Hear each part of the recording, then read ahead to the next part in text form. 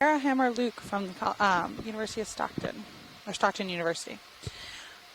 All right, Derek, you want to go ahead and take us through what we did last night, please? Certainly. Casey, I think I heard somebody else call in, maybe. Oh, sure. Who else joined us? Hi, that was me, Tara Harmer Luke from Stockton University in New Jersey. Morning, Tara. All right. Morning. Good morning. So last night we moved from the previous dive site out on the Blake Ridge, and we just mapped over previous coverage from the Extended Continental Shelf project, and then edge matched their survey, and then went out to our current location down here. We'll be exploring these bedform features today. So a little bit more detail about this dive. This is the bathymetry shown here. You can see there's sort of a flat plane, and then we go down into these bedforms. The dive today starts at 3,357 meters, and will be ending at 3,324. So the idea is really just to get a sense of these bedform features and see what we can find. This area has not been explored at all anywhere nearby. I'm just showing the dive profile here, exaggerated.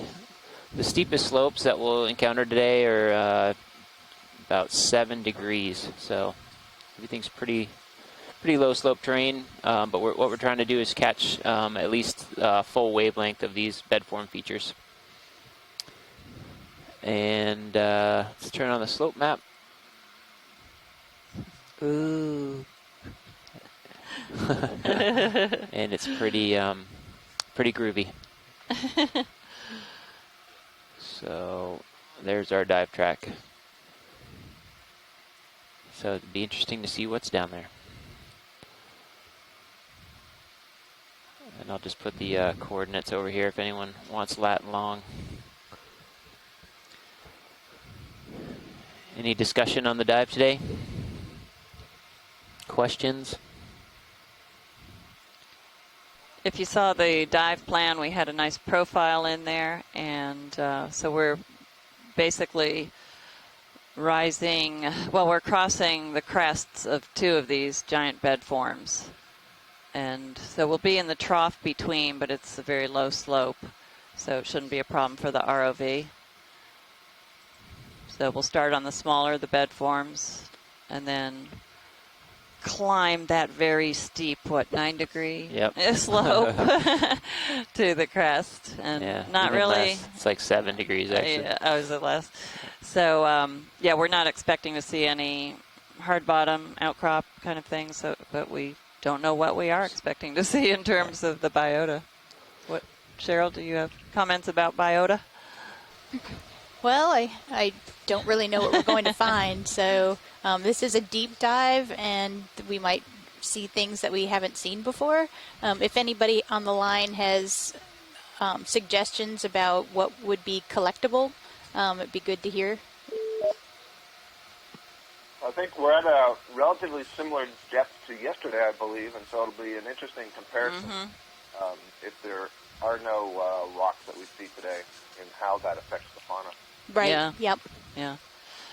Just a note on yesterday's dive, since this is sort of a related area, the sediment that we collected, I washed out the finest grain size, the clays, and almost everything that is larger than clay is, and this is not unexpected, are foraminifera. So the silt size fraction is definitely calcareous, and it's pelagic foraminifera. But I suspect the fine grain is also calcareous, but our very weak vinegar didn't fizz anything, so I'm just assuming that that's also calcareous and anafossil kind of ooze. So the platform above this site is that broad expanse of the crest of one of these even larger giant bedforms of the Blake Ridge that you can see on the inset that Derek has just posted. And just remember, keep in mind that the currents are flowing southward in this area, so the asymmetry of these giant bedforms helps us with that as well, or helps to verify that.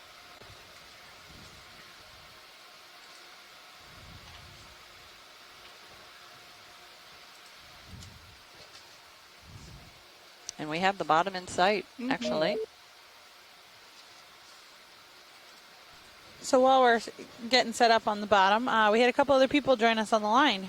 Would you guys like to introduce yourselves? Yes, this is Tom Harrigan from NOAA's Deep Sea Coral Research and Technology Program.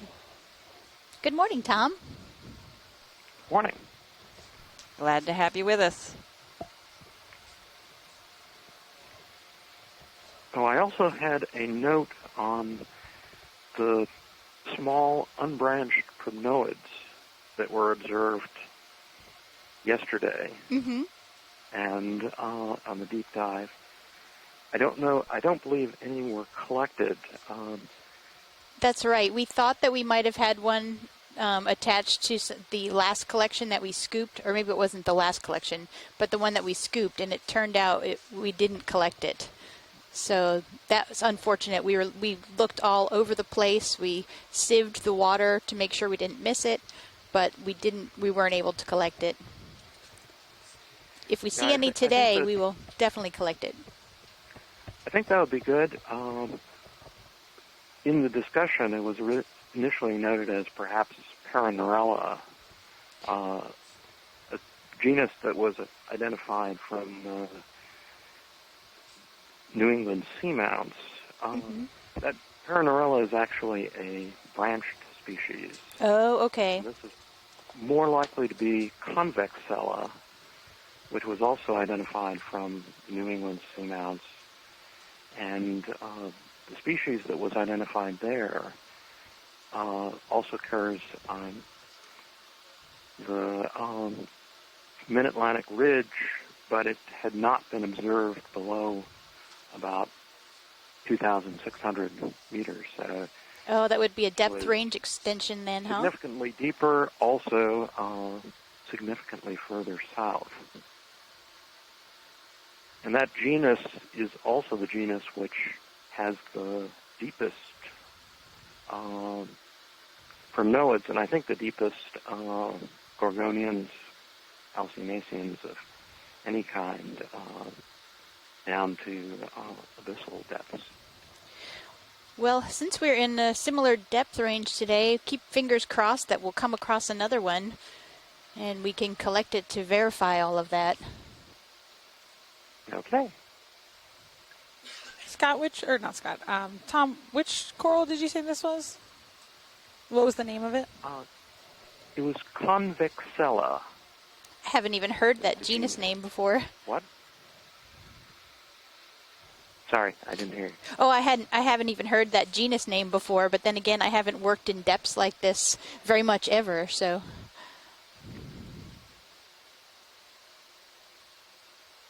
Yeah, they're unbranched and look very similar to what we saw yesterday. Yeah, I think that's a good point, Tom. I'm looking at the image of the Convexella that we collected on Yakutak Seamount, which is just north of this area, the New England Seamounts. And if we see another one, it should be recognizable by the pattern of how the polyps arise from that branch. So that's a really good suggestion. That one that we collected was from 2,400 meters, so you're right, this would be significantly deeper. The Paranorella had come from 3,500 meters, which is why we did suggest that one yesterday. But you're right, that one branches, and it branches from pretty close to the base, so you'd expect one of the size we saw would have already been branching. Yeah. Okay. We were able to collect that bryozoan. We did have that in the collections on the ROV yesterday, so that was exciting, and we got some good images of it, but it was so much smaller than I thought it would be. Again, these images that we see, the video, I always have to remind myself of the size of the scale with those lasers, because things they look bigger on the big screen.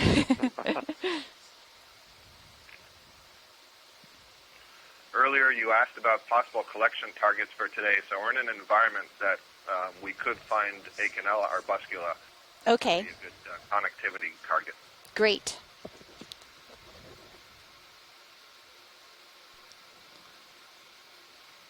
And Tom, the Convexella, is that also a geographic extension? Has it been noted this far south? Yes, it would be a geographic extension. Thank you. It has not been reported from the U.S. southeast or any place southeast of sort of the North Atlantic, further north. Well, thanks, Tom. That's really exciting. Yeah, it is. And I'm really sorry that that one that we tried to collect yesterday didn't wind up in our collections.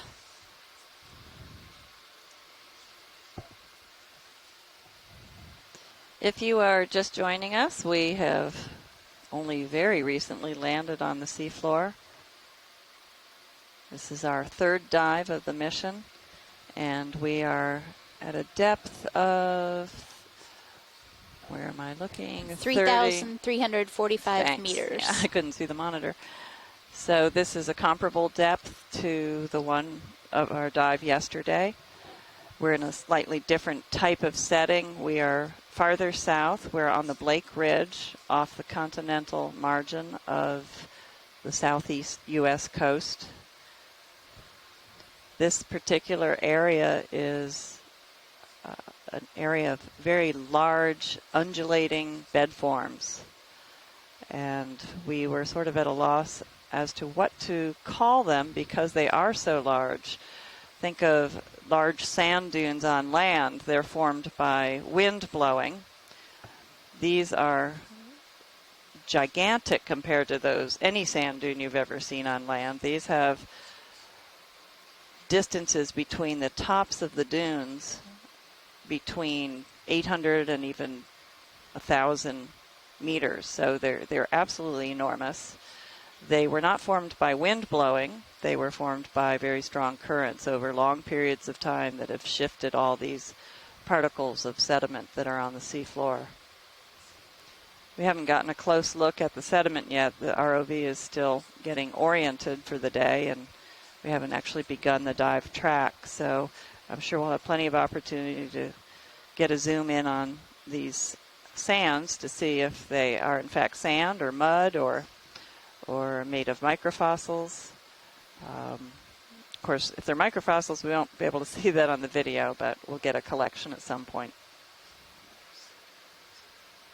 Yeah, we with that scoop sample that we did yesterday actually provided a nice sediment sample as well. Yes, I was very happy. The mud was so sticky, no wonder why they couldn't get it off the scoop. Yes, it was yeah.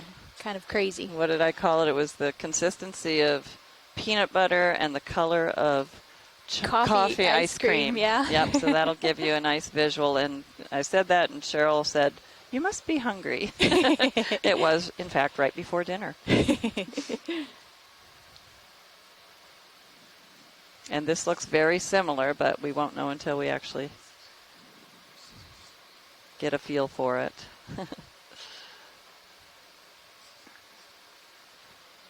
Looks like there's something in the base of that.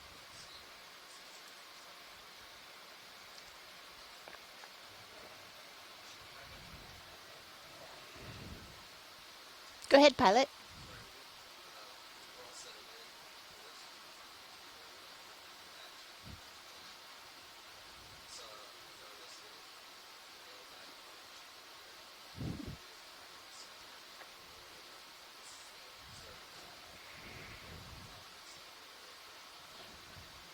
Roger that. What do you think? Leslie, would you like a sample? I think we should at least take a quick view. Okay, quick view.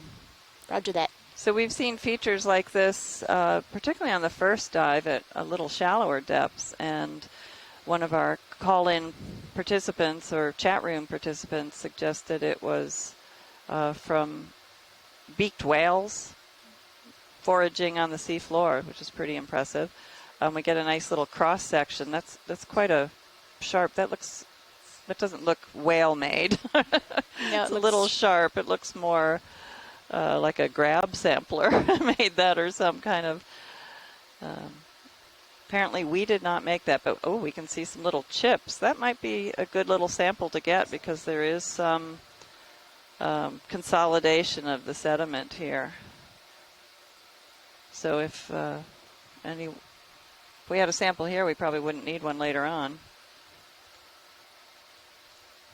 Sounds good. All right. Maybe pilot, if let me communicate with the pilot that.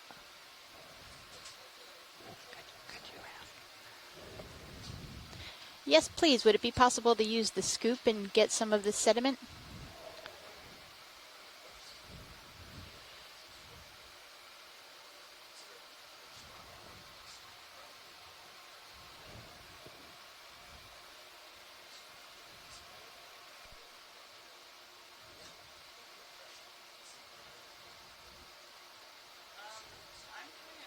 I think when you scoop, it'll knock off some of that edge, but there's some, I wouldn't mind getting into the hole and trying to scoop off that edge.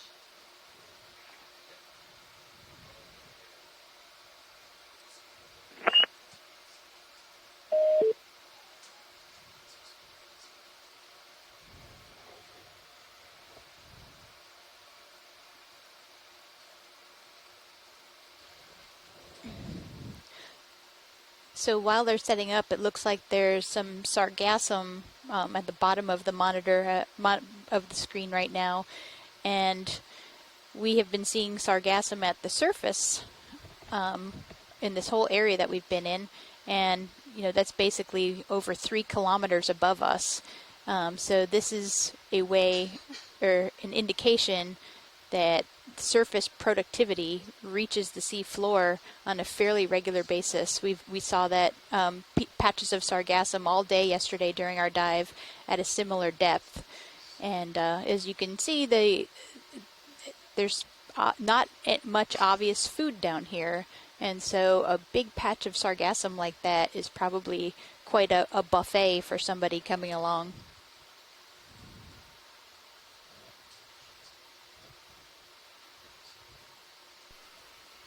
The 2 red dots are the laser beams that we use as a measuring device. They're 10 centimeters across. We don't keep them on throughout the dive, but it's handy to get a sense of scale, particularly of the organisms, because it's very hard every time we bring up a sediment sample, or actually every time we bring up a biologic sample, we are amazed at how small it is.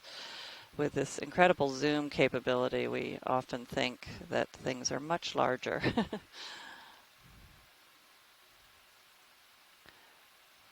So the manipulator arm is grabbing our little scoop device, which served us quite well yesterday. I'm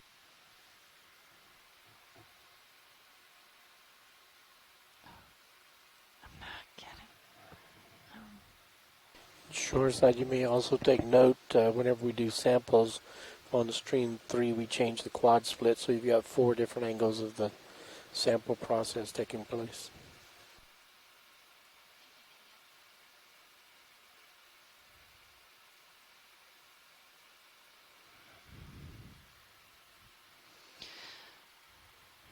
As I mentioned just a few minutes ago, with these large bed forms, this site, by the way, was proposed by Roger Flood of Stony Brook University, and we're hoping he'll get on the line at some point to give us a little more information. But these very large bed forms don't occur overnight for certain, so it tells us of a long history of fairly high and consistent velocities of currents, of these deep water currents.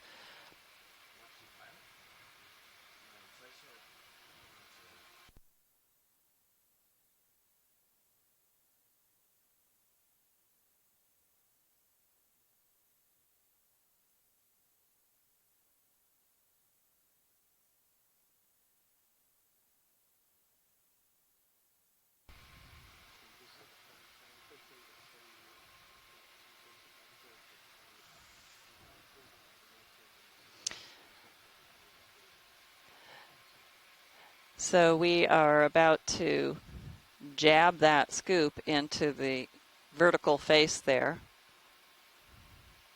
We also heard from Scott France earlier that, and maybe you said this, Cheryl, when I wasn't listening closely, but Scott France mentioned that he didn't think beaked whales got this deep.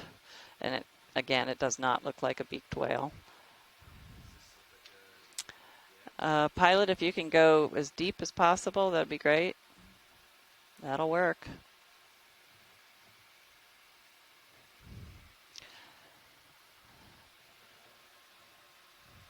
And this will be a very nice comparison to yesterday's sample,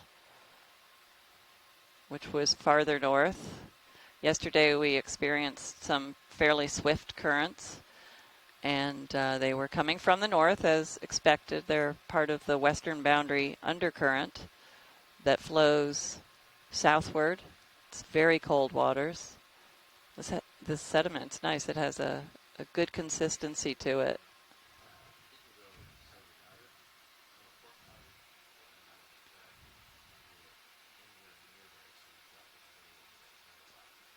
All right. Thanks, pilot.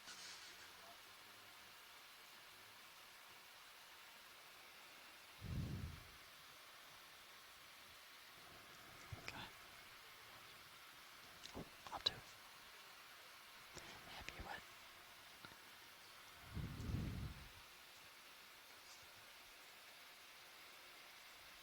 Yesterday's sample that looked very similar, but who knows if it is similar.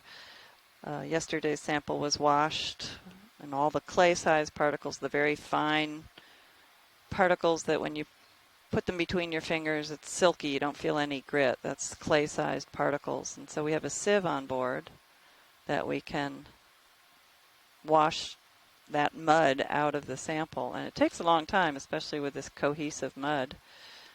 And eventually leaving behind anything that's larger than clay size. And we had, excuse me.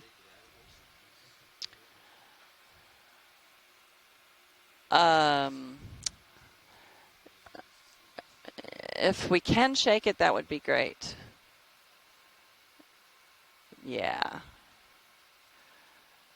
So the sample most of it fell out of the scoop, which is good. That's what we want. Because we might need this scoop later to scoop up some organism that is on one of the lonely rocks out here.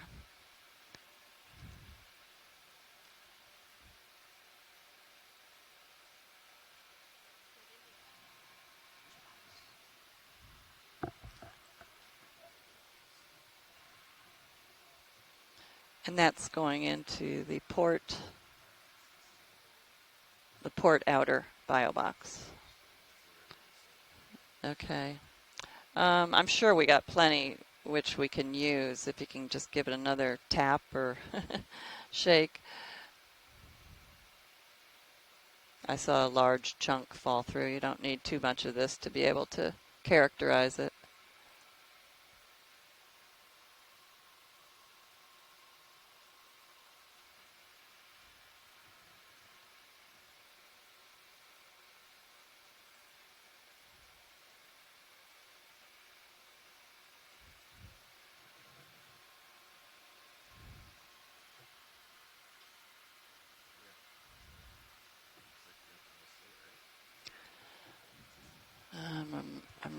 I don't have the screen up.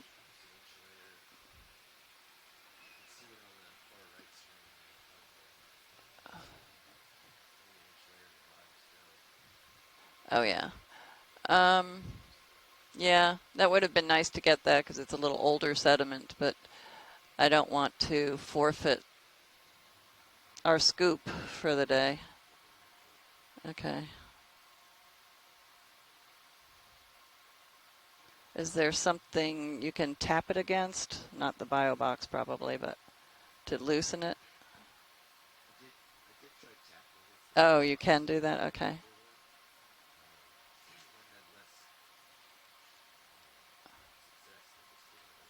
Okay.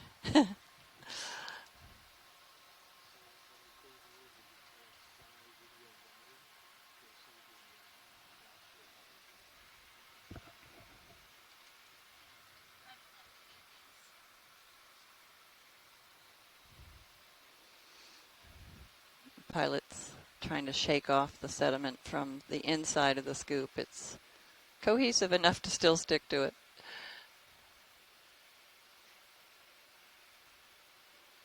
I read somewhere somebody characterized Blake Plateau sediments as being the consistency of toothpaste.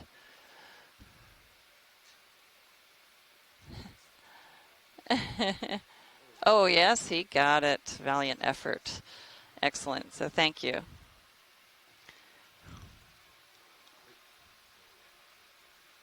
Okay. Great. So I'm happy.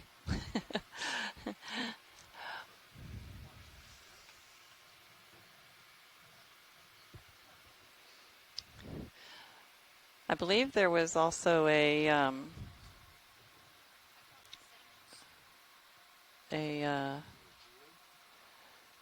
sorry.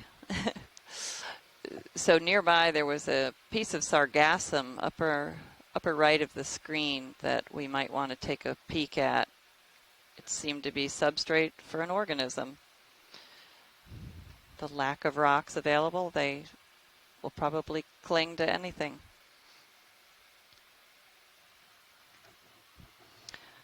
So while we're packing up, I'll just finish up with the results of the sediment sample from yesterday, where it was about 80%, at least 80%, the fine materials that were sieved out and washed away. We did preserve some raw sample for those of you interested, of course.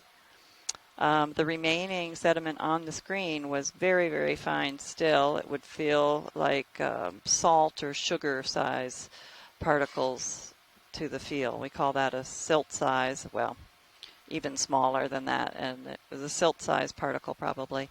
And we have a microscope on board, and we'll take some pictures once it dries, but it was almost completely comprised of single-celled organisms that secrete a calcareous or calcium carbonate shell, and they are known as foraminifera.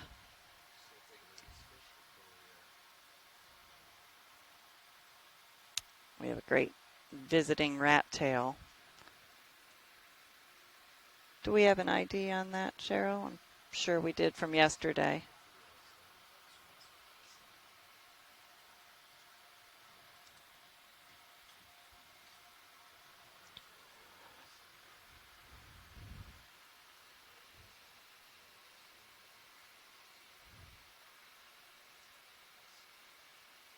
Coryphaenoides rat tail is what we saw yesterday, and this looks very, very similar. So, although I'm not a fish biologist, if there's anybody who has a different ID on it, please let us know.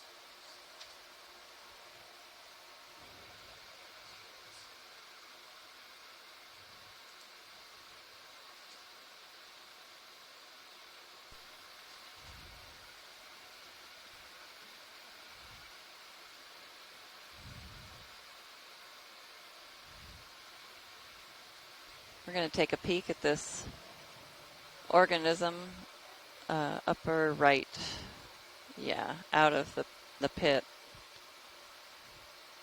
We probably should take a look at what's in the pit too before we leave. We didn't do that, but certainly wanted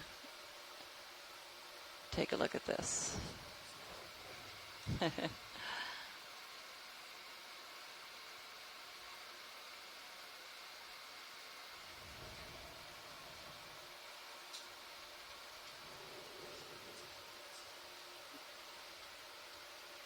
And it does look like a sponge.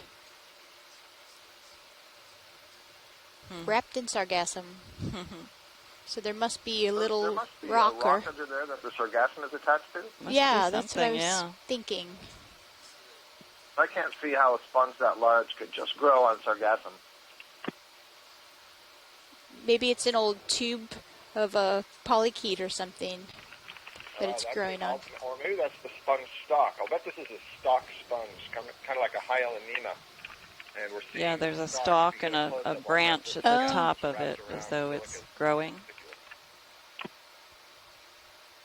And there's a stalked organism to the lower left of the screen. Oh yeah, that's one of the polychaetes, Oh, okay. I think.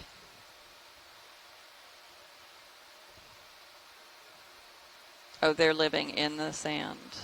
Yeah, In the substrate. they have a tube. We saw some yesterday. They have a long tube. Sibellid polychaetes, I think that was. You can see at the top of this sponge in the center, it comes to a point, Yeah. and that's the up part of that stalk. The stalk itself is a bunch of very long glass silica spicules that kind of are wrapped like a cord to form that stalk, and then it goes into the sediment and they splay out to anchor it.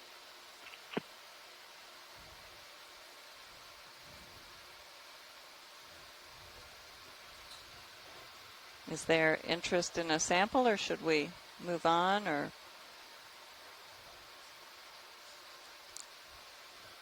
I'm not inclined to call for a sample at this point. yeah, it seems early. Yeah. I'd hate for this to be the only one we saw of this species, but we're not trying to collect one of each species either.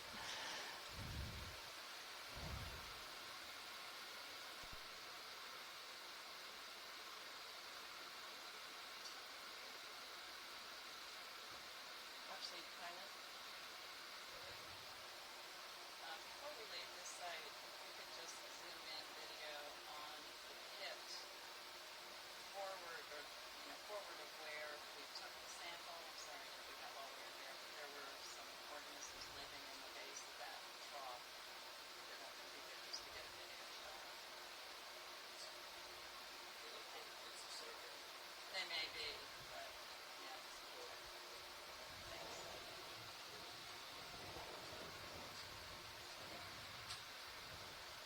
If you did, we won't say anything and we'll just move on.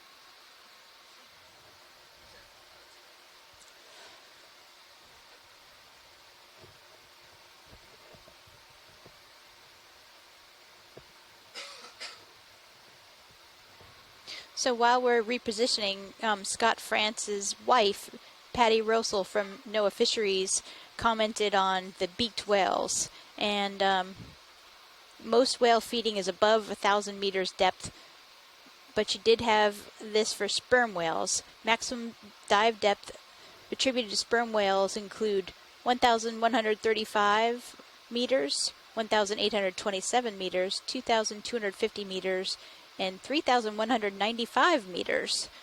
But note that those are extremes, and sonar tracking has shown that 99.9% of dives are less than 1,000 meters.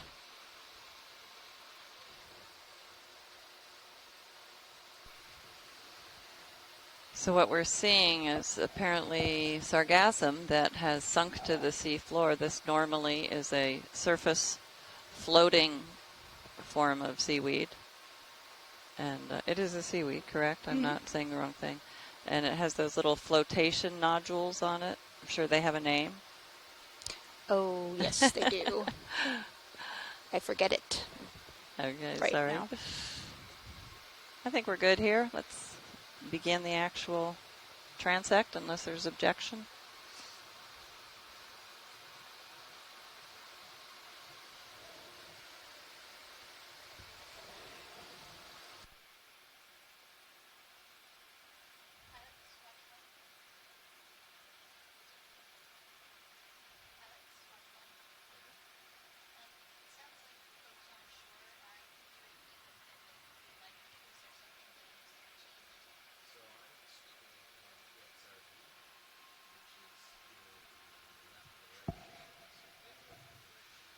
Channel turned on their video or on their computer, then I won't come through. If they only have your channel We turned see on. some organism here. So I actually had that turned off during the science meeting and forgot to turn it back on, so the pilots are now back on the right That was channel. an error on our side.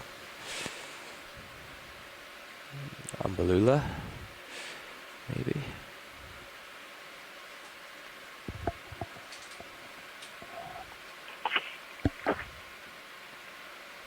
Is it possible possibly our first sea pen in Umballula.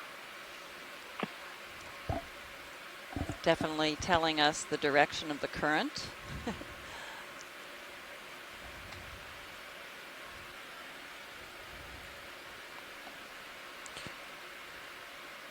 All right, video, you can start in. I get it.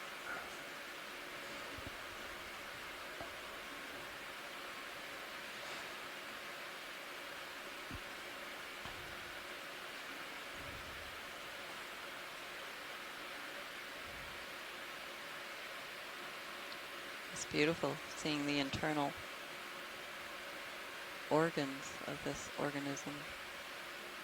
So can you tell us a little bit about this? What Are you ready for a move? group of organism, what phylum it belongs to? Go pilot is. Up to pilot.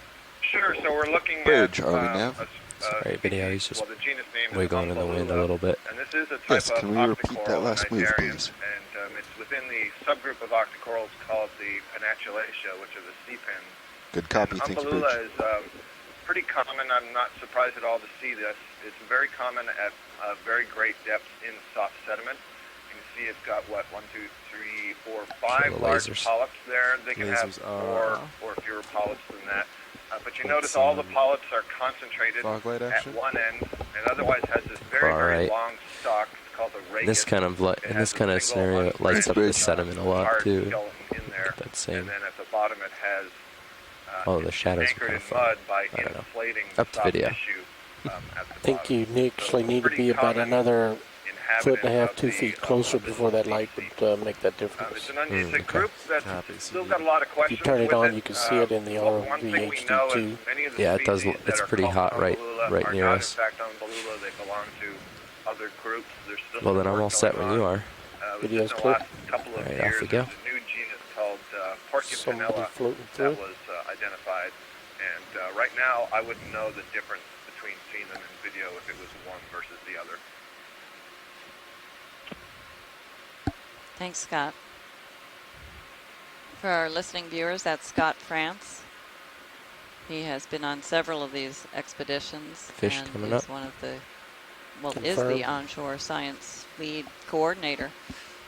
I'm not sure of your official title, Scott. Can you tell us, please? Can you get a snap and Yep. catch him for a Sure, potential Leslie. highlight? I'm serving as the science advisor for the Okeanos Explorers Science Atlantic advisor. Expedition. Right. And a wealth of knowledge. Thanks for all your input. Try not to laser in the eyeballs. And to your wife for the beaked whale information. There Thank go. you. She is Lasers still going. researching that, and she's now reading about some from the South Atlantic that have been known to get to, believe it or not, 5,000 meters. So we're following up to Ready for see zoom? Interesting. exactly Yeah, go ahead. what the deal is there, what sort of evidence was used. Oh, he's going right into my dust cloud.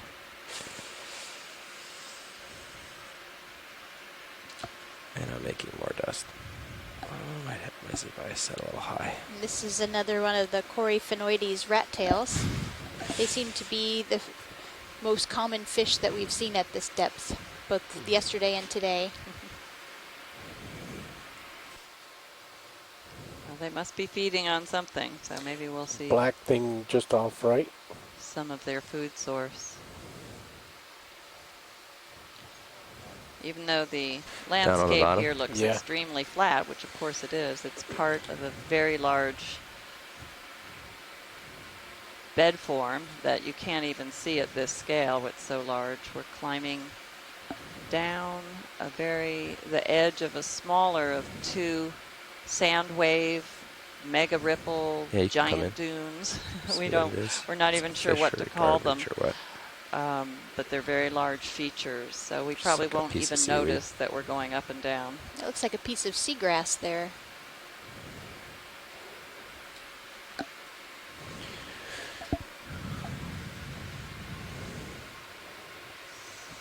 More of those gouges. And these pits that you see here and there But you're starting to. with the big sort of levees of sand around them, we're looking into seeing if they might be depressions made from beaked whales feeding on the seafloor. We've seen Pilot, them you're in also giving shallower a little depths, and Port, I can rotate if you want. Leslie, can we get the lasers in this pit so we can get an idea of the sure. size of it? Depending if you want to investigate these trenches. I'll take a look at this one and I'll get back on track.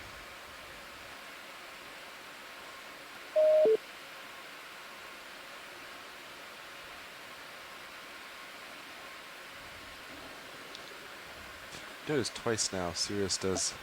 Yeah, it's a glitch on Sirius. Yeah. Known error.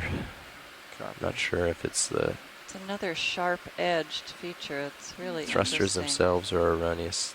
Pilot, could we swing So around one of and the things look at that's the different face about of that this pit from the ones that we were ridge, maybe? seeing, a Sure. couple of days ago, is that it isn't clearly being started at one end and pushed with the furrow ending up at the other end. Yeah. I was noticing that Looks a also. little bit more like something's flailing around in the bottom.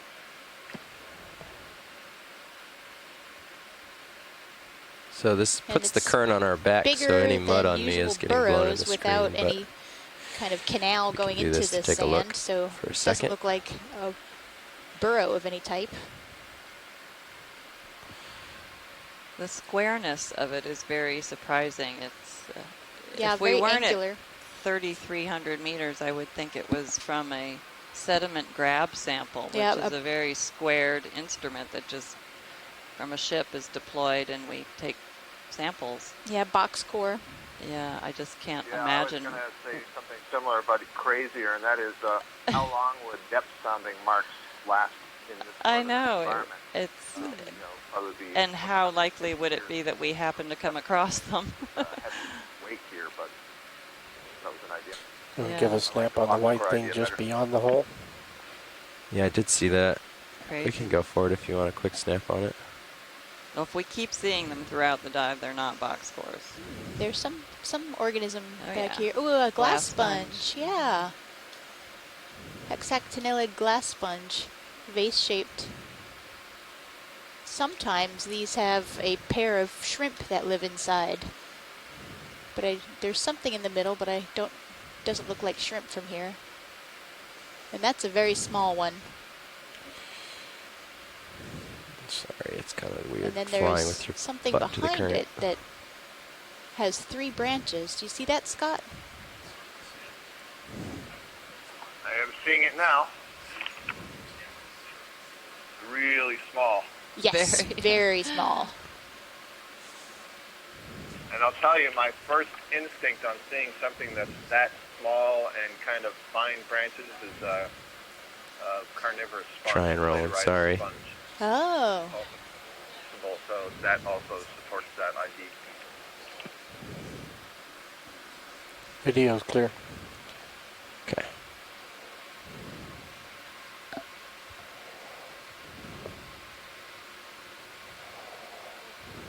Pilot's clear.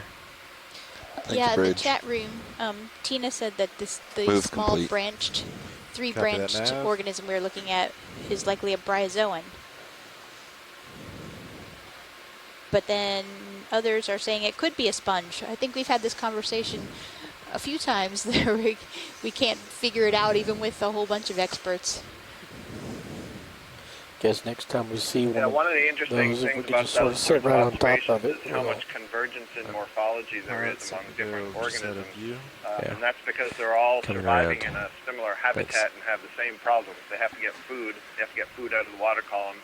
And there are some very efficient ways to do that. And so different kinds of animals may converge on a similar body shape in order to survive here. Yeah, great point, Scott. This is not an easy place to live.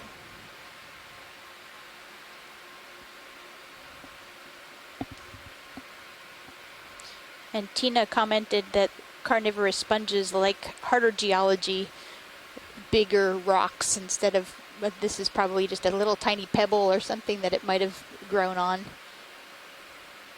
Or I don't know if the hexactinellid sponges, if they need any hard substrate. Would you know that, Scott? I would think so, but... And then if the carnivorous sponges can just settle on the sedimented surface. They don't need hard substrate. Sorry, I was typing in the chat log there. So right, that's a good point. But my response there was, well, wouldn't bryozoans require the same thing? A lot of these I just don't want to hog animals, these colonial animals, well, the sponges aren't colonial, but they grow as some of them grow in these branching forms that look like a colony. But they start life as a larva, and this larva can be swimming. Go ahead, watch it. it. You're a little quiet, but I can hear you. Typically, they do require something hard on which to settle and begin to grow and metamorphose. You can picture a caterpillar that's turning into a butterfly. The caterpillar finds something hard to attach its chrysalis to, and then it transforms into a butterfly. These larvae will find some small I have to hard substrate attached to be it. preemptive about slowing down in this kind of condition, so I try to slow down and then wait to hear if I wait to see if I hear anything, and then if I don't, move on. That they're seeing, but Dry lap. But now I know I'll just take zooms. Has to be for a cladorized sponge versus. And if you could try to get them between the skids. Bryozoan, certainly some of these other. With all the mud rolling, I don't know if you're going to really want that, but we can try it. Yeah, you want to come up and give me a break real quick? Down into the mud as an anchor, so it could be that way for the cladorized sponge.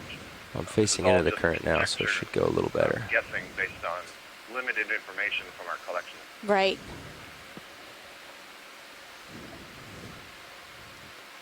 Reminds us how much we still need to learn.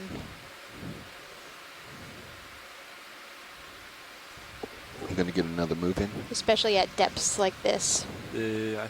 I'm good with one. Bridge, and we are at 3,340 meters. Repeat the move, please. The ROV is currently facing directly into the current, which is coming from almost Good due copy. north, flowing southward. Take a zoom All right, in on video, this you can baby. come in. Oh, that's another one of the Another one of them. hexactinellids.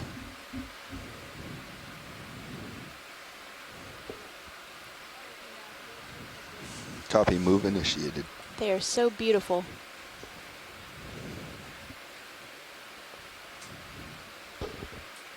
It's a nice different view from the previous one. You can move right down into it. Is that an amphipod or two on top? Whoa. What is that? Something fuzzy on the inside, huh?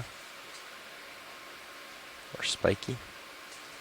Hold on. Oh, sorry, video.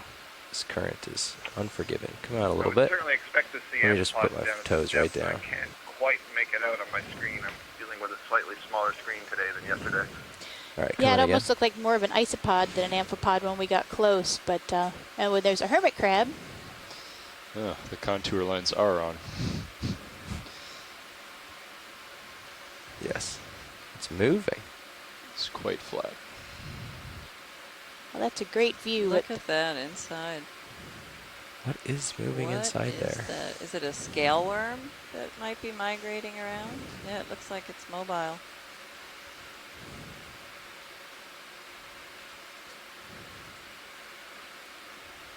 We'll try the extra lights. Sure. It does It's pretty look bright, like it seems. I think it Yeah, is. this gives us a different. Bog lights Okay. coming on. Look like they have lots of fur on the dorsal side. The elytra are modified into these like dense chetae that make it look like fur. I wonder if a larva got stuck in there and grew. Those are the hermit crabs that down below. Huh. And then there's the amphipod walking around the edge. These are isopods that are on the sponge. Okay. Yeah, so the scale worm Wanna is shoot it with the still a inside. You couple can see times? it moving, How do you coming do out that? to meet us, Bank one. maybe. Like the Thank tongue. DSC. Or is it on Bank the one, underside? DSC. I guess it's on the Just- underside. Press? That's on Press the it. inside. Just leave it Oh, on it is for a the little inside? No, while. I think it's the Copy. inside because that's its back. Okay. I Wow, mean, that's amazing. Looks like it. So That for the is very still, You're seeing the crab is that below about it. where you wanted Yeah, that? it's Is the that let's, hermit let's crab. zoom in on the tip of the crab. toes in Let me between? see. Should be an input there, It's yeah. got Oh, a it looks nice like little he- gastropod Yeah, you can- shell. There you go. Yeah, it looks like it yeah, has it's some way air out of frame. conditioning, though. Windows to the Too deep. flat. Yeah, a Yeah. little broken up. All right, you can kill it. Oh, you going for the crab, Roland? Sorry. We were getting both. Do you want your Zeus back? Video's clear.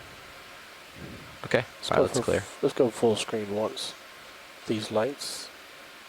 You can see almost a root system But that's just old sargassum, probably. Is that what you think the base of the sponge is? You know, the two brown spots on either side would be sargassum, but I think that those structures are, yeah, the base of the sponge. As Scott was talking about the extended spicules. So that those are serve as the sort anchor. of roots into the substrate, yeah. Okay, video's clear. Pilot's clear. So even one organism like this creates a little oasis for other organisms to get off the sea floor. Perfect placement of that light there. You want to kill the light for now? Light coming off. Oh. We're seeing some interesting trails too that we haven't seen on the right of the screen. You see that black meandering little line. Some organism has left its mark on the Bobby's going to take it. Give us a second. fine grain substrate. So we're looking at a vast field of mud, basically, and in marine geology, we actually use the term mud to characterize the seafloor. Mud is a combination of silt and clay-sized particles.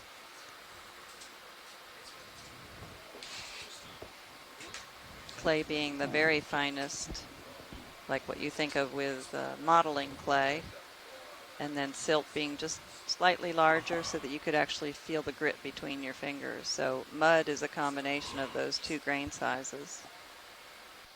And that's what we see here, most likely. We'll find out for sure after we get our sample this evening.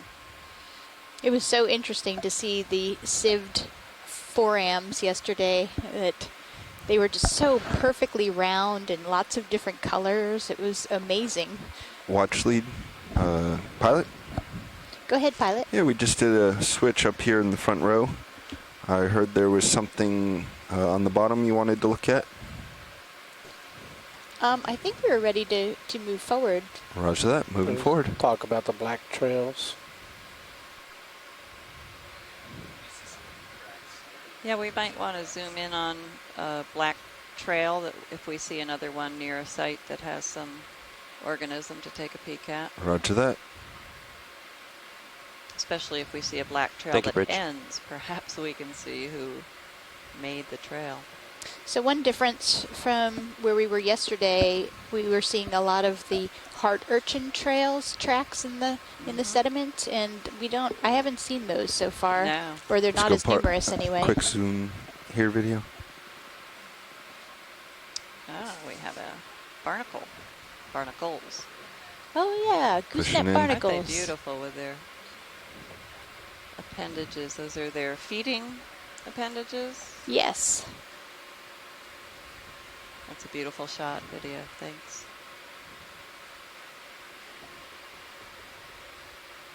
Would these be considered gooseneck barnacles? Yes. So you can see they have a long stalk. And there's a species of these that hitchhike on whales all over the world. And I guess like they've really bowed that sponge over. They must be growing on the tip of the stalk of that sponge. And this would be another stalked sponge, right? And they're growing off the stalk. We saw earlier that said the hyalinema, that you could see the point at the top of it. So I'm assuming the barnacles started settling on that upper point, maybe, and stripped away some of the sponge tissue, as a guess. Huh.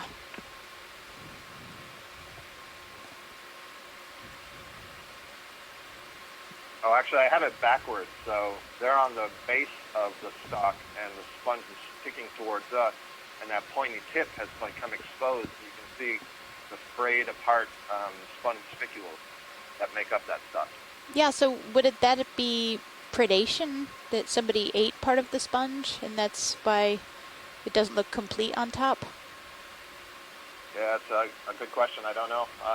Another possibility is that maybe as those barnacles are getting on it, it's weighing it down, and so now it may be hitting the sediments, and so it's just being abraded with the sediments. Back to this point. Oh yeah, that could be true. All right, pilot. I'm Pilot's just clear. about looking down at you. Video's clear. All right, let's come on.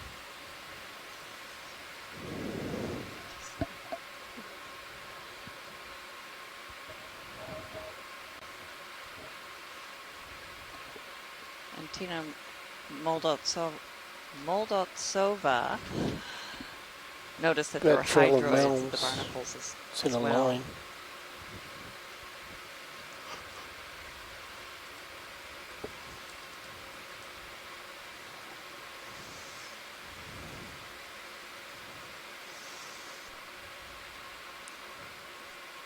It certainly appears that some organism is making these pits, and other organisms appear to be taking advantage of that. You can see deposits of the sargassum. Yeah, they seem to they roll wind into up there. Tumbleweed. Yep. You guys ready for another? That one looks a little bit more like the beaked whale scar in some ways, where it was pushed. Degrees. So I think we could do another one. I agree. It's pretty flat. It looks like something got pushed into that. Mm-hmm. Bridge, RV nav. If you want to loose the skids, you can, video. Another ship move, please. We'll do an additional 30 meters at 350 degrees, speed .2. That's affirmative. Thank you, Bridge. Almost looks like footprints.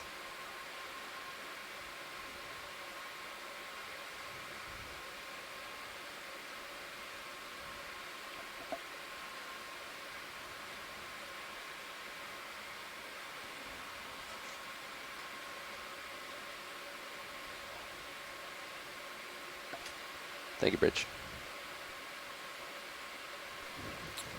It's another sponge-like organism.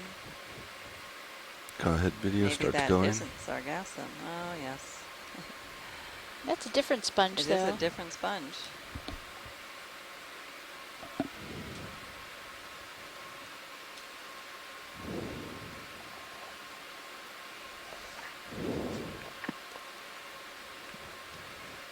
I think there's going to be So some it's interest in the interesting. sponge I down don't know below for it as certain. I'm well. not a sponge expert, but this looks similar to the one that was on the stock, except it's all the way down at the substrate. Yeah. I agree with you that it's not the same, but it has that impression. So I wonder. And I think we collected something like this last year, asking the same question if the stock was just more buried, but that wasn't the case. It looks like a very small sponge there. Yeah, a newly growing one maybe. Oh, that's so amazing. Look how tiny that is, this little bitty stalked sponge on the lower right. Yeah, they got to start off small at some point. Yeah. Pilot's clear. Yeah, so closer look at this. So you want to kick on the lights? Left, No, that's let's move definitely on. different from the others. Yeah. Be another sort of maybe a demo sponge. This one, I'm not sure.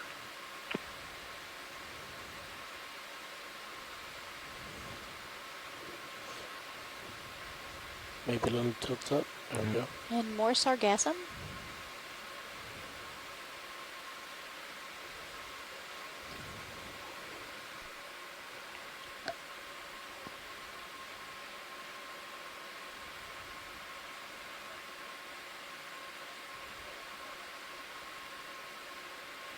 You can see that we're gently climbing now up one of these sand waves.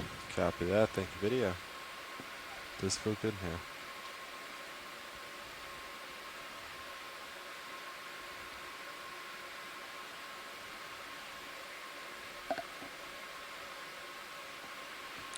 Let's do a quick snap over here, video. Pink thing? Yes. Hermit. We're at 3,342 meters. Ooh, and there's a hermit crab.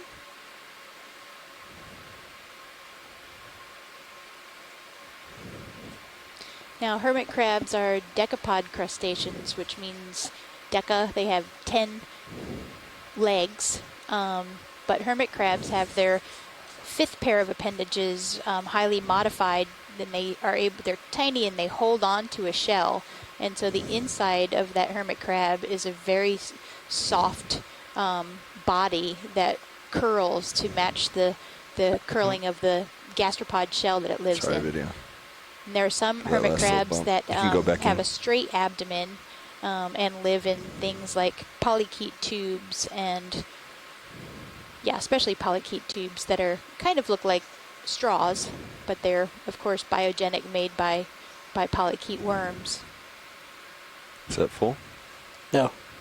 And we've seen Was that counting several for a cases move? of sea anemones that live on the Just need this rotator to shell work of the better hermit for me. crab. So that's quite an advantage to both species, because the sea anemone has stinging cells and it could protect the hermit crab, and then the hermit crab gives the anemone a lot of mobility. Let's come wide. Cheryl, I'm thinking this one might be carrying a zoanthid, and I'm saying that because it looks like pointing forward there was one little nubbin, looked like a round hole, and then behind it I could see some tentacles, and that would suggest there are separate polyps that open up. Oh. Also a relatively common association in epizoanthids. Good eye, Scott.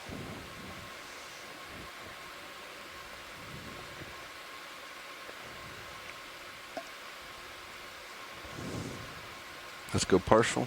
See, pirouette.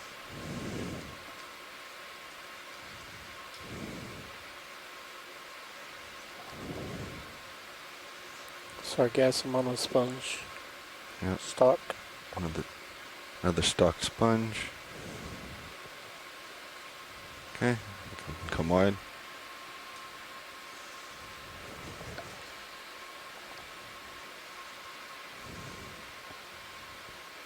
Seems that wherever there's an organism or an there. indentation, we'll find a piece of Sorry? sargassum that... See a ledge up there, maybe a mound. Yeah. This thing's not showing up on your sonar. So is this getting to the top of one of these waves? Yeah, it's looking like we might. I'm not seeing the track. Swimming something. Yeah, we'll just let him go through. Scale worm. Okay.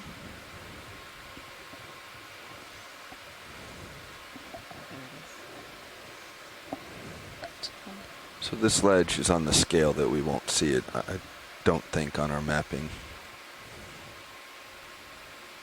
But we'll see what's on the other side.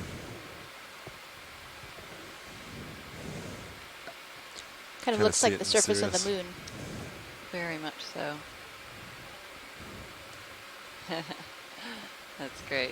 Now you get a sense of there is undulation to this landscape, or seascape.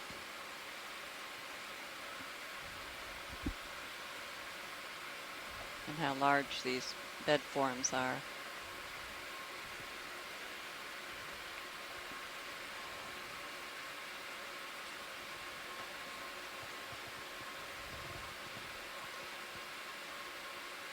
These are enormous dune-like features that were formed from flowing water as opposed to wind-blown.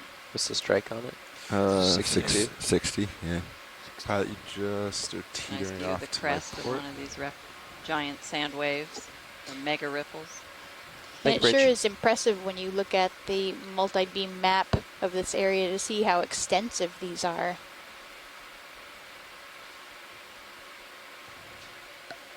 So we're following along the ridge of a small one. So, and these are probably features that are smaller marks, smaller bed forms on the larger scale features. Well, I'm sure they are actually. We wouldn't be able to see the crest of the so isolated like that.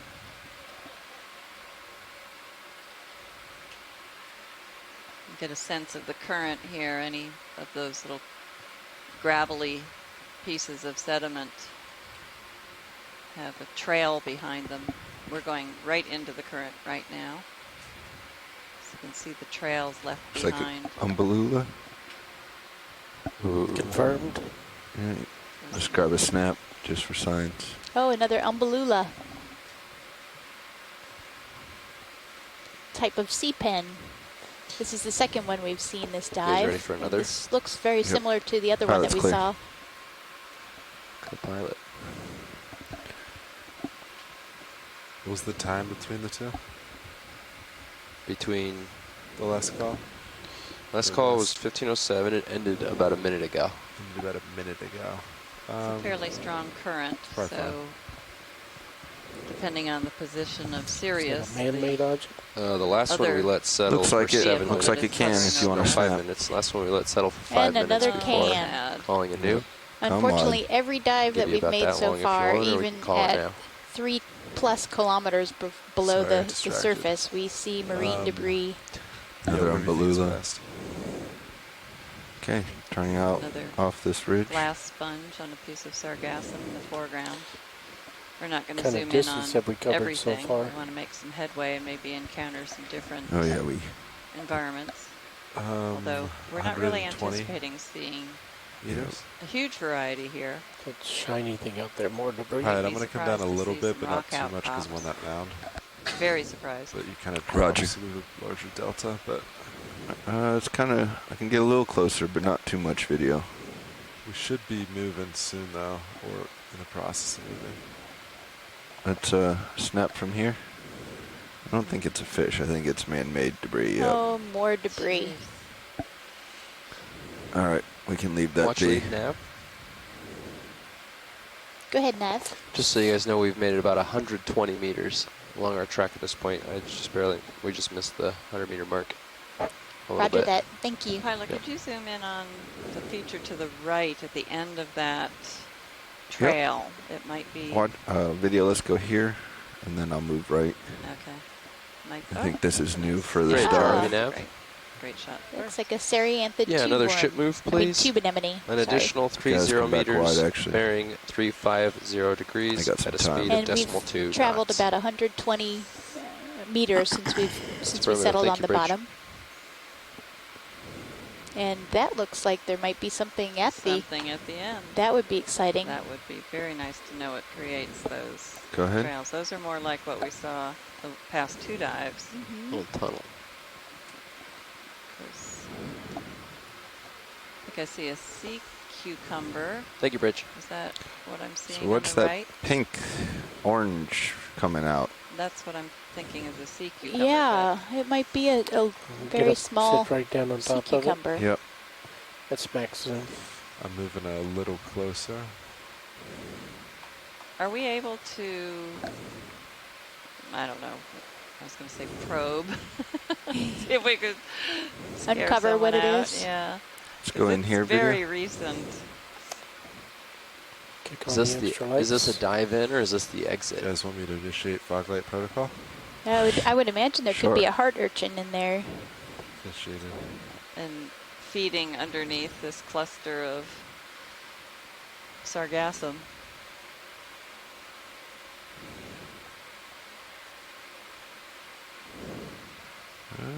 It's like a hydroid. Let's come wide.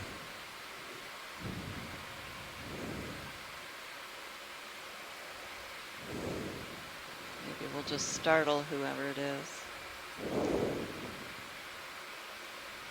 Okay, let's go in.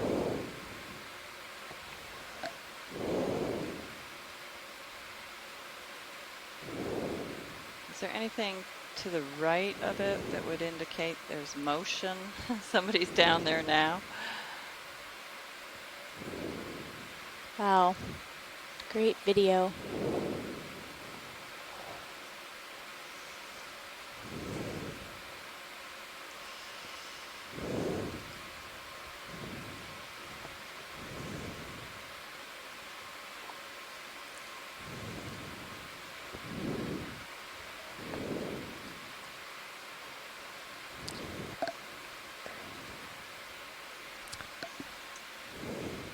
We have another one of the baby stock sponges on the right side of the There's actually view. 3 of them there in the view. Diagonally from there down to the left. Watch Oh, leads. yeah. Is this good or do you want to? I don't think we are going to see who's making the burrows unless we could dig under, but that would disturb a whole little community, so I don't think that's necessary Roger that. unless others. Yesterday, folks were interested in trying to do that. Well, this would be the place to do it, to see who's making them. I'm I'm Would gonna it be leave worth up running to the loud. other end of this and see if there's something else going on there? Try. I think it would be interesting. Anybody, I'm sure. Using Sorry, I've been trying to watch my videos a lot slower and more broken up today, so I'm having a hard time seeing. But I just realized at the end there, maybe the burrow's too big, but the shape of it reminds me of an acorn worm, an interested acorn worm. But I think the scale is off. Otherwise, I would have said from a trail like this, certainly a Spatangoid heart urchin. But it is intriguing. To see Yeah, all I that think sargassum we're getting some feedback from the chat room that it might be worth in there holding on to it. poking around here. Yeah. Do you think so, Scott, that we should try to take the manipulator and kind of dig a little bit and see if we can find what's making this trail?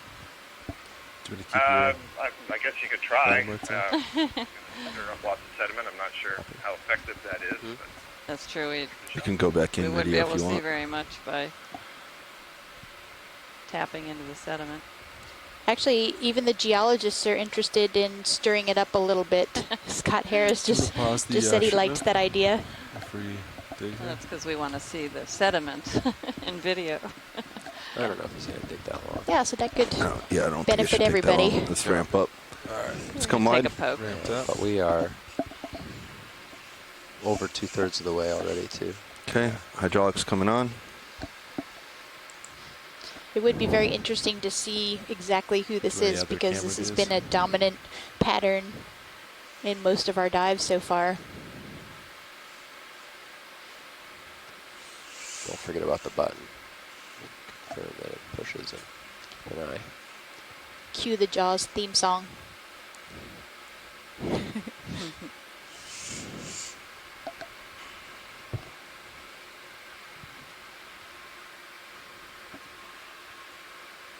Okay, let's go in.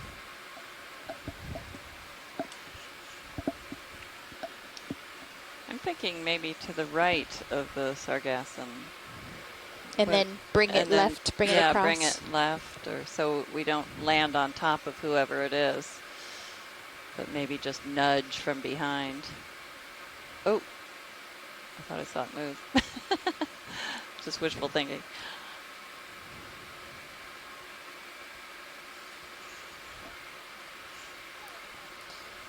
So we're guessing that this is a Thank you, Spatangoid Bridge. heart urchin. So, Spatangoid. do you have a Oh, preference on thank you. how we Spatangoid. dig in? Pilot, I'm thinking if we could rotate the jaws or the claws a little so that we can come in at the sargassum from the right side, like from the burrow itself and scooping toward the left.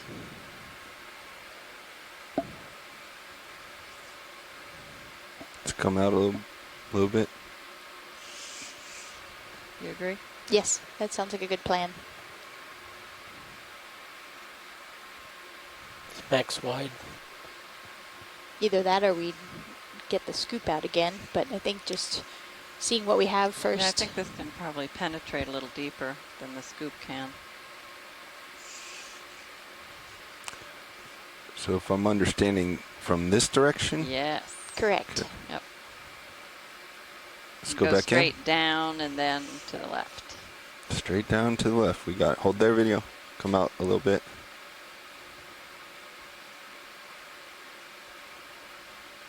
Maybe a little deeper if you can. Yes.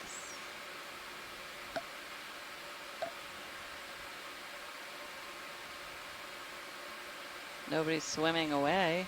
Come wide. Or come a little bit partial. Let's make sure no one's running.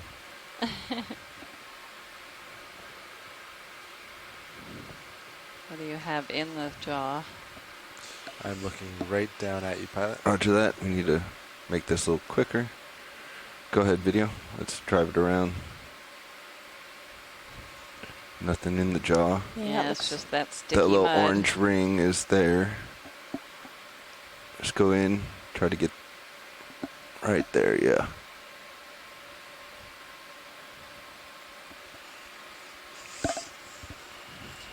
What's that? Looks like a test of maybe a gastropod shell or something. That on was the the left. orange that we saw sticking out. Yeah. Oh. I'm looking all the way back. All right. Well, I unfortunately have to move on. Well, okay. We tried. Yeah, we tried. It will remain one of the mysteries One of of the the deep. many mysteries.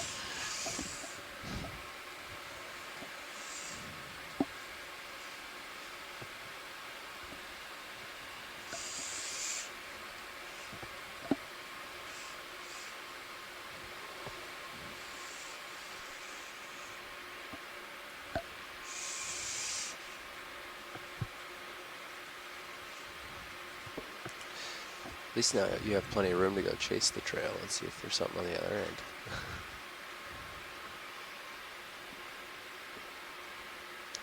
So while we're getting reoriented here, we're going The to have jock's to keep off. moving because of this current and the ship's position. Gosh, I feel like I haven't used the craft in a while. All right, going up, pushing out. One more quick zoom there, rolling. That thing is rolling over for us.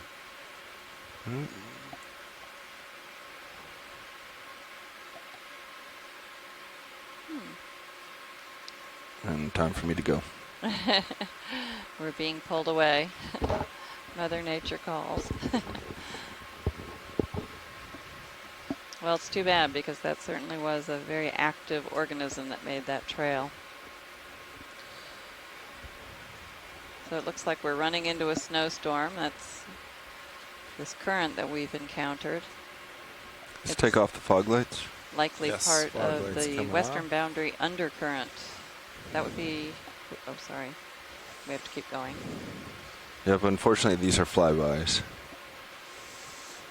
Yeah, we're limited to flybys right now due to the current All right, position. back to about 80 degrees. Okay. It's much better.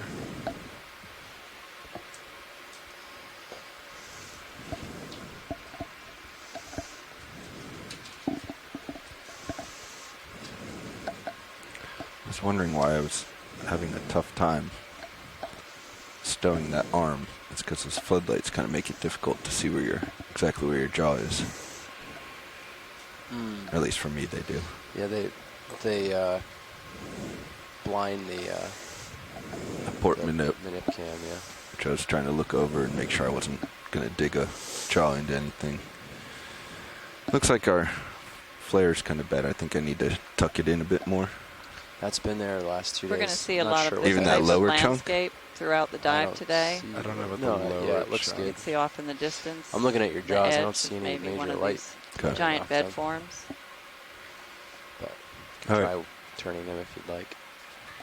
I think we're okay. I'm also up a little higher. Looks like you have a little ditch to port, maybe? I wonder if we should bring the guard for the Tempro back. I'm and curious paint it as to what black or these little something. mounds are. I'm sure that has some there effect on it. Any comment Try- from the we chat have a room matte- or a otherwise? matte gray. What's that? We have a They matte seem to gray be in a paint, row matte here. gray. On board? Yeah. Oh, Pretty okay. Try interesting. that. We might have black. Let's see. 415, I bet we have Can we some, take a which is zoom in black. on any of these It's to kinda see if shiny, there's though. Scuff it. Yeah. feature on them, such as any cavities or holes?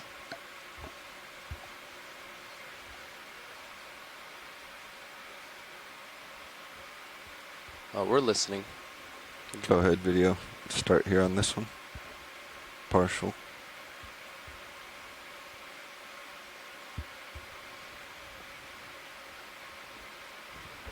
It almost looks like these are little burps from below of maybe some sort of gas bubbling up and popping out at the surface.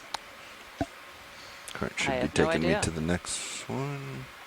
This is an area Looks that like you guys are stretched, ready for another move. has been considered as having some hydrate Yeah, we can do one. gases Pilot, you're off down my below. port a little. Do you want me to rotate it off? No, I'm coming back. Copy. Yeah, I think we can come wide. Yeah, I definitely think we need to keep our eyes open for bubbles. Yeah. Could be. I don't know what the fact that they seem to be Bridge in a row, RV if nav. that tells us one thing or another. Anyone on the chat line, chat room, want to comment? Any organisms that might make these types of mounds There's a from burrow underneath? down there. Yeah, there are certainly burrows. Yeah, maybe this one coming in on the upper right, we could zoom in on that burrow. Almost an ingress and egress.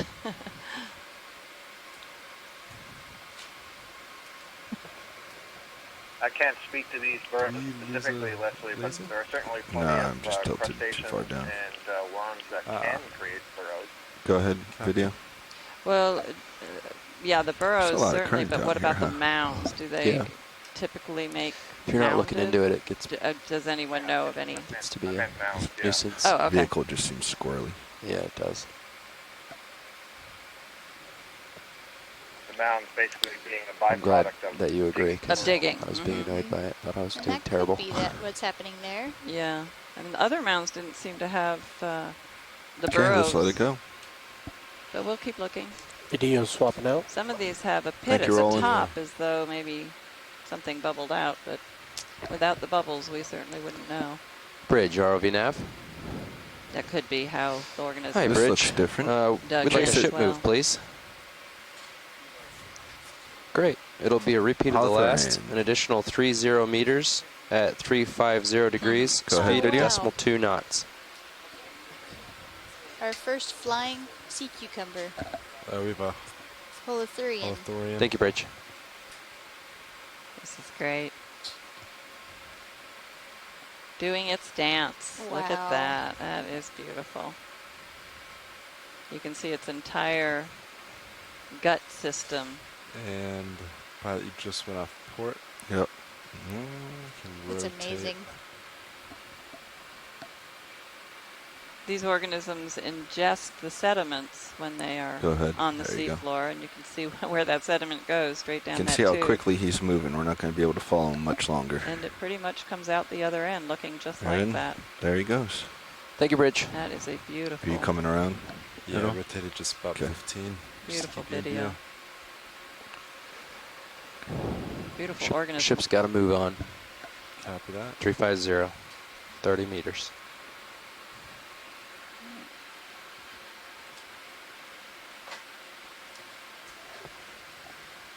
Pilot. And Robert Carney has Follow let you us know, back. I believe Time he's about referring 15 to degrees the port. Holothurian we just saw. Oh, geez. Enipniades pale. I should have taken Latin. I know, me too. I think that was pretty close. And Thank I'm you. lined Or back Rob, up, Bob 350. Carney, if you want to call in and tell us a little bit more about We would these. love to hear about them. Yeah, Bob would have a lot of knowledge on these. I think it's a Nipniastes, and there may be a misspelling there, but yeah, Oh, okay. Bob, we'd really love to hear your expertise on this soft bottom fauna. Little volcanic structures. They're not. Don't quote me on So that. that last move, Sean, should have settled out. If there's an any way you can analogy. tell if you're Similar, moving, I yes. know it's hard On a much smaller today. scale. With not Yeah, that much looks like to- they're Let's go in on the top on here. either side. If you It's can't like get a an lot of idea. avenues. If you give me a yeah, minute, the I might be top, able to certainly. And get you an can idea. see where material has come out of the top. I It's expect- Try to different- track slightly something. different I expect color. not for another like These 3 or 4 definitely minutes. appear to be think that's more good. Thank you, Vinny. To burrow-like, settle for 3 or 4 minutes. I Then- expect you to not start moving for another 3 or 4 minutes. bubble formed, But, gas bubble formed. I think it's kind of impossible for you to tell. Yeah. Like zero reference frame.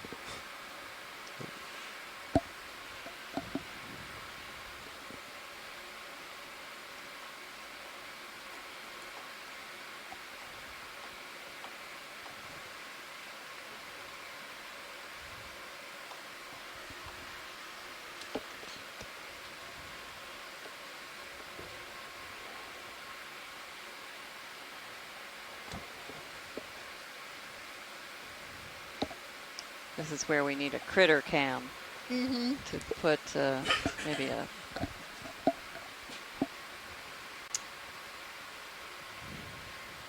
one of those crabs and put a cam on it, see if it would go down into the burrow, investigate for us. A mini GoPro. Yeah.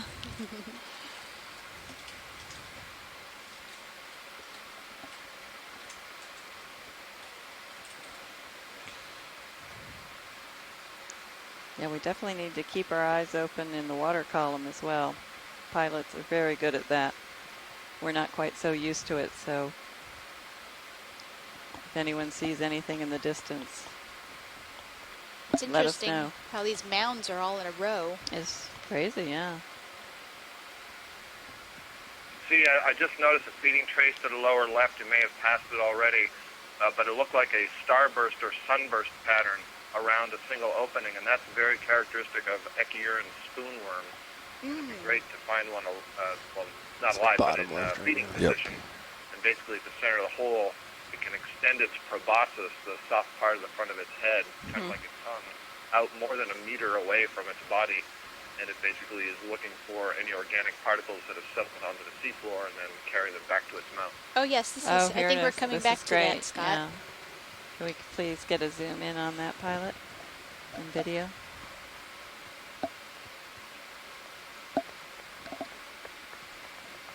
And there's a smaller one to the left of it, it looks like. All right, let's go partial.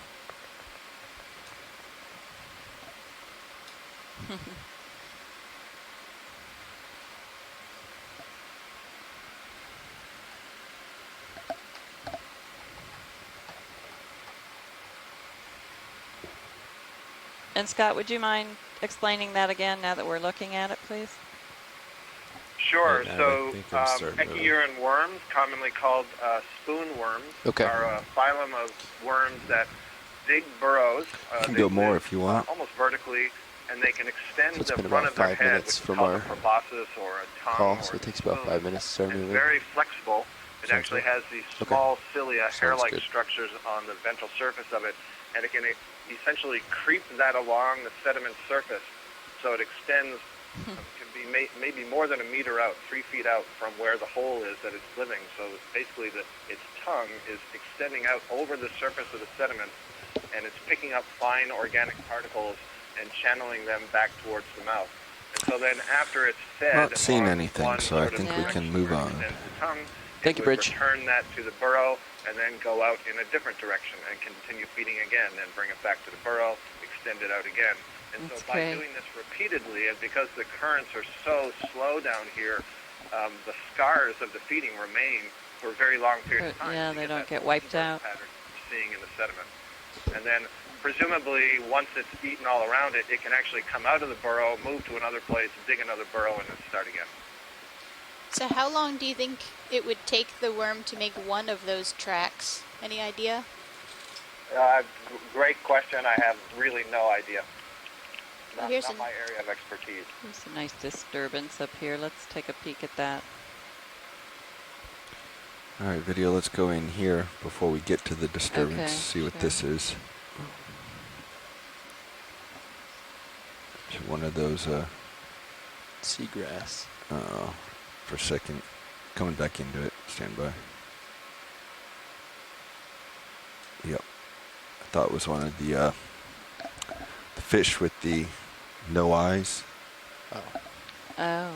What are We they haven't called? seen one of those yet. I'm not even sure if they're in this area, but okay, pushing forward. I mean, they're in the Gulfs. Huh. This looks similar to the first one that we were at. My goodness.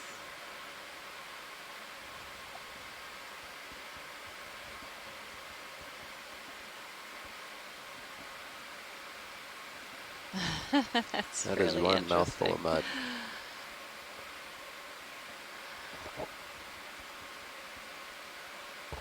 Well, if that is a beaked whale, it is a very sharp beaked whale, where it has very sharp edges to it. Looks more like an anchor scar. It really does, Yeah. but there's Thicker and thinner and then wide as pipe. It would be a long anchor line. Yeah. Yeah, I agree. And to have no other disturbance around it. And but you notice to the right of it, it did look like there was a thin line that curled, almost like it could be a line to. Oh, it did? I didn't see that. The pit. Here's something new, I believe. Have we seen this before? Is this the stock sponge we've been seeing? Stock sponge would be my first guess. This one looks a bit older, a little more weathered. Yeah, I'm not even sure if it's alive, but I would agree that that's what that is. Has some little white. I guess. Oh, you know what? Can we get a closer view of that? Let's be sure that it's not Culeolus, which is a stocked tunicate. Oh, yeah, that could be.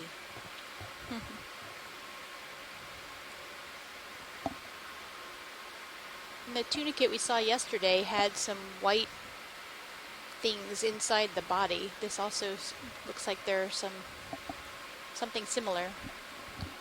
And then maybe. Yeah, if we could see the stock, that might tell us.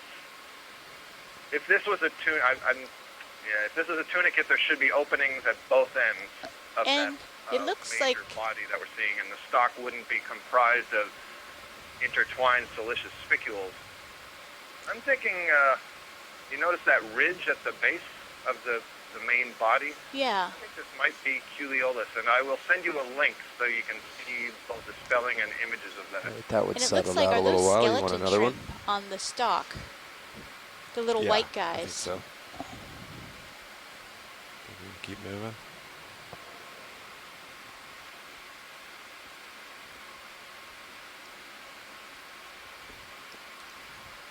Do we need to see a different angle?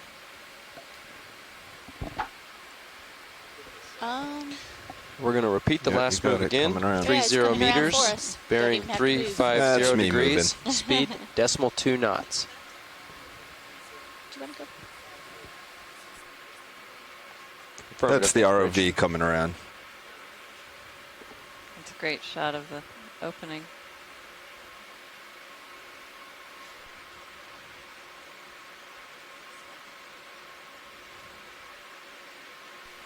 Good call video. We've heard from Tina Molodtsova that she thinks it's a sponge rather than a tunicate.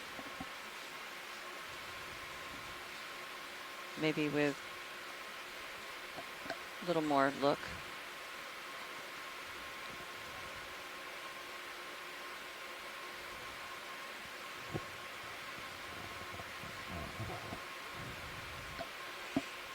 Thank you, Rich. Yeah, I wish I could see a bigger opening that would convince me that this is a Culeolus. I don't know that they are able to open and close, but I suppose they could. If it's a typical tunicate, they should be able to open and close. Where would the other opening be? Current aperture. Right behind the stock. All right. Well, sounds like we got to check behind the stock. Let's come partial. Is it something we might want to get a sample? Might want to sample?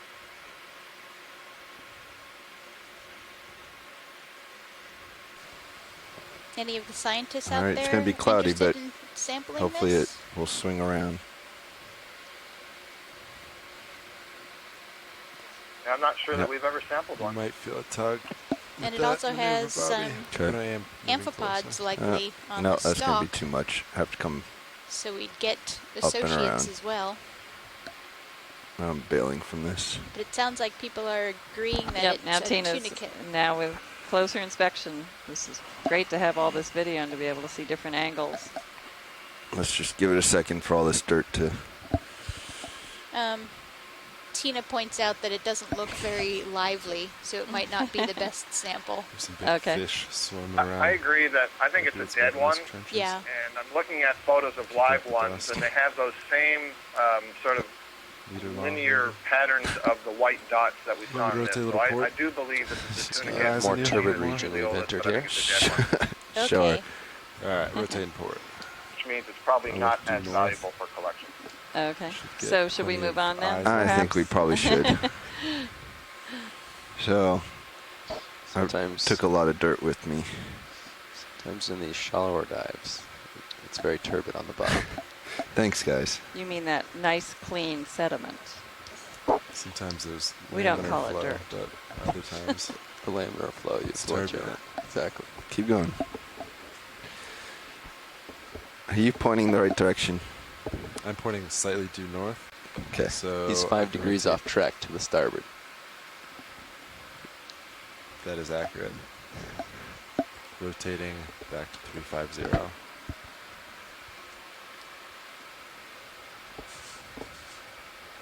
you want some fog lights? No, thank you. Is that something in the center? Would we be able to stop, or are we drifting too much here? Go ahead, snap zoom.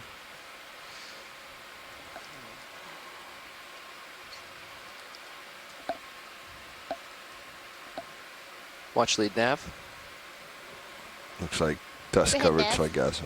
This is the 200 meter mark, so we've gone 200 meters since Okay, the beginning of the dive. Roger that. Thank you. Thanks. Yep. Co-pilot, what's going on? It's a fish, I told you. See it? Off your starboard? Did you dust Sirius's screen?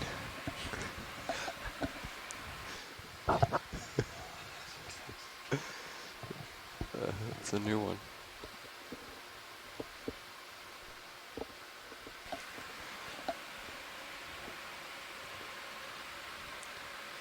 It's probably just about done. Here. You guys want? I can tack on another. Oh, that's like only 20 meters in. Wait a minute. Zoom on D2. Sure. Let's try to center up real quick. As long as pilot's okay with it. Yeah. So we haven't really changed our depth since the beginning of the dive very much. We're now at 3,336 meters. And our view hasn't changed very much either, except for a couple of mounds and some places where something has disturbed the sediment. It looks like we're coming up on another one of those here.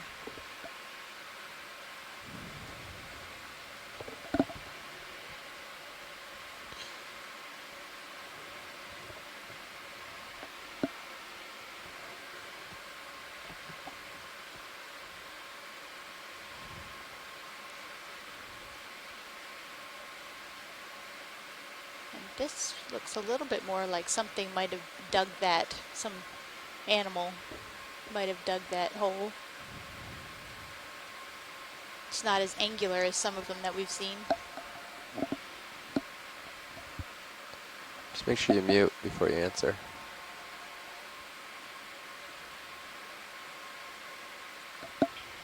And maybe another stalk sponge on the right side of our view.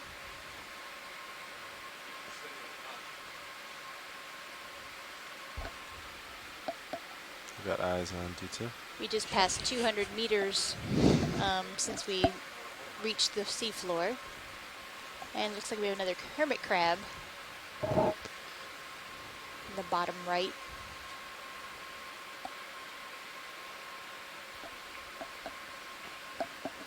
All right, move on.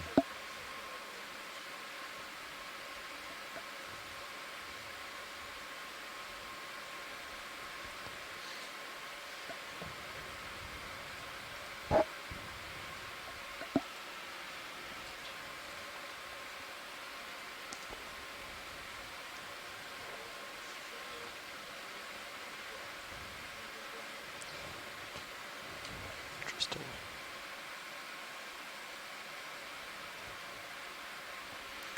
Video, can we come wide on both cameras, please?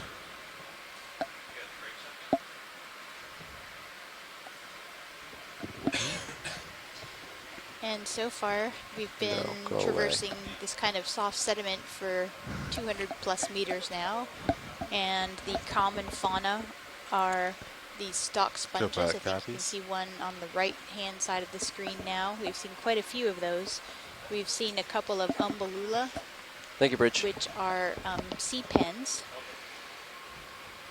We've seen some gooseneck barnacles, several hermit crabs, Let's find another one of those things, Sean.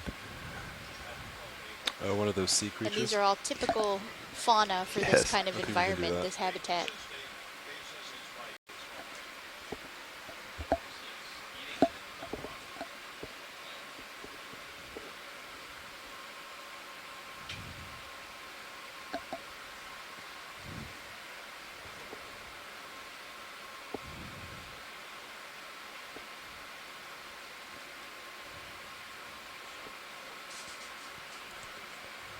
All right.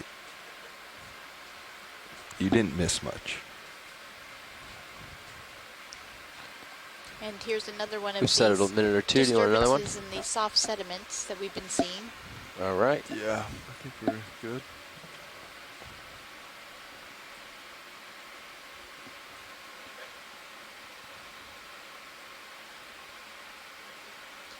It looks like there might be a little trail coming out of it there.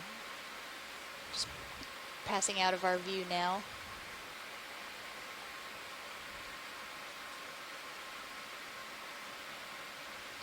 Hopefully we will see what makes those depressions as we move along. Maybe we'll catch Bridge, an RV organism nav. in action, digging or...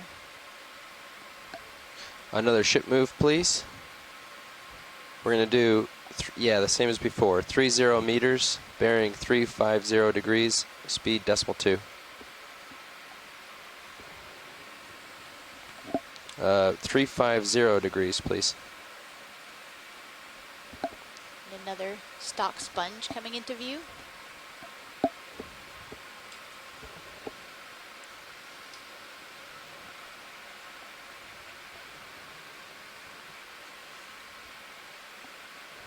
Might feel a little tug, pilot. I think that's you being stretched out on the tether. I'm trying to give you guys a minute or two of settle between so we don't compound so much if we have to stop, but I can stop doing that if you want. I know you're pretty stretched. It's going to depend on if we all of a sudden come across a sample or something. Yeah. So I think you're doing a good job keeping a nice middle ground. Okay.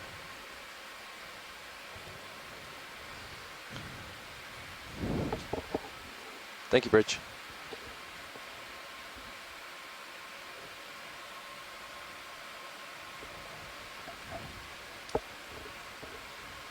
Snap zoom here. See if this one's out.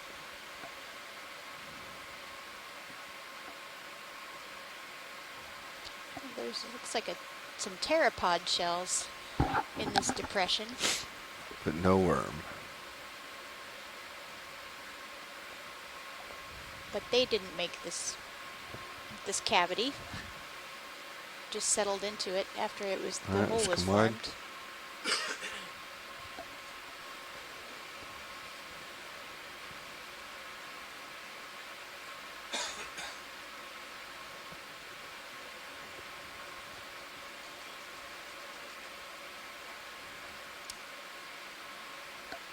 Would this be a good time for pilots to introduce themselves?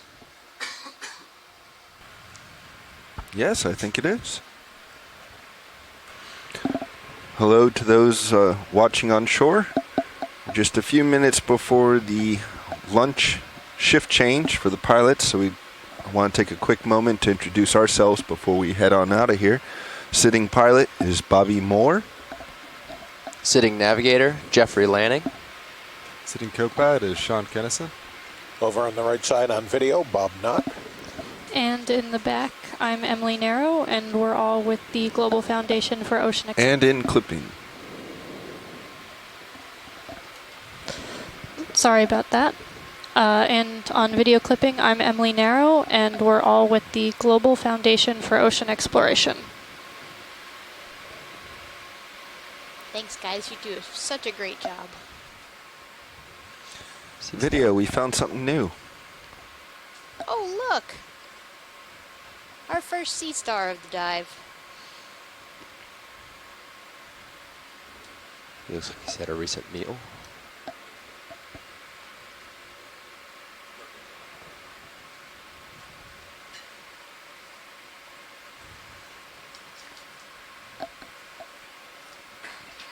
All right, co-pilot, you know what to do.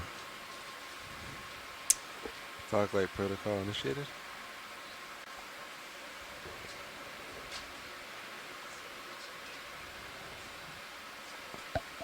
All right, video, it's all you.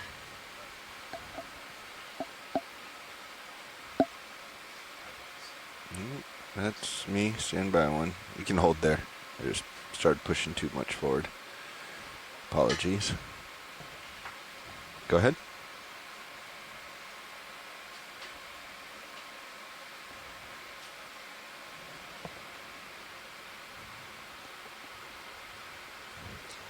Tina said that this could be a pteroasterid.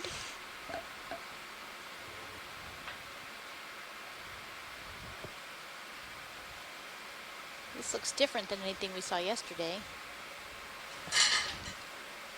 And unfortunately, our sea star expert is on the other side of the world in Japan at a meeting. It's Chris Maw from the Smithsonian Institution.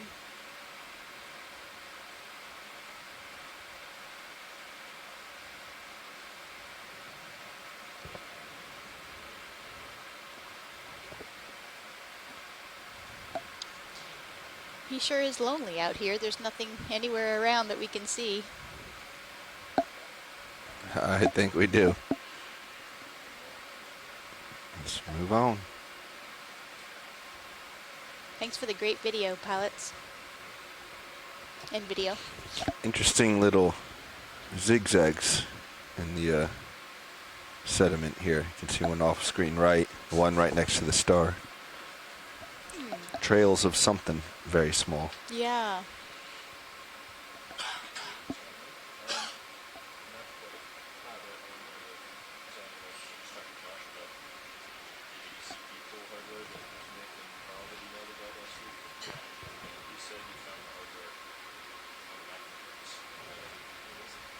We are climbing ever so slowly and gently. We're now at 3,335 meters.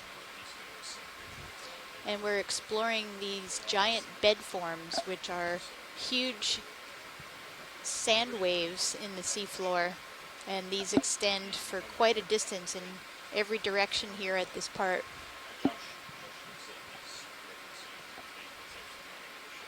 Of the Blake Ridge.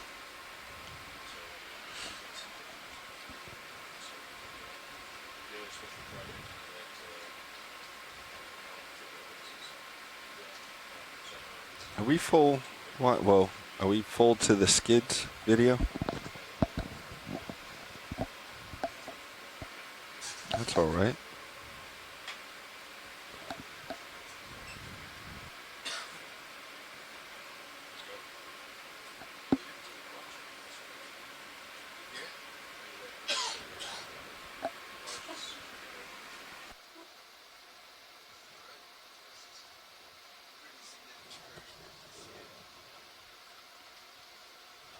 And Scott France commented that the sea star we were looking at looked like a slime star.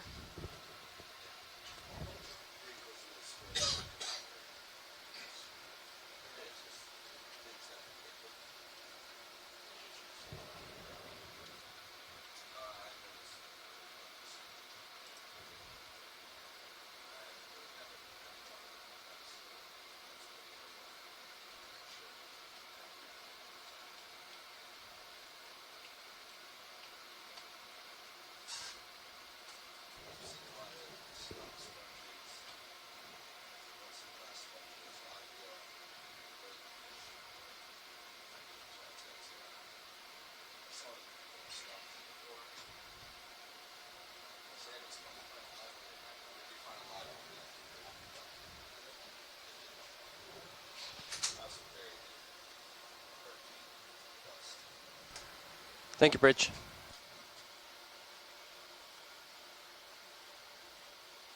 Third. Well, here's another hermit crab.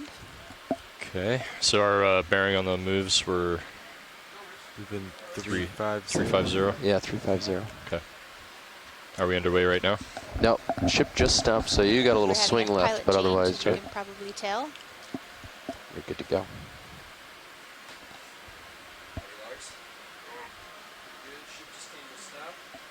We have a couple more of these mounds to the right.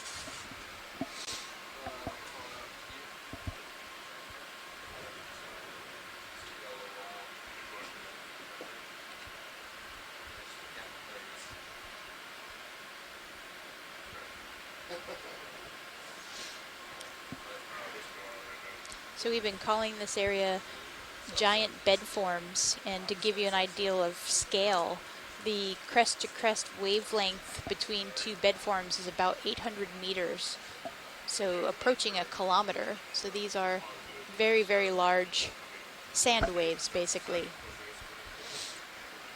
And these cover quite a large area on this Blake Ridge, so we were part of the dive plan is to just see what these actually are, see that they are sand, see if they're inhabited by any fauna.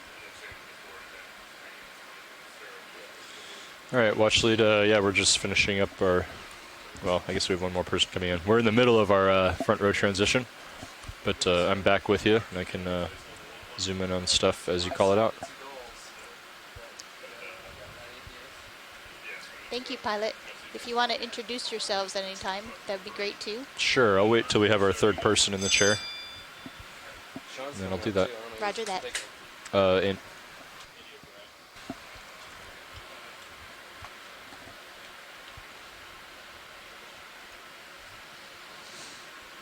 And it's kind of amazing to me when we are doing dive planning and looking at the other ROV or submersible dives that have been done in this area. There's really been none. Yeah. And it's a huge area of this Blake Ridge that has had very few eyes on the sea bottom to ground truth what is here. So it's a very valuable thing to be able to get these views. Should we go ahead and put another move in? I think they said 350. Yeah. I think every move has been 350. And 30 meters or 40 meters? 30. 30. Yeah, but it's been super flat. Let's go ahead and do 30. Sounds good. We'll do another 30 meters at 350, speed decimal 2. Okay. I will call it a no. Thanks. Bridge, this is RV nav. Would like to make another move, same thing, 30 meters at 350 degrees, a speed of 0.2 knots, please. I'm going to zoom in partially on this. Sure. Good copy, Bridge. Thank you. And it looks like hold there. Human debris, I imagine. Looks like a rusting can. And a burrow right behind it, at least.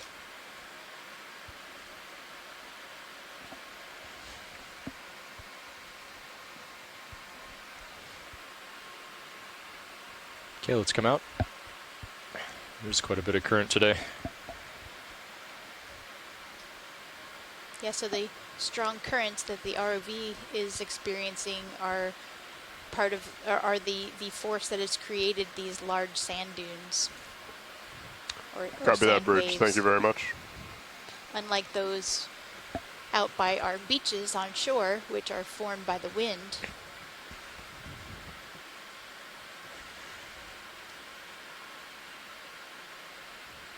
It's also hard to believe that even at almost 3.5 kilometers below the surface of the ocean and 100+ miles off the coast, we still see marine debris, evidence of human trash all the way out here.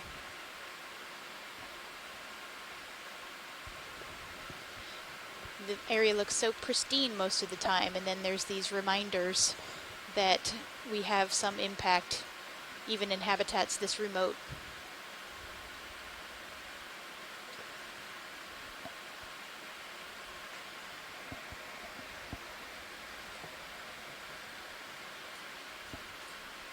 And although we generally don't think of utilizing this area for human needs, there are more and more reasons that we're going to be looking to the deep sea. So an important aspect of what we do is to ground truth and find where there are sensitive marine habitats, such as coral habitats, sponges, chemosynthetic habitats, which are that live around where gas hydrates are bubbling out of the seafloor.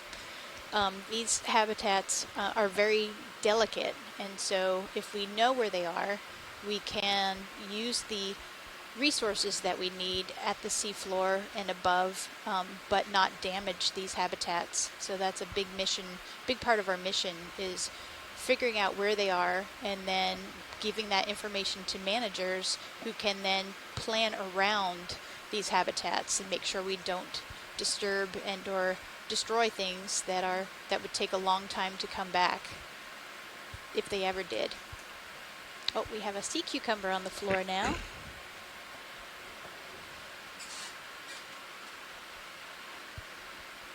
So this is a holothurian, similar to the one that we saw swimming in the water column a little while ago, but this is a benthic species. Okay, I'm going to kill lasers.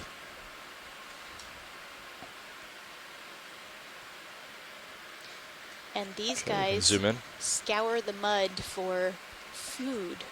Oh, maybe Hold there. it's actually not a very benthic species in general. Maybe it's more of a swimming species that's taking a break. I think you're right first, Cheryl. Definitely benthic. It feeds on the sediments and the organics in the sediments.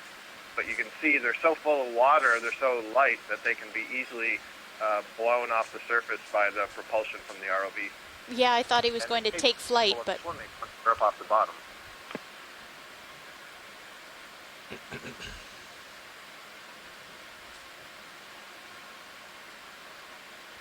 Now, I don't know if any of you were on watching the dive yesterday, but we saw one, we were talking about a characteristic of these guys, if they are frightened and about to be Co-pilot, eaten, are you they still can feeling basically about 9 minutes of eviscerate swing their after a whole move gut is completed? area, and in the hopes been that tough to whatever's tell. trying to Tough eat to them tell. will Just 'cause concentrate there's on been that, nothing and the to rest of the animal can escape. Gauge off. mark the reference, but I think yesterday we were at a similar depth of 3,300, and that was taking between 8 and Yeah. 9.5 minutes. I could believe it because I think it And takes Bob about 5 Carney minutes to feel it. says this is So possibly that makes sense about 5 to You can go tighter video. benthidites yeah, or so yeah. palaptites. I probably murdered those pronunciation, but I definitely should have taken Latin. And you can see the gut is the whiter organ that you can see through the skin. Very translucent.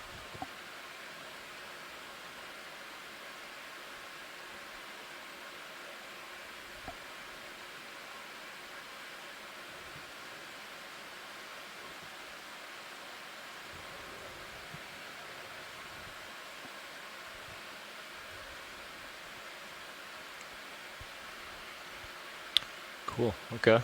Well, when you're clear video, we can come out.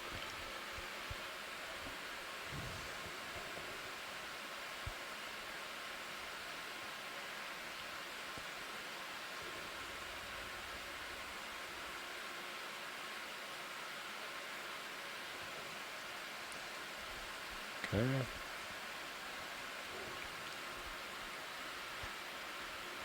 Push ahead. And Tina mentioned that these holothurians are actually all benthic, and most of them can swim. I really thought there were some that were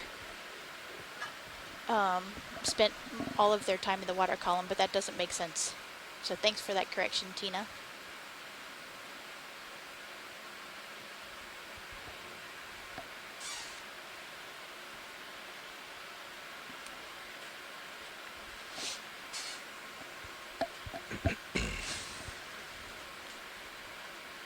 What's that there?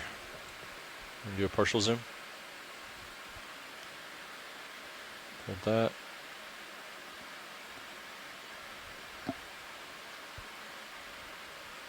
I'm not sure what that is.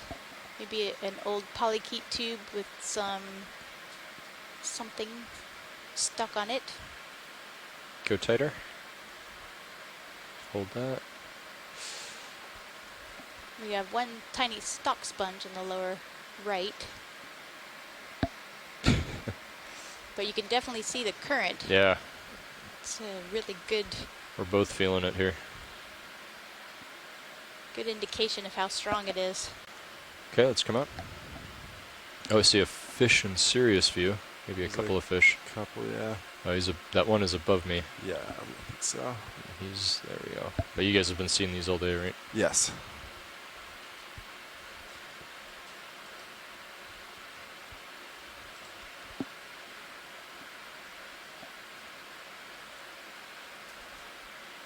Another Coryphaenoides rat-tail fish.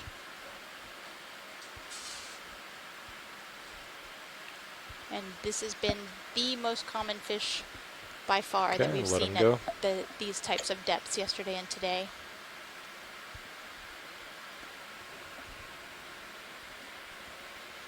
Copy that, Bridge. Thank you.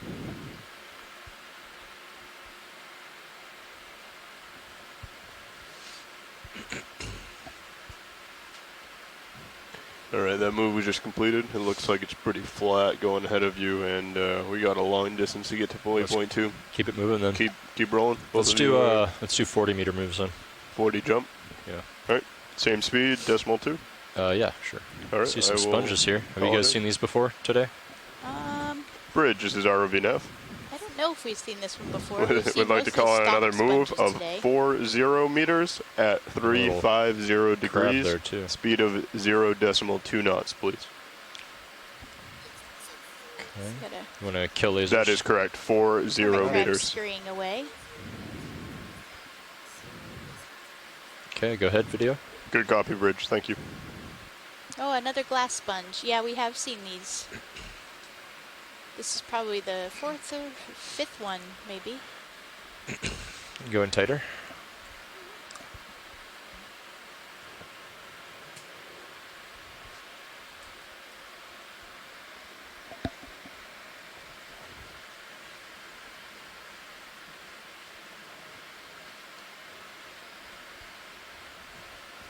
Copy that, Bridge. Thank you.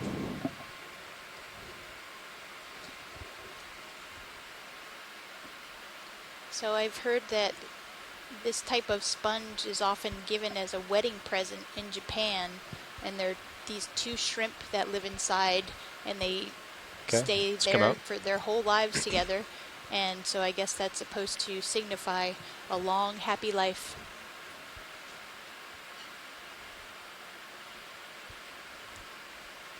So how far do we have to go to waypoint 2? Waypoint 2 is about 700 meters away. Oh, okay. Yeah, we gotta hike. Yeah, let's. In about 240 meters though, it looks like the slope's gonna pick up a little bit. Okay, it's still pretty flat though, right? It's still pretty flat. Yeah. Okay. Well, why don't I think the max is about 17 for slope degrees. I'm just trying to get a feel for how often they want to stop and zoom on stuff, but if we want to keep moving, we could probably do 50 meter moves.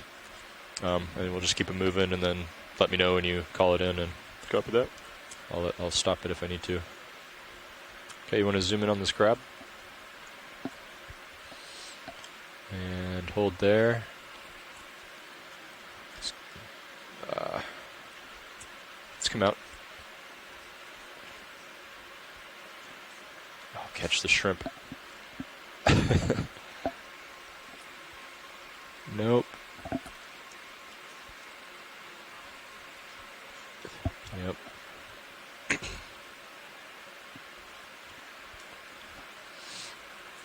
And go a little tighter. And hold that.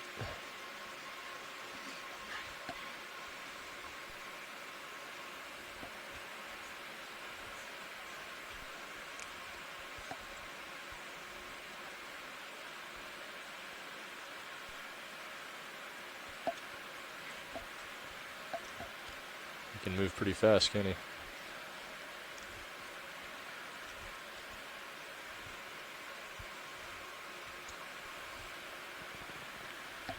We've recently done a watch change. Okay, let's come out.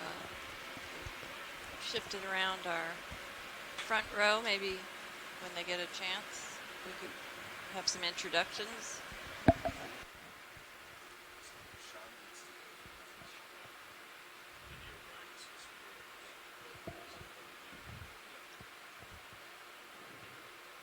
They're conferring right now, so we'll do that in a few minutes.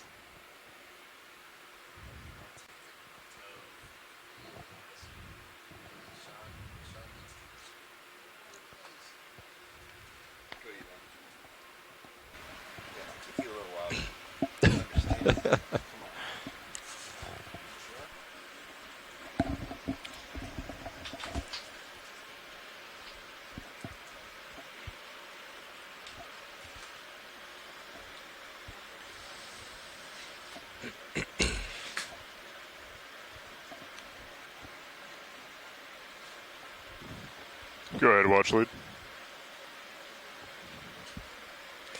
Yeah, we can go ahead and do that. Once co-pilot gets settled, we'll do that. Yeah, we're still waiting on our third person. He's tied up, but he should be here shortly. But we'll make sure we do that in a bit when he comes back.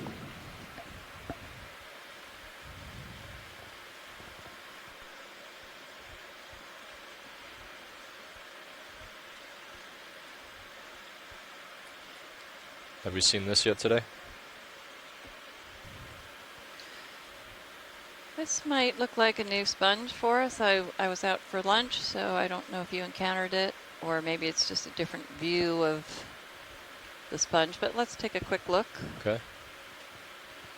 Interesting direction here. Nav, are you keeping the ADCP up? Stalked glass sponges. Just for personal reference, I can I think this is again a hyalinema glass sponge, and we're seeing it from a different angle. Broadcast the high-pack screen over the and you'll see there's a kind of a globular VSAT, main body. so it's go ahead and zoom in video. It's good to try to keep it full screen. Copy that. If you really want to keep up the ADCP, I'd just move it to high-pack left, and you can watch it all the time.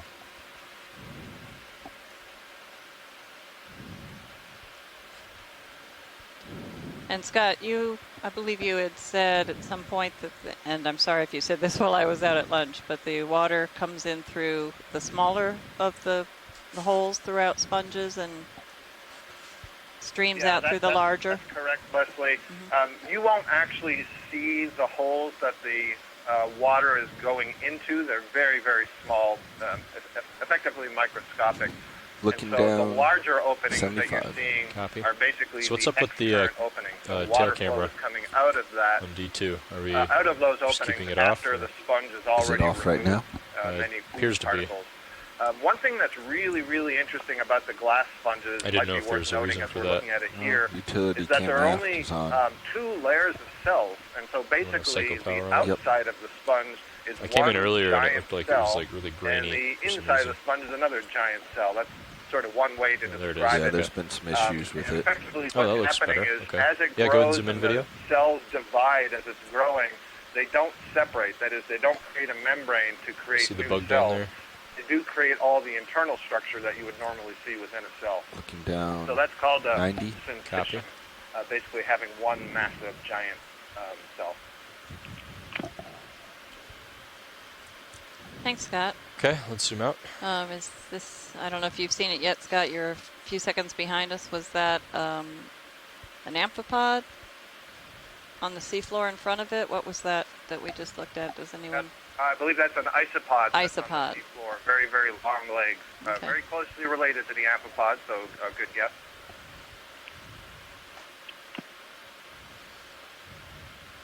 Oh, there's something interesting. Let's do a partial zoom. Hold that.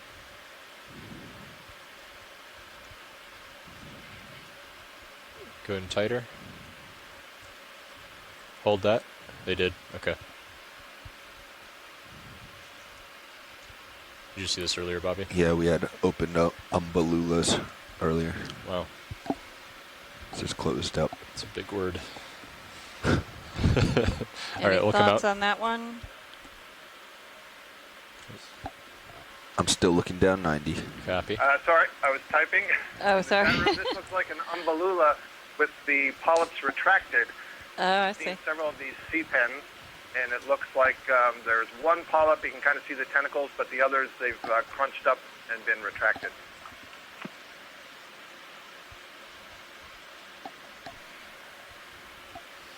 Coming back.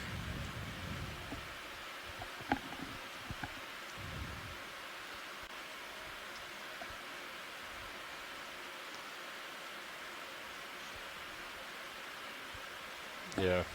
If you're just joining us, we have been on a landscape such as this for most of the dive. We're traversing across some very large bedform features.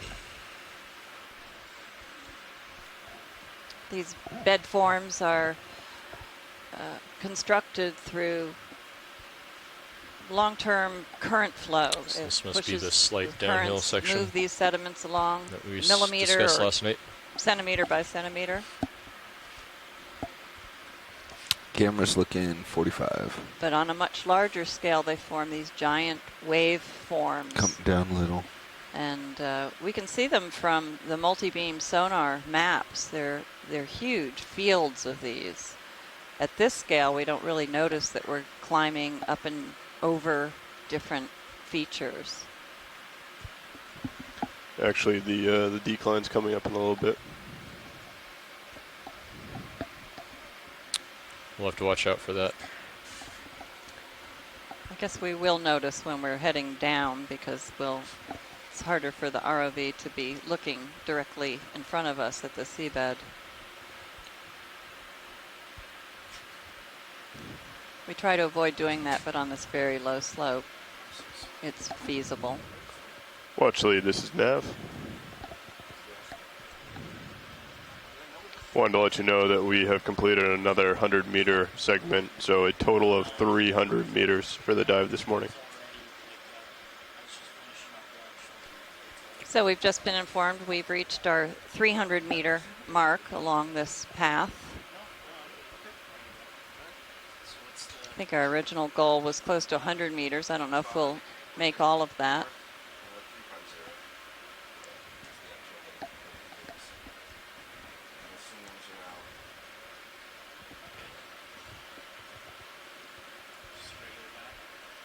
And the sediment, we took a sediment sample right at the beginning of the dive, and very fine grains.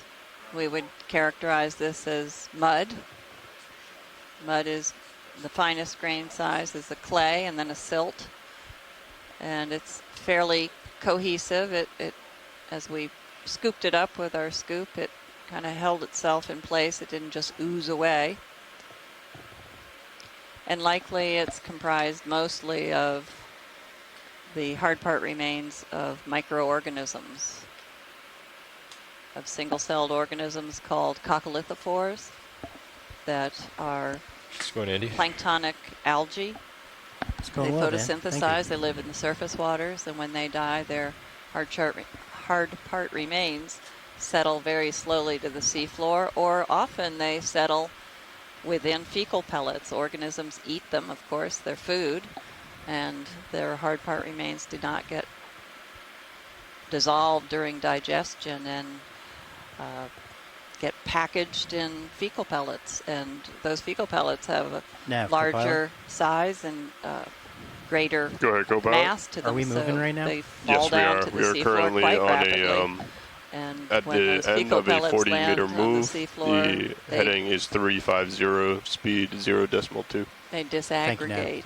You should also feel between like an 8 and a 9 to 9 minute swing after the move is complete due to the depth. Part of the sediment, and so.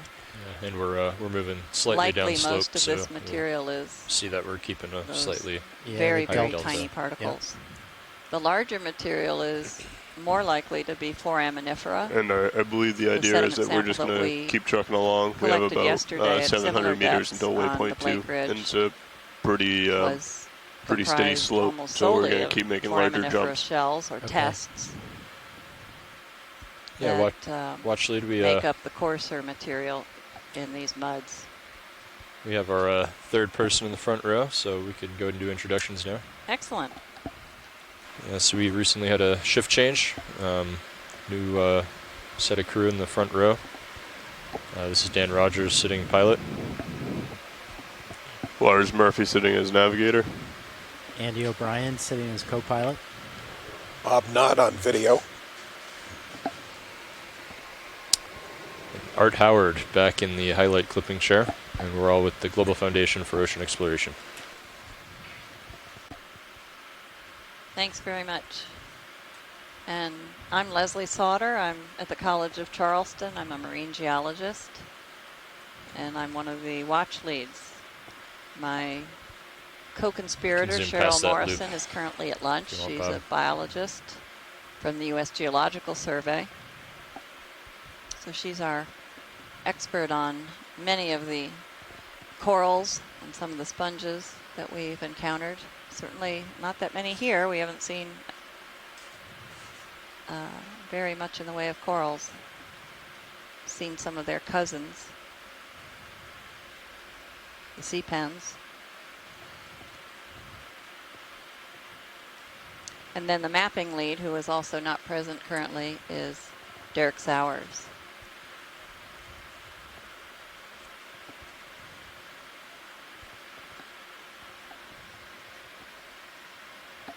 Is the ship stopped, Lars? We are currently on a portion of the Blake I believe Ridge. it's just wrapping up its move now. Okay. Our depth is 3,340 meters. 3,340 Yeah, meters. I would go ahead and call it. It looks like it's stationary to me. The current Yeah, we're call it experiencing is part of we're the looking to western bump up to boundary 50. Yeah, let's do undercurrent 50. that flows southward. Bridge, this is RVNF. We'd like to Most tack on people another are move once that familiar first one's finished. It likely will be with the an Gulf Stream, additional which 50 flows northward meters along the at coast. 350 degrees, And a speed of it's 0.2 knots, please. thick and deep enough so that it certainly affects the sea floor there and transports warm waters from the equatorial region poleward. We are east of Good that copy, Bridge. Thank you very very much. influential current.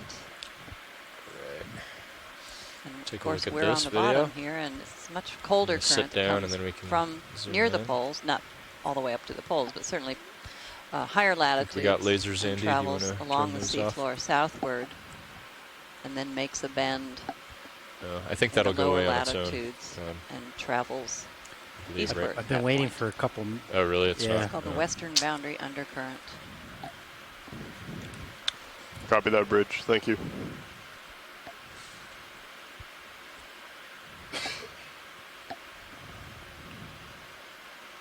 Yesterday's dive was north Okay, of let's here go and at zoom in. similar water depths. It was a very different landscape.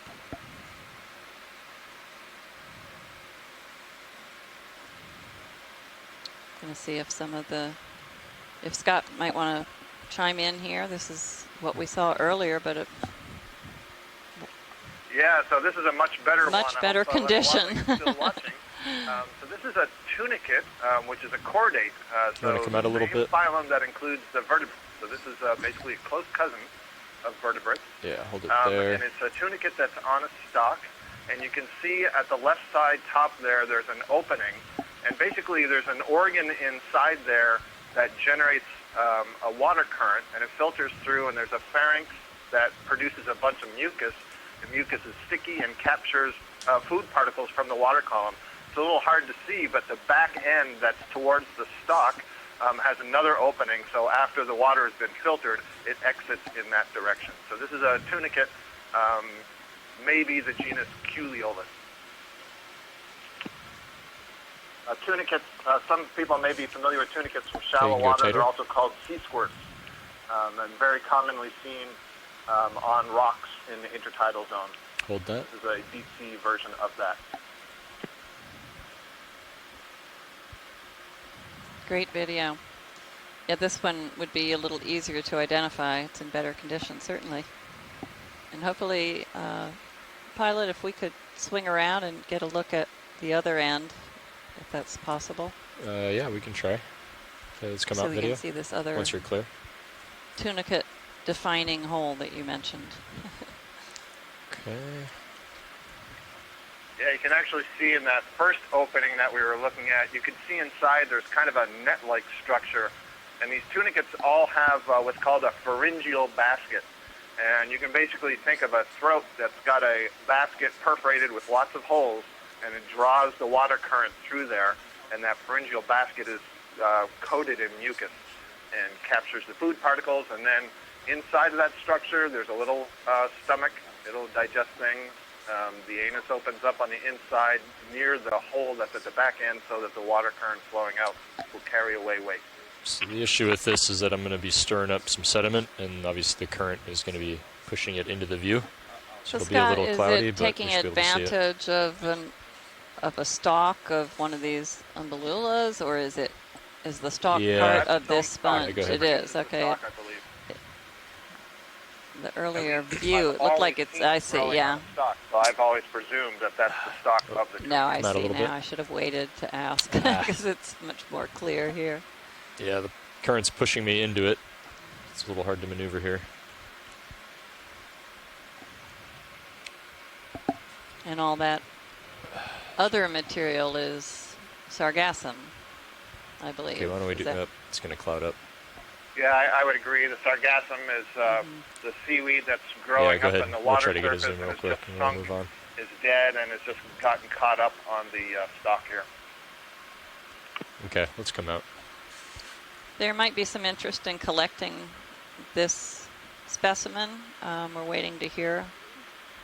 And of course, we're going to have to wait for the cloud to We settle. haven't had any collections today, and as far as I know, we did not make any collections of similar sorts of tunicates All right, in any Andy, of the previous expeditions this lasers year Yeah, in and December in the then, Gulf of Mexico, so I think this would be a nice collection. Okay. Why don't we go ahead and bring the ship to an And easy Chris stop? mentioned that it might Call that in. possibly be a different Bridge, this is species RVNF. from those seen in the Pacific. We so found that something might we'd be like to sample, and we would probably like to come up very request good an idea easy to stop, collect this. please. Copy. So I'll Get ready communicate for that to the pilot. Good copy, and- Bridge. Thank you. Yeah, The go ship ahead, is watch coming lead. to an easy stop. Okay, I'm spinning up the HPU pilot. Sorry, watch lead, can you speak up? Yeah. Okay, yeah, I'm turning back around. We've brought the ship to a stop. And I will push ahead. Co-pilot, just be aware that you're going to have about 9 more minutes of swing. Copy that. I'm rotating So down. we are pilot. repositioning. If you would The feel Deep Discoverer, comfortable, I can move the ship so that we backwards. can get a but- collection. Sure. Yeah, you could move it back like 10 meters or something. 10 meters? All right. I'll call it in. I'm going to get some altitude. Okay. Bridge, this is RVNF. We'd like to make a ship move of 10 meters at 170 degrees, a speed of 0.2 knots, please. We have a rat-tail fish that is studying us as we study him. We've seen several Good of copy, these Bridge. Thank you. Today and That a move is couple yesterday. initiated. Copy. They seem to be very common visitors to the region. So, do you just want, would you like part of the stock or to go just below the organism, or what part of the creature do you want here? I would imagine the whole thing. Okay. I don't think leaving the stalk's gonna, and that way we might get Good copy, Bridge. Thank you very much. whatever it is attached to. It's likely attached to some other piece of sargassum, but we would be able to get the whole organism that way. Yeah, Leslie, I don't know how well rooted it is in the sediment if this is something that could be plucked, but I would say you would like to try to collect at least half of that stock. Okay. Do you want us to try to dig in and get the rooted portion? I don't know that it's necessary to do that. We'll see if anybody else makes that suggestion. But if the pilots think it can be grasped and then pulled out from the bottom, we can see if that works easily as opposed to trying to root around in the bottom. And if it doesn't pull up easily, then just simply clip the stock. Okay. All the action is definitely in that main body, not the Sure. Did you put that reverse move in, Nev? I did, yes. Okay. So that's making its move now. Also, for your reference, before you take the sample, the port outer has a sample in it at the Okay. moment. So we have port inner and both starboards that are available for biosamples. Okay. Copy. So actually, can you repeat, would we like to go for the root structure in the sediment or just clip it halfway up the stock?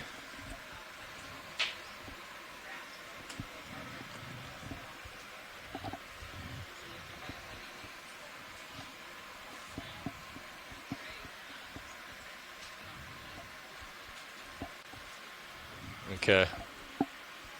Okay. Yeah, maybe I'll go ahead and start by clipping it, and then I'll get that secure in the box, and then I can go back for the roots. I'm just afraid if I go for the roots, and well, not only that, but if that bridge. Breaks off, then it'll just tumble away in the current, and we'll lose the whole thing. So,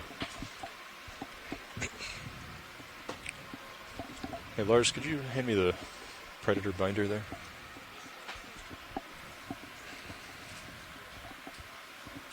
Thank you. Co-pilot, that move was just completed, so you should feel yourself come forward for maybe another 5 minutes or so, and then you should come back another 10 meters. Copy, Nav. Thank you.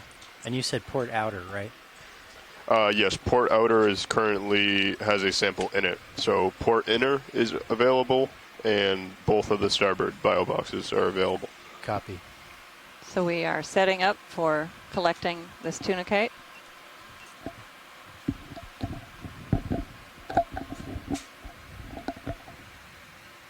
We're having quite a bit of chat room discussion on it. See if I can Okay, hydraulics are up. pull out a few things. And we'll go for the port box. Copy. Okay. Port inner. Port inner. Do you want me to take Mini Zeus? Sure. Yeah, Chris Kelly. And thinks Lars, this if is you a can good help us keep idea, an eye as on it Sirius, appears to that's be what. different from the ones collected in So while we have the this up, Pacific. that's what you should be focused on. I'll keep an eye on Sirius. Yeah. Thanks.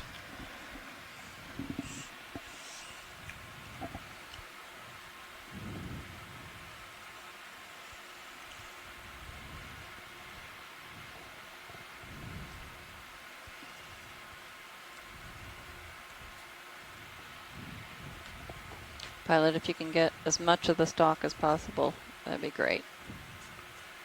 Okay. Now, is this something that will break off the stock easily? 'Cause I'm The organism yes, itself? yeah. Because there is a lot of current, so I just don't want it to break off as we're grabbing it and I see. float away in the current. So, I mean, I'm just curious if it's I mean, the stalk is part of the whole body there, so... All right. Your guess is as good as mine. We'll try it. But I see what you're saying.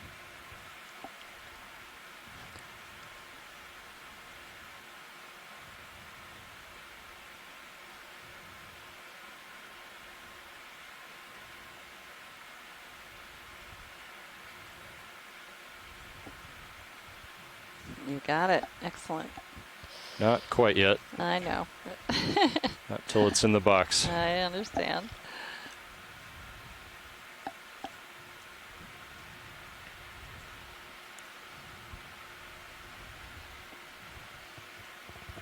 All right, Andy.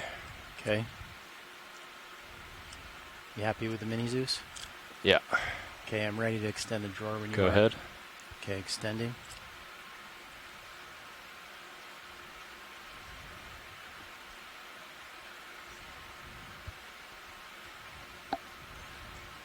It's all the way out. Thanks.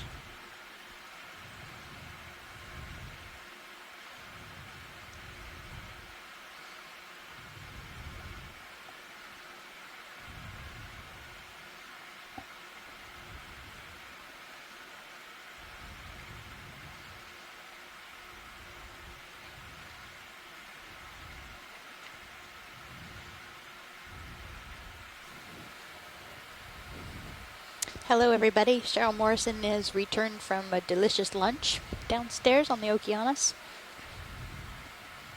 Happy to see we're making a collection. Is this number 2? Yes.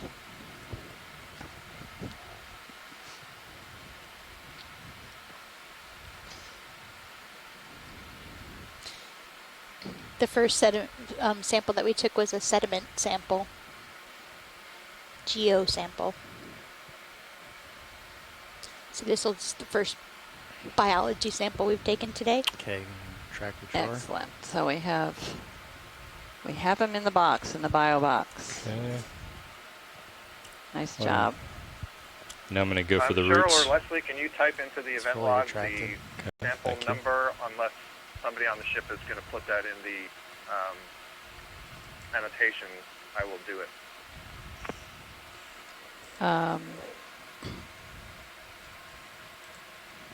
Yeah, I'm not doing the observations here, so. Yeah, so I'm happy to do that. Okay. But I just need the number in the event. Oh, I'm sorry. So it's. You could type it into the. Okay. Do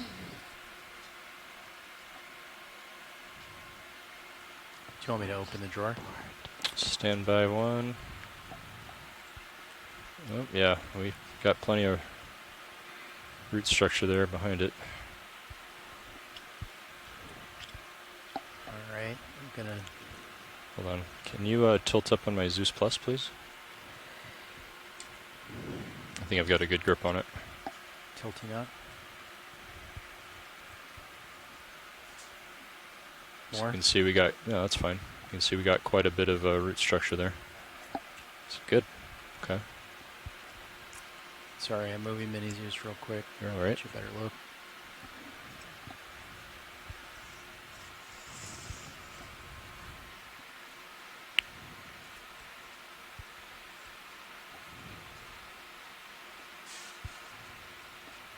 Very clear for the box. Okay, coming out.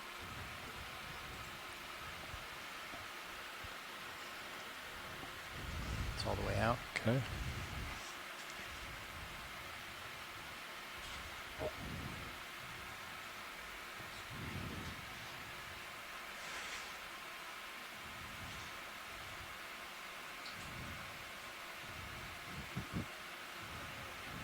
In this kind of current, you certainly don't want to leave bio boxes open too much. Current just kind of allows those Okay, close it up.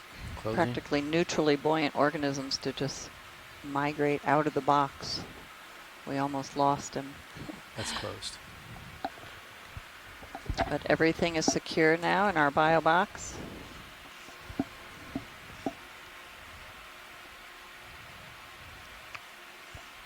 Okay, can you rotate Mini Zeus over to Probably even got a few chunks of sediment. stow the craft? Bonus sediments. We'll all be busy tonight.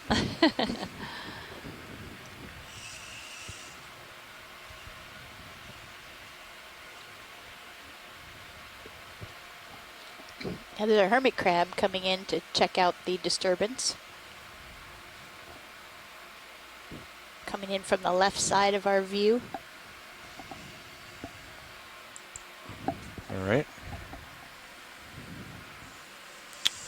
Craft hydraulics are secure. Copy that. Excellent collection, pilot. You want me to call in a second move? We'll Yeah. take a couple minutes to get going. That's a good idea. All right, another 50 at 350. Heading forward again towards waypoint 2. Copy. Bridge, this is ROV Nav. I'd like to call in another move of 50 meters at 350 degrees, a speed of 0.2 knots, please. Got your Zeus back, pilot. Copy. Good copy. Thank you very much, Bridge.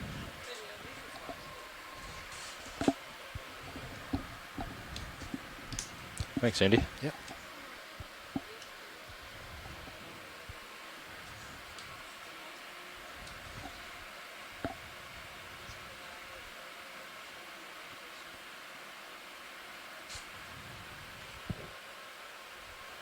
All right, that move was put in at 1643. Co-pilot, you should start feeling that around 51. So, pilot, you have a little bit of room to play before he starts moving. Copy. Copy, Nav. Thank you. Copy that, Bridge. Thank you.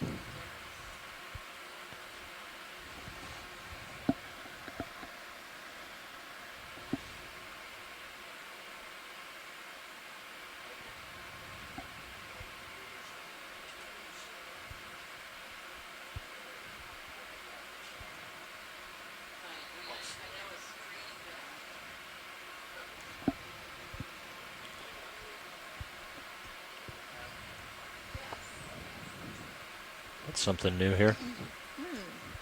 This looks like something we haven't seen before. All right, Or is Bob, it an Bob, do you want to anemone? zoom in? I know you're doing something else. I think it's an anemone.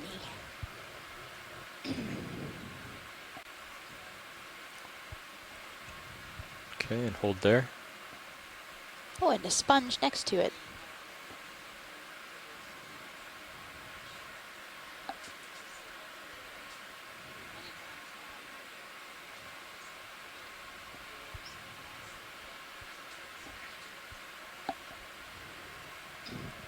I wonder if I this... do think we passed over a couple of these anemones earlier when we were in a position where we had to get going pretty quickly, but we didn't get a good look at them, so it's nice to have this close up. Yeah.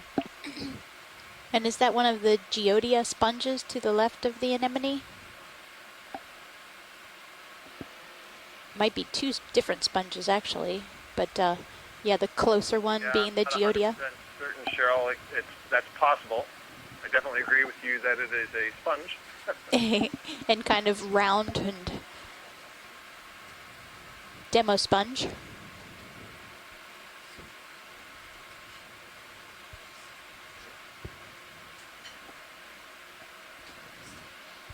Might not be Geodia. Chris Kelly commented that way. Okay, do you want to go in tight on the anemone? Hold that. That's beautiful.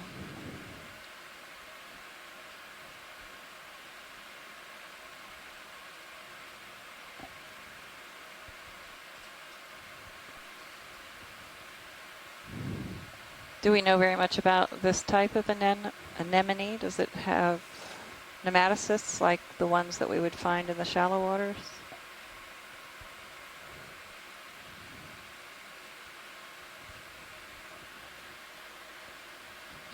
Small gastropod shell behind the anemone. White.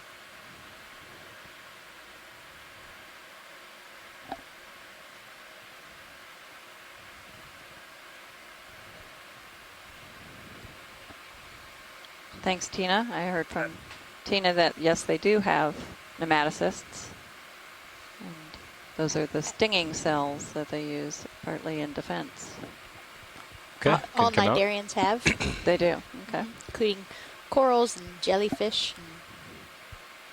It's just some are more toxic to us, or do they have toxins, or is it just, I know Portuguese man of war has nematocysts, and they are much more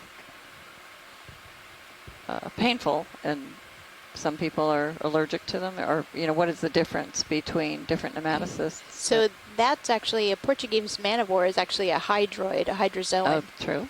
So, but I'm not sure if there are toxins in the... There's a huge variety of types of nematocysts and more generally types of cnidae, which are the explosive organelles that are in the cells of various kinds of cnidarians. And the special class called nematocysts are typically piercing so that they're designed to penetrate whatever comes in contact with them. And some of them do indeed have potent toxins associated with them.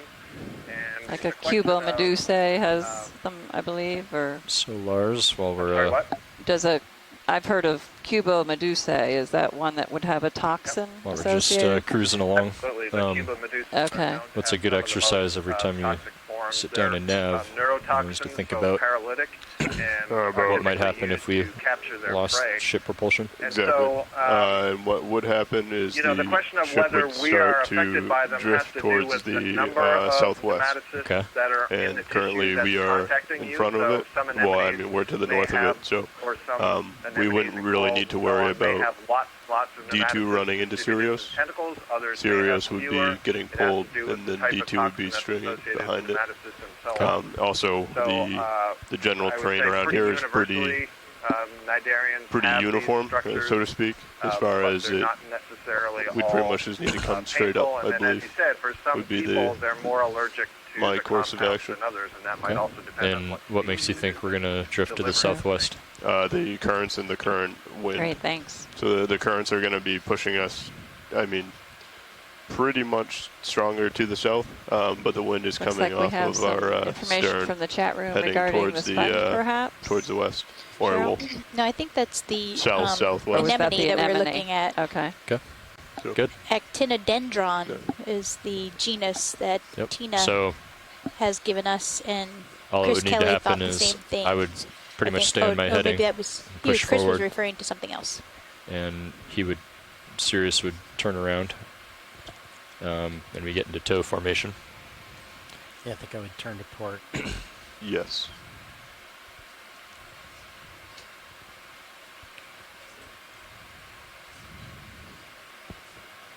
And a reminder that these laser beams And we're you would turn seeing to are port because you measuring have negative devices. turns They are right now? 10, Is that- 10 Well, if centimeters we were trying to apart. take the turns out, he would turn to At starboard. lunch, I'm still yeah. But thinking of chewing instead depending of on how talking. fast the situation will change, like if we just need to get in tow configuration as soon as possible, he would just turn to port because it's less of an angle to get to that heading, to face Sirius toward the southwest. Yep.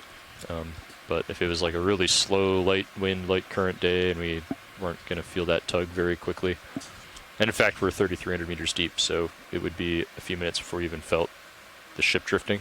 Yep. So he probably could turn to starboard and take the turn out and also face southwest, but in the moment you just got to, either way, got to get Sirius faced in the direction of drift. So Copy that.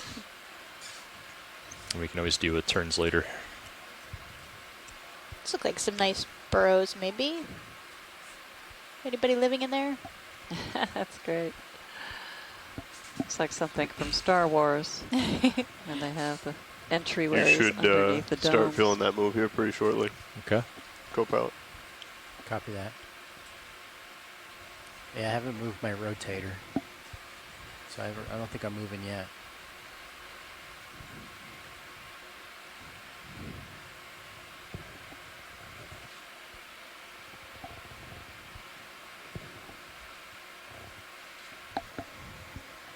There's something on the right. Can you Yeah, there pan you to go. the right a little bit? Is that possible? Very slowly. Sure. So yeah, that's Yeah. that's about 9.5 minutes. Okay. Looks like another sea cucumber. Holothurian. Yeah, we saw one, just a little while ago. Looked to be very similar. Okay.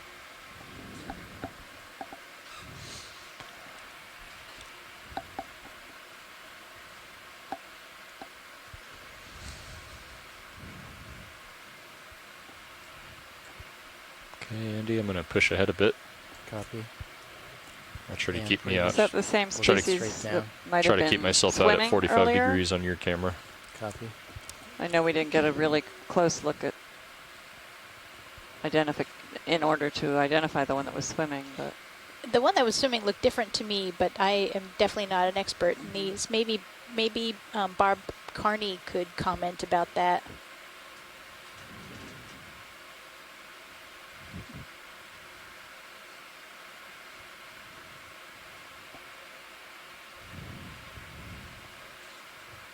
Okay, I'm going to rotate up to 4-5. Okay. Well, I'll just keep you in view. That is 6-5. we certainly encourage any of you on the chat line, if you'd like to phone in and actually talk with us, we'd be happy to have you commentate on some of these along with Okay, us. rotating to 4-5. Please feel free to dial in. That's at 4-5. Copy.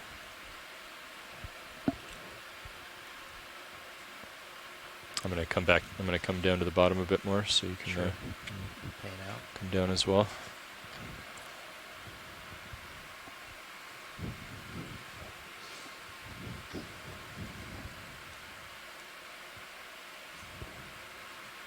We were talking earlier about nematocysts, and Tina wrote in that she has a nameless colleague who licked one of the organisms for some reason, and as a result, he could not speak for a week, presumably due to the nematocysts. Copy that, Bridge. Thank you. That move just completed. So You guys ready for another 50? Those we of still you have who are another viewing, listening, 630 take note. meters until target. Yep. Let's do it. All right, another 50 coming up. Bridge, this is RVNF.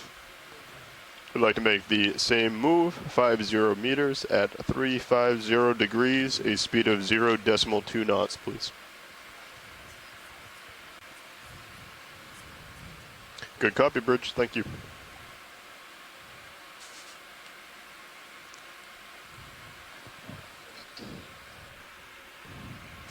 Watch lead, this is RVNF.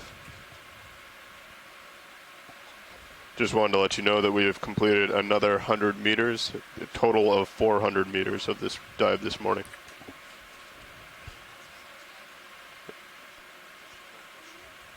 Okay, you want to zoom So in? we're 400 meters into our transect. Copy that, Bridge. Today. Thank you.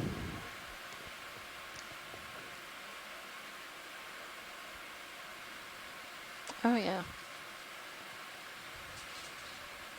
Little forest. I don't know how you saw that. I don't either. Wow. It's great. Gonna rotate We've probably down a missed little many bit to of keep you them. in Copy. pilot. They're all retracted. I can hardly blame them.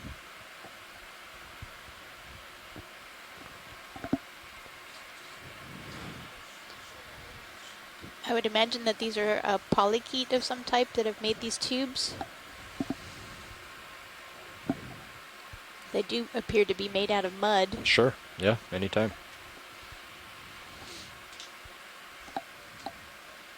Yeah, they wouldn't have source for much else than mud, would they? Nope. Mucus. Mucus and mud, yeah.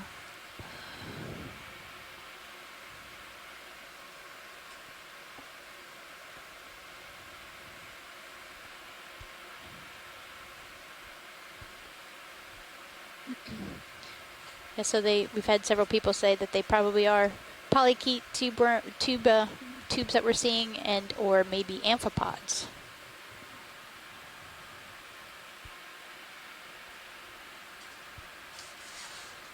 I didn't know amphipods made tubes. I've actually seen amphipods make little mud tubes on tube worms in the Gulf of Mexico. Yeah, it's pretty amazing. They're tiny little tubes on top of tubes.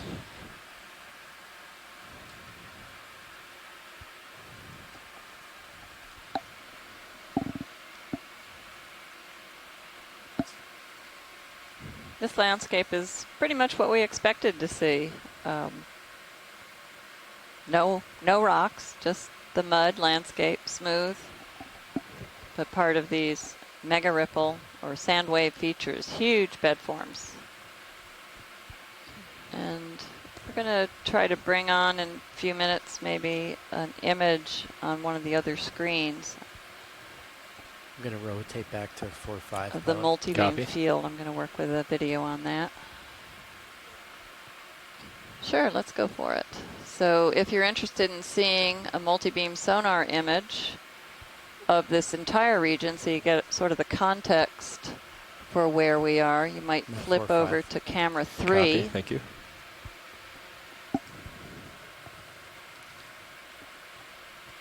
And in the top view, the beautifully colored view, which I actually don't have in front of me, so I can't see it.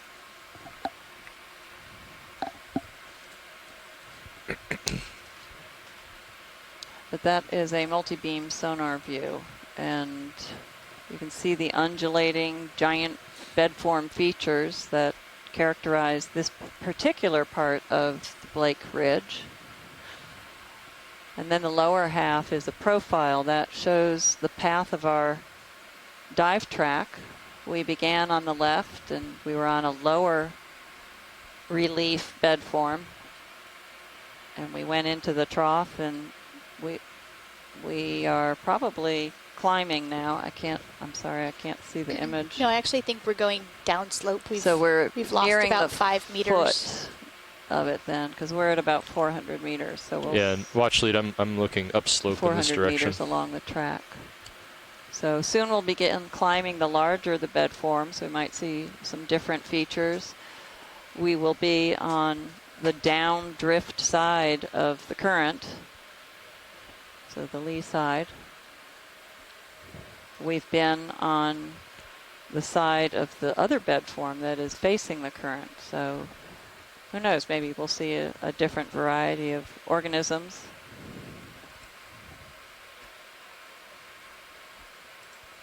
So again, if you want to see that imagery, it's on camera 3. Another Coryphenoides rat tail.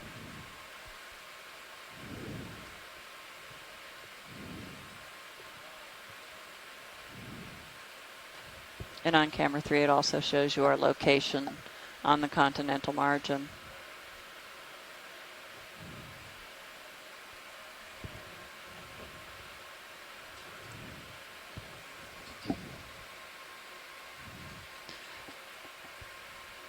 This expedition is, its focus is to investigate and explore habitats across this broad area that we refer to as the continental margin off the southeast U.S. coast. It's kind of a unique continental margin. And when I say continental margin, I mean basically the underwater extension of the continental landmass and rock mass. The material that is closest, the portion of the continental margin that is closest to the shore, we refer to as the continental shelf, and it's can be narrow or broad, but it's typically very flat and goes out to a depth of about 200 meters. And that distance varies from place to place. This is interesting. You can see we're at this transition where the sediment appears to be starting to like fall down slope. Yeah, you can definitely see it draping down.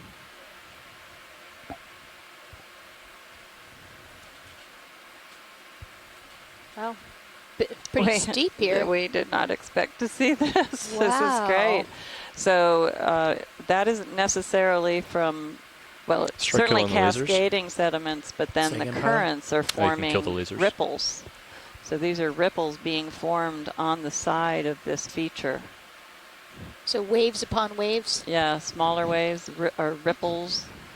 These would be more characterized as ripples. Can zoom past the skid video. Due to the distance between the crests? Yes, yes. And there are different classifications within the generic term of ripples, too, of course. And the smaller the ripple, the lower the velocity, typically. There. And it appears that they are asymmetric, which means one side is sloped at a higher angle than the other, and the higher angled slope would tell you the downside of the current, the downdrift.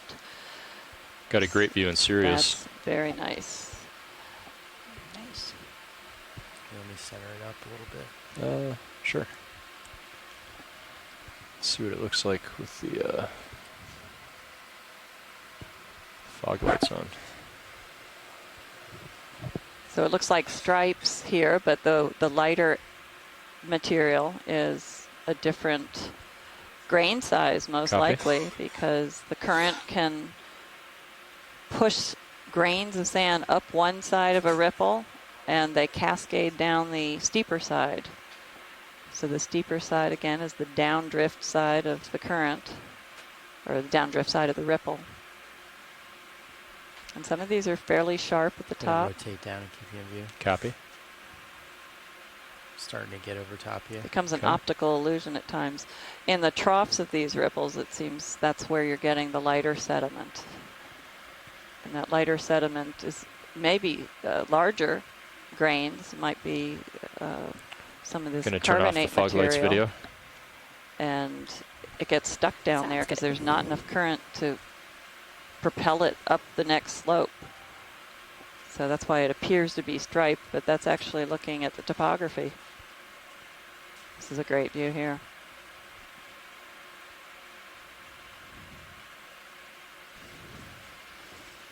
And we're not seeing too many organisms inhabit this region. These ripples probably slowly and steadily migrate southward along with the flow of the current.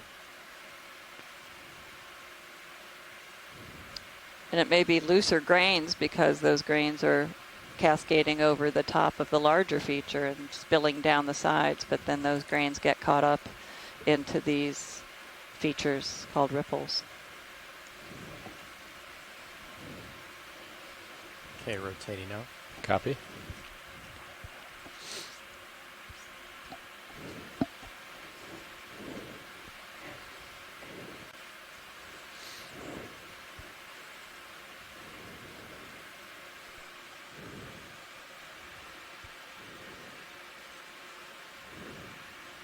Rotating.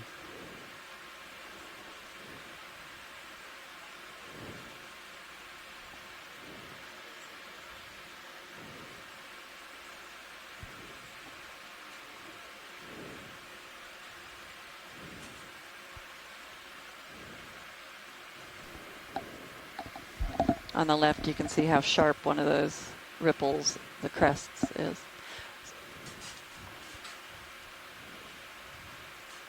We see a lonely glass sponge. Of course, there's another one. Look at this. We're seeing several of these glass sponges that have been able to take advantage of a sargassum weed that has settled onto the seafloor and become the only substrate on which they can attach themselves, and they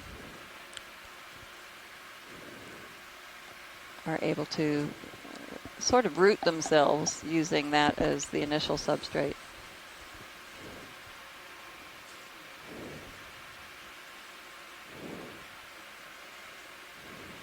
In rocky areas, if we see a slope like this, almost guaranteed it's covered with organisms. There Move just complete. isn't Keep the ball enough rolling. hard Another substrate 50 coming up. for these organisms Bridge, to this is attach RV in this Same environment. move, 50 meters at 350 degrees. As we noted a speed earlier, of we 0 have not decimal seen 2 any knots, rocks. please. We didn't expect to, really.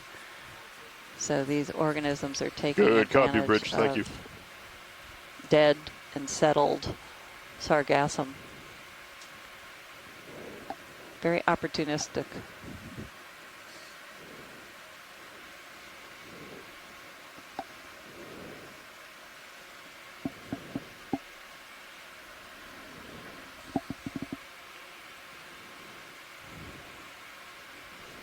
Copy that. Thank you. And again, remember, we're heading into the current. So we're looking at the steeper slopes of these ripples, the downdrift side of them.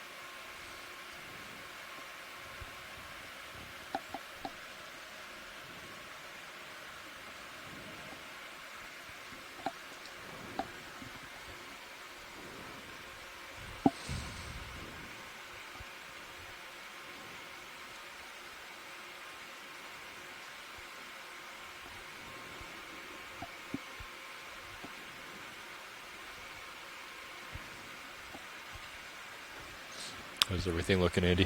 Pretty good. Sweet.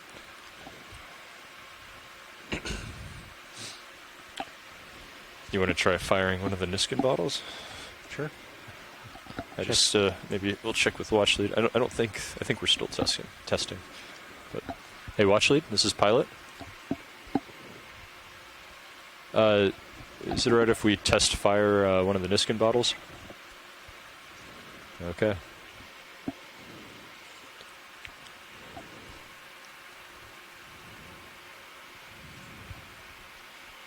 And you just hold it down? I think you reset and then fire. And then you can watch that camera there and you'll see it snap shut when you fire it. Ah, gotcha. Tail cam, yeah. Alright, that's reset. And that's fire. There it goes. It's pretty exciting. Do we get two of them? Just one. I think they did one earlier, yeah. Yeah, they did one at 1341 UTC. So the pilots just fired a Niskin bottle. That's a water sampling device. Looks like an open tube I'm not that sure what the has procedure is, but closures I don't at know if we each mark it end, on the which are HIPAC held map or open until we copying what Bobby did. fire So I'm just treating it like a normal sample. Releases we delete it later. We delete the it later. tension on those the ends, and they clamp shut, collecting a couple. What is it? 1.7 liters of And I know we're doing seawater. You know, In once situ, in place, so we and are able to bring that up and look at it. Resetting and just time part of the of general ascent, hydraulic it maintains its temperature, which believe it me, should is be. quite I think cold. that's the co-pilot's. But also organisms living in the well, water, microorganisms, any other chemical. I don't think you do it constituents. in between, but I think at the very end You can measure the of salinity. the dive, you would make sure it's reset, like at 50 meters or something, like we did yesterday. We periodically So I take believe the these idea is samples that to you get a reset sense of fire and you just leave it. Right. The next Seawater time is you take a telling us. sample, reset fire, and then at the very end you reset it again so that we can put the actual yellow pin in. Okay. All right. Well, then next time we. Next time you should just fire. Yeah. Yep. All right. I'm going to spin down the HPU. Pilot watch 1. Go ahead. Could we stop it? Sure.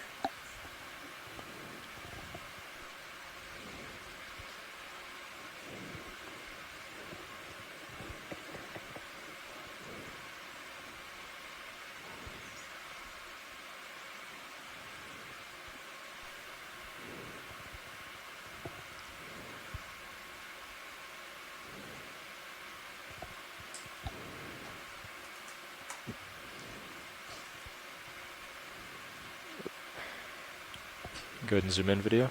All right.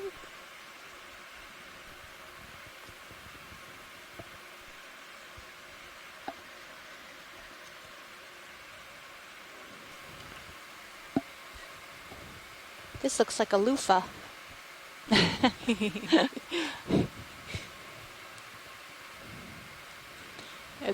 Chris Kelly was commenting that one of the sponges we went over just a few seconds ago, or maybe a minute ago, looked like it was attached to a rock, a little tiny rock, so it might be a different species. Oh my gosh, and I missed it. Looking at ripples too much. Thank you, Chris, for keeping an eye out for rocks. I know you have different reasons, but works for me. This is a Hylanolema. Hylanomina. Imna. Nema. Nema. Hyalinema. Yes.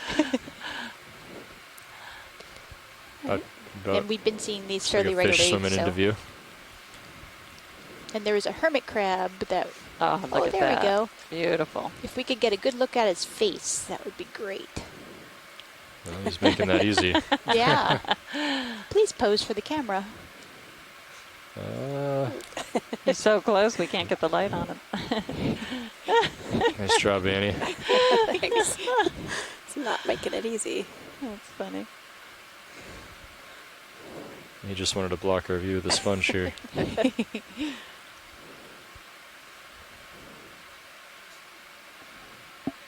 Should we take the lasers off, maybe? Do we need them? I would be happy to turn them off, yes. Lasers off. Get some nice shots for the highlight editors. Yeah. If you just stop coming quite so close. That's funny. It's getting He's cozy. Just sidling up to us. Kind of lonely down here on the seafloor. There he goes. Come back. All right. Come full wide, and of course, feel free to lose the skids. Sounds good. I'm rotating down, pilot. Copy. I'm going to push ahead. I'm at 8-1.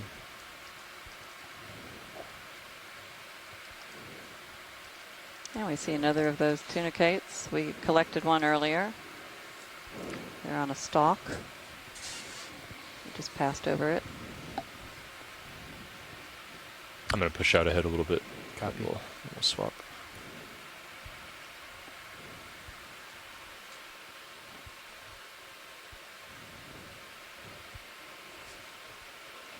Go ahead. Yeah, sure.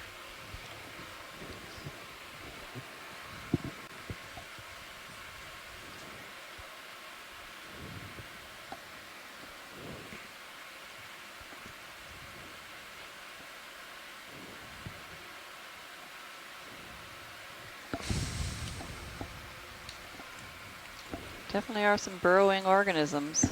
We just can't see them. You see their So traces. I've got auto head and auto depth in, but we'll float backward. Copy. Copy that, Bridge. Thank you. Get a little bigger delta. Continue the moves. Some of these features like burrows and grazing marks Right. You can are go. preserved Shouldn't really in the affect us rock that much. record. Right, another 50. And Yes, they please. tell us Bridge, this something is about an RV nav. organism. We call them trace fossils. We like what you've been doing so far, so we'd like to do it again. Another 50 meters at 350 often don't degrees, know a speed of what 0 organism decimal 2 knots, created please. the specific trace, but they do tell us something about the environment, Good copy, Bridge. Thank you. which is why we often look at rocks is more to tell us the environment, that they Watch are good lead. This is RV indicators. nav. In fact, this environment, if it were Go preserved, ahead, RV Nev. Just wanted to let It you would know that be- we finished another 100-meter segment. That's a total of it would be 500 meters preserved so far. as a mudstone. Copy that. Thank you. Lithified mud, basically. And we would see ripples in it that would tell us current velocities. The larger the ripple, the stronger the current. It would tell us the current direction. If we could collect a rock in place push and ahead. know its orientation, then we could determine And then the path of we're going ancient along currents with as 350. well. 350, that's correct. Copy. Just for everybody's information, we've now made 500 meters Good copy, Bridge. transect Thank you. since we hit the bottom. I think that's about Go halfway. ahead and I would push hard ahead, and I'll tilt up to 45 for you. Okay. Pushing forward. We just passed over an anemone that looked very similar to the one that we saw previously.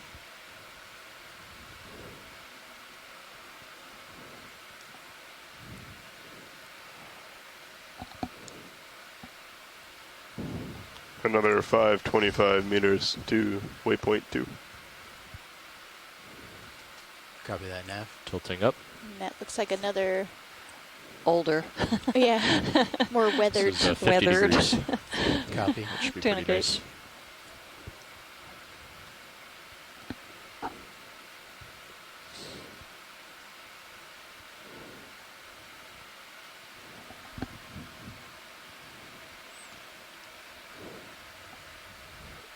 We haven't seen as many of these mounds that we saw earlier. Yeah, that's true.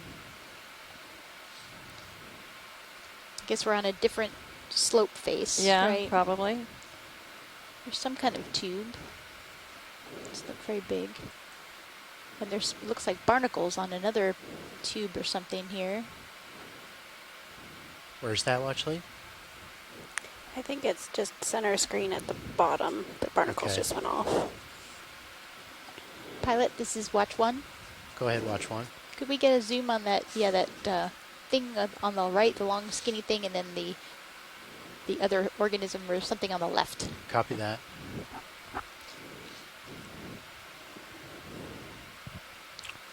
Okay, I'm gonna come down in just a few meters and give you a little more tether.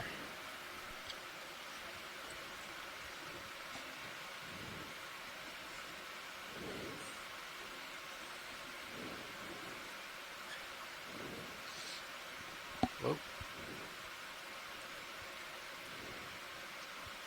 Still getting the hang of the little bit of current here. Okay.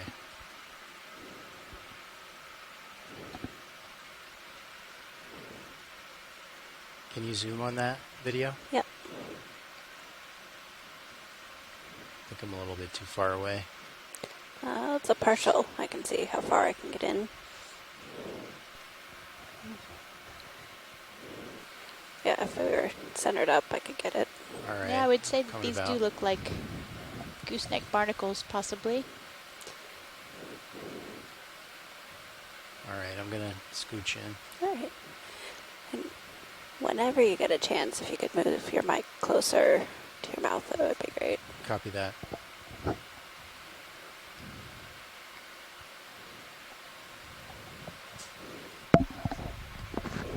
How's that? That's perfect.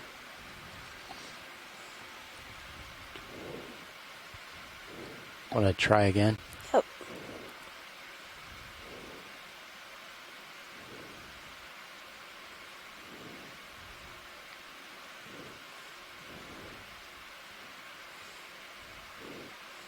Do you want me to get in closer, watch lead? Is that what you wanted to see? Looks like barnacles maybe on a former tunicate stock, like the tunicate that we collected. Okay. Okay, tilting down. Yeah, let's take a look Copy. at that other object we Now saw. looking down at 70 degrees. Okay. Yeah, Bob Carney said it might be a xenophyophore, which would be our first one of those that we've seen. What's the other object, watch lead? It's the thing that's just in front of the skid. There's a little... just below the lasers now. Yeah, just below Okay. the lasers.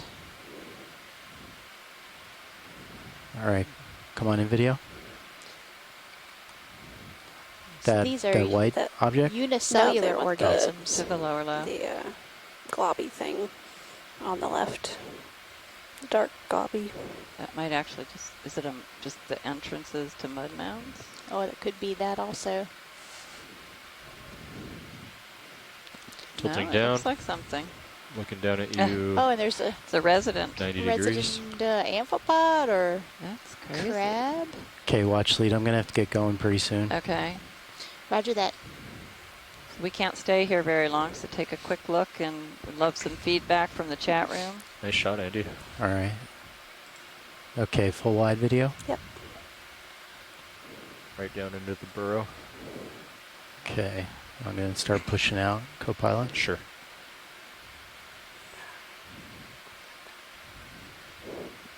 That was interesting, whatever it was. Is that full wide video? It was. Okay, just past the skids. You can go back past the skids. All right.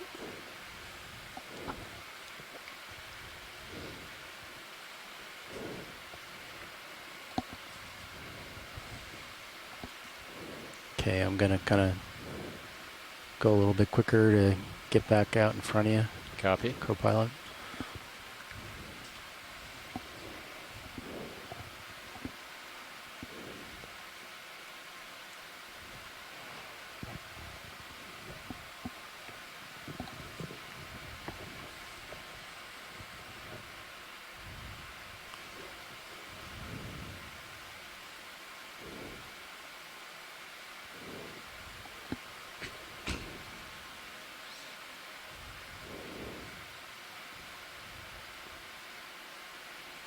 Okay, that's a little bit more comfortable. Okay, camera is at 50 is that degrees. Another beer can? Copy that. What, I can't tell what that is that we're passing Looks like over. there's a fish going off I thought left. like a Maybe not. globular sponge, round Okay. sponge. I'm not sure. Right. No, Sorry. I think you're right. We want to take It's a up peek in at the dark. these? A quick video zoom? Sure, if that's possible. Sure. Do you want to try to get the fish first? Which fish? Oh, Not maybe fish, it's just the, a sponge. sponges. Never mind. The two white, right in the center. Okay. Setting down. Okay, you can come in video. All right.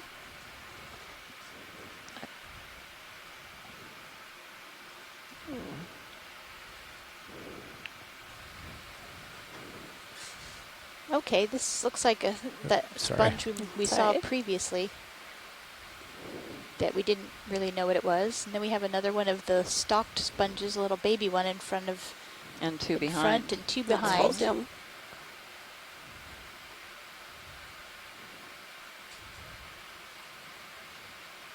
Can we pan over maybe to the left to see Sure. Come on out the video. mound that's there? There's something on that. Yeah, it looks like there's something growing on the sargassum.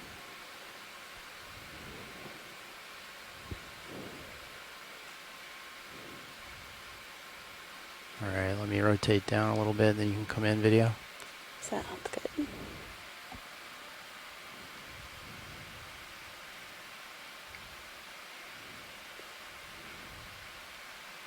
Well, that's a blue scale worm, Sorry isn't about it? that. Wow. I think he's roaming around. Tilting Is down. that a Copy that, Bridge. Precision Thank you. that's holding Pilot everything CRA together? with another move. I don't know. Sounds I good to see me. a stalk. Keep it rolling another 50 meters. Okay, yeah. Bridge, this is RV nav. Same move, 50 meters at 350 degrees, speed 0.2 Hi knots, guys, please. this is Chris Kelly calling in. Looking Hi, at Chris. for How you, are you? video? Hi, Chris. Good copy, Video's Bridge. clear Thank you. whenever. Okay, watch lead. Is that good for this organism? Okay, that's better. We want to. Just a comment on those sponges and the one you're looking at now. The one that's on screen, I'm a little delayed. Looks like some type of clatterized to me, but I don't know if I've ever seen that particular variety again before. But that's a carnivorous sponge, and he's all fouled with this sargassum, so that probably is impacting his ability to capture prey. I'm going to have to start moving the soon, watch lead. Before that, they look like they were also Copy that, Bridge. Thank you. Yeah, watch lead. If this is something we're interested in collecting, we'll have to make a decision a lot of the pretty quickly. In Move the on. genus Hyalomina, they go to a subgenera, but then the species are not very well known beyond that. Okay. But we've seen them out We'll here go ahead and move on. rocks Okay. mostly. Full they wide. have what's called a Video. lophophlitus attachment, which means All right. they attach I'm going to push out. via thread Yep, to go the ahead. substrate. And they can apparently do this on rock or in sediment. And so that's what I think those two pot-bellied sponges are, and that's pretty interesting because, again, we only saw them on rocks out here in the Pacific, but it sure looks like that's what it is. Wow, that's really interesting, Chris. We're thinking about a collection, but unfortunately the ship is moving us along, so we aren't going to be able to do that. But really happy to have those more positive IDs. Thanks so much, Chris. Yeah, you're welcome. That might be the first carnivorous sponge that I've seen with my own eyes. That's exciting. Yeah, that's the best guess. I mean, Shirley was on. She's kind of the expert in I'm the at demo 45 sponges, degrees. and that's Copy what that, the pilot. clatterizers are. But it sure looks very familiar to some of the confirmed clatterizers that we've had out in the Pacific the last few years.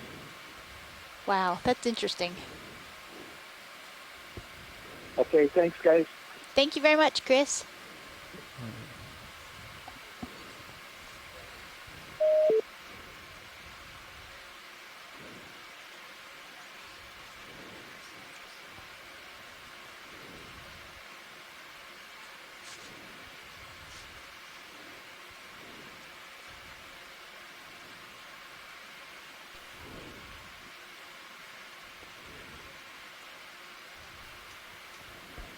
Nice to see a little color down here with those blue worms. Quite vivid.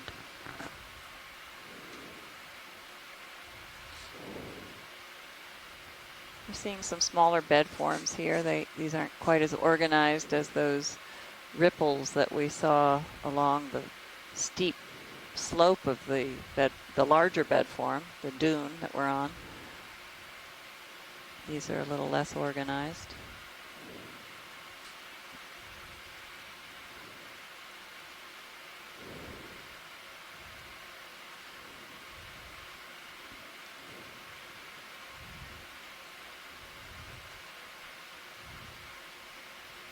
Okay, looks like we're streamed again. We're looking pretty good. Go ahead, watch one. Yep, give me 1 second to calculate it. Let me get in front of this.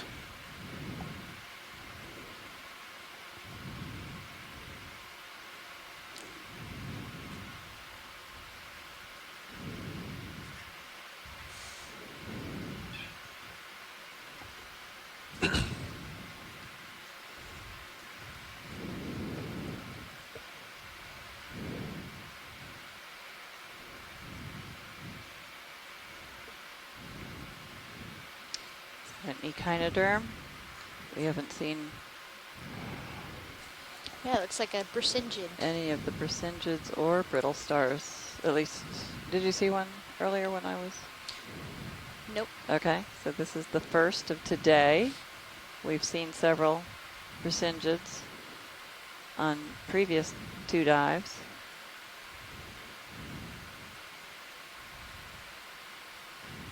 And until looking at Okay, I'm gonna This kind of depth, I come didn't back realize over. that there were some that actually just laid on Co-pilot. the sediment and captured See your light things pool pretty at the clearly, end of so their yeah. arms. Instead of migrating around, yeah. I've never Or heard being, of that. yeah, up on some kind of coral or elevated off the seafloor. Watch lead, this is Nav. Go ahead, Nev. We have about 1 hour and 11 minutes left in our dive. Roger that. Thank you.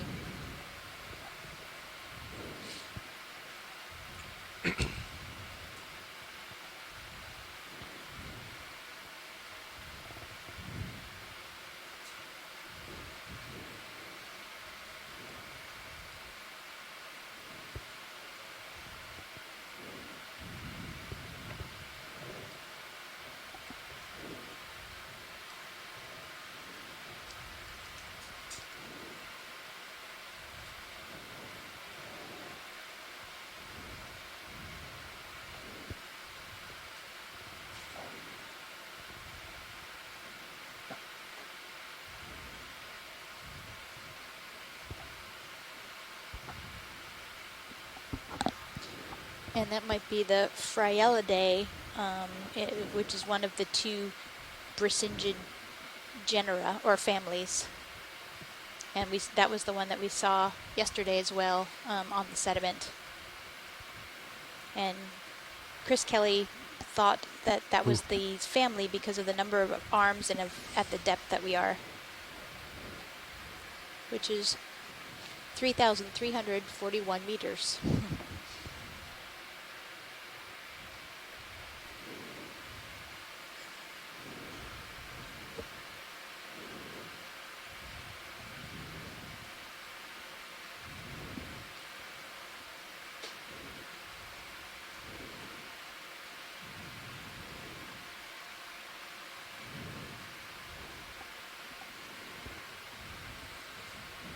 So pilots, if we are going to make it to waypoint 2 within the time that we have left, going at decimal 2 knots, we'd have about 6 minutes of not having to be moving.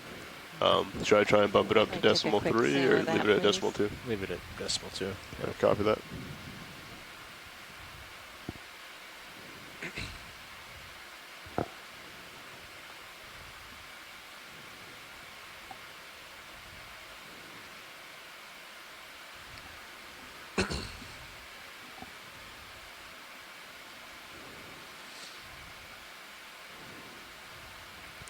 Is that a fish?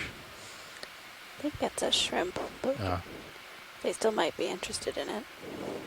Okay. Yeah, something on the sargassum. It's a little different, but maybe it's just a remnant stock of something else. Okay, you wanna? Oop. Yeah, just a quick zoom. And there's a little fish there. Tilting down. Looks like a shrimp in the background. Looking at 60 degrees. And the stalk doesn't look too healthy, whatever it is. Copy that, co-pilot. Wonder if that's a sea pen, a former sea pen. Well, the knobbiness Oop, of there he that goes. stock looks to me like it would be a crinoid stock, but Okay, I'm not coming sure. off. I haven't got a zoom in yet. Or a full wide. Copy video.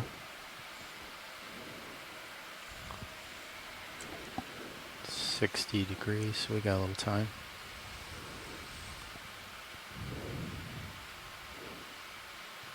Up.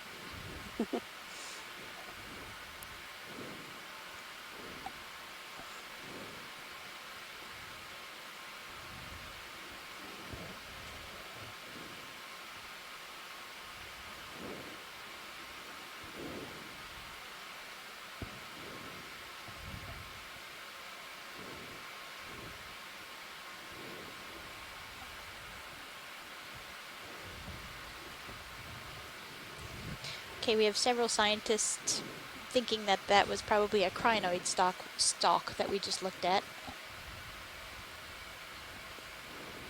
Now we're coming up on another sponge. Tilting down.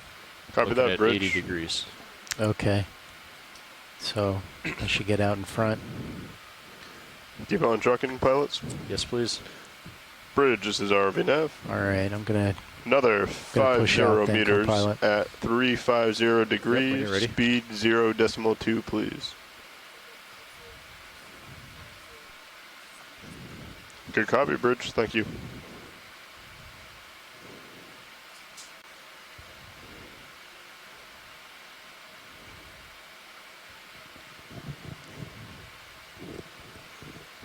Watch lead, this is RV Nav.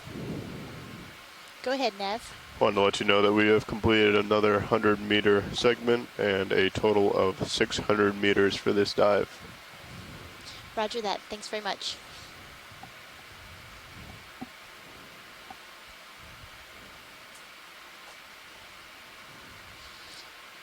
So we've Tilting moved up. 600 meters now since our initial point where we sat down on the seafloor. I'm now looking at 50 degrees. Copy. Copy that, Bridge. Thank you. And it looks like we have another glass sponge coming up here.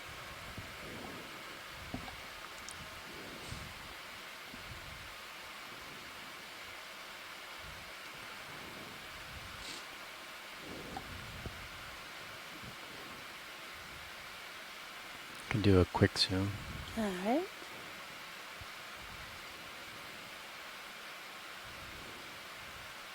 Beautiful.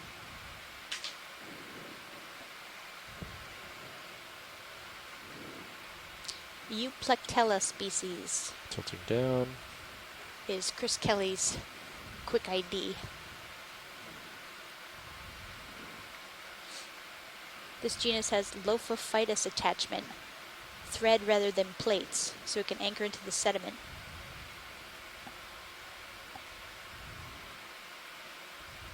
Looks like there's a worm or Other something inside it euplectellids have at the base. basophytus attachment, and they glue to rocks Video's via clear a plate. whenever. Okay. Looking down Full line. 70 degrees. All right, I'm going to get going. Full wide. Tell you what, if you push forward and I'll tilt up to like 30 or 40 degrees, you'll have more time. Okay. To find stuff. All right, I'm going out.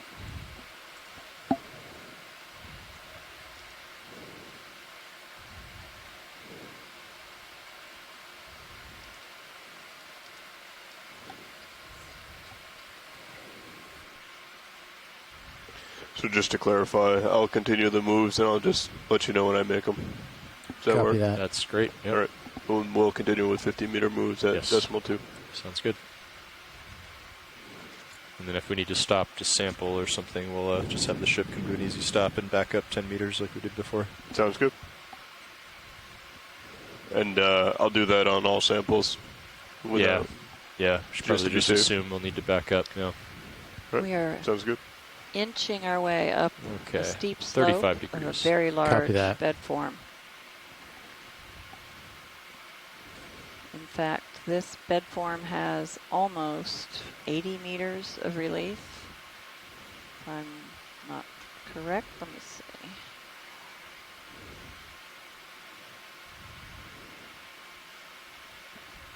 Okay, I'm in front now.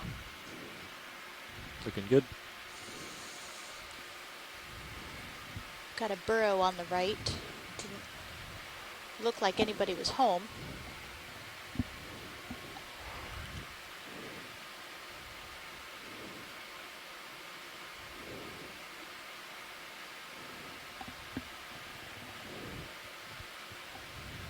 Actually, I was confusing with tomorrow's dive. I have to keep these dives straight. And I was looking at the profile that we took of this area. This is a 30-meter high sand wave or giant bed form. So 30 meters. That's that's huge. And so we're climbing up this slope. I don't know if we'll make it to the crest. It's some distance to cover. I don't think we will. Nav said that we need to only have about 6 minutes of stop time if we're going to make it to the crest. Okay. We're at 3,332 meters now, so we've come up a bit, quite a bit. 10 meters or so.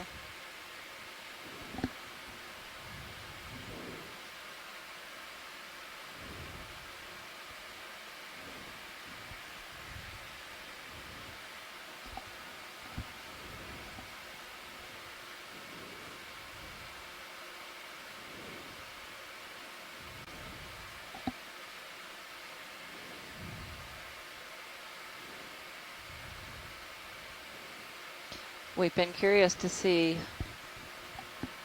what was going to be on this kind of substrate. We expected it to be mud. We didn't expect to find rock outcrops. We knew that we were diving in an area of these giant bed forms. And so this is truly an exploration. We didn't know what to expect, and it's good that we can sort of characterize this whole area as being very similar. I think once we look at the video and go through the distance of the dive, we might see broad differences from when we first started and through the middle until now, but generally it's been quite similar.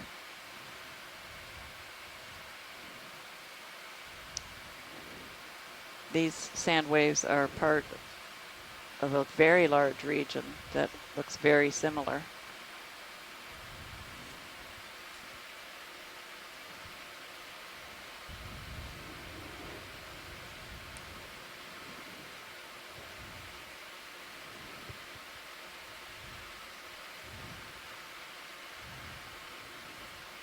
What we're doing today is called ground truthing. We've made some hypotheses as to what we'd find by looking at the multi-beam, by looking at past records of sediment samples that were collected from various means. There have been some drill holes nearby to this region. I don't think any in these sand fields. There have been, what else do we have? An Alvin dive, not right here, but close by. And so for this specific area, we didn't have a lot of information. So seeing it with the eyes of the ROV is a nice ground truth to what we predicted. In terms of the biota, we really just didn't know. Is that fair to say, Cheryl? Yeah, I mean, at this depth, the biota is going to be few and far between, especially without hard substrate. So.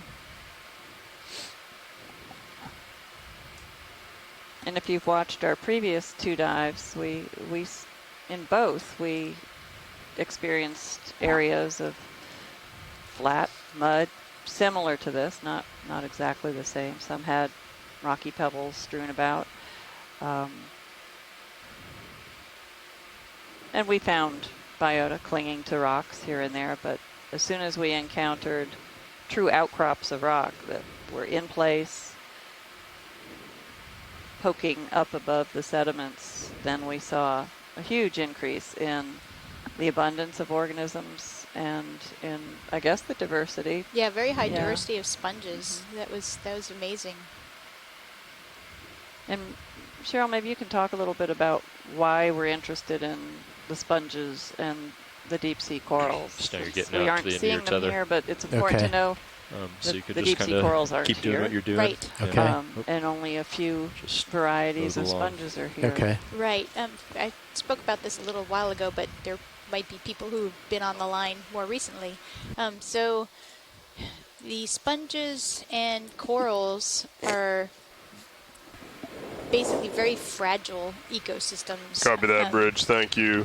So and if Bridge, we were the ROV to nav destroy a habitat, would like to make another move, same exact thing, 50 meters at 350 degrees, speed 0.2 knots, so if please. a fishing net, for So that's instance, just the were to current come right and now. wipe out one of these Good copy, areas Bridge. of Thank you. sponges or corals,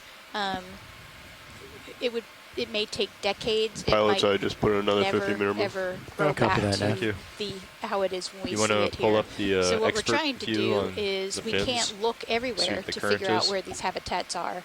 So we use I started moving again. Yep. habitat suitability Here, we can, modeling, we can do which that, takes though. into Yeah, let's do account it. things about the All life right. history of organisms Copy that, and Bridge. Thank you. information about their So here I'll environmental point into it, constraints. and then I'll drift. And we try to predict where these habitats are, and then we need to ground truth those models. So this kind of thing, coming out with an ROV, putting eyes on the bottom, and seeing if we're correct that this is or is not an area where there are these sensitive habitats.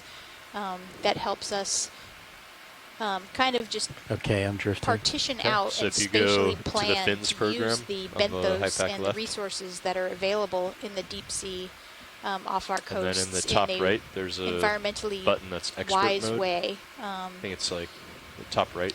So there's Top fishing right of that that may window, impact them. There's also exploration for oil and and then on gas. the left side of the screen, there and should be so like velocity north and as east or humans, something. we And then a total north velocity. speed, will east need speed. resources And then what's from the the one deep below sea that? more and more as time Vert goes speed, on. speed Yet norm. we can extract Should them be the and use them in a sensible total way if we just speed know where vector. things are. I'm not sure what it's labeled, but it's below north and east. Below north and east is vert speed, and then below that is speed norm. What is speed norm? Okay, I'm going to push forward. Speed a little norm bit. is And it would zero seem as decimal. if this area Okay, that we're sorry. in here No. Okay. would Look be, at it now. Given I was just the thrusting. proximity 0 of so decimal many 17, millions of people that live along the 18, southeast about coast, 0.2 it seems knots or that, so. of course, this Decimal 2 area would be knots. very well known, and we would know exactly where everything is. Okay, I'm and gonna that's push so back up not true. into the Every dive that we've done center. has been in places where people have not been before, or very not even close, which is rather amazing. And so all of this information is really important to managing our watch deep lead's sea calling you, pilot. resources in a sustainable Go ahead and way. watch lead.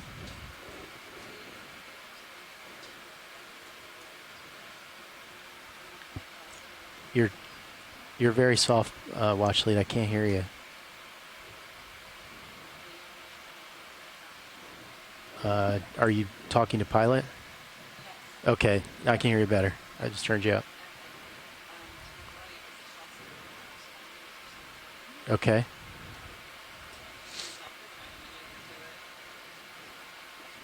We were doing a drift test real quick to get a feel for the current.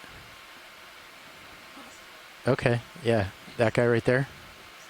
All right. Tilting down, looking at you, 80 degrees. Okay. All right, Watchley, we can get a quick zoom on that, and then we're gonna have to move on.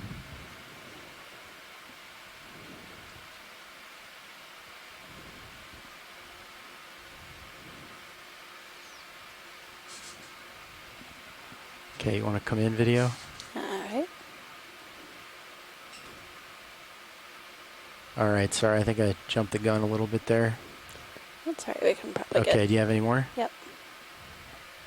Nope. Oops.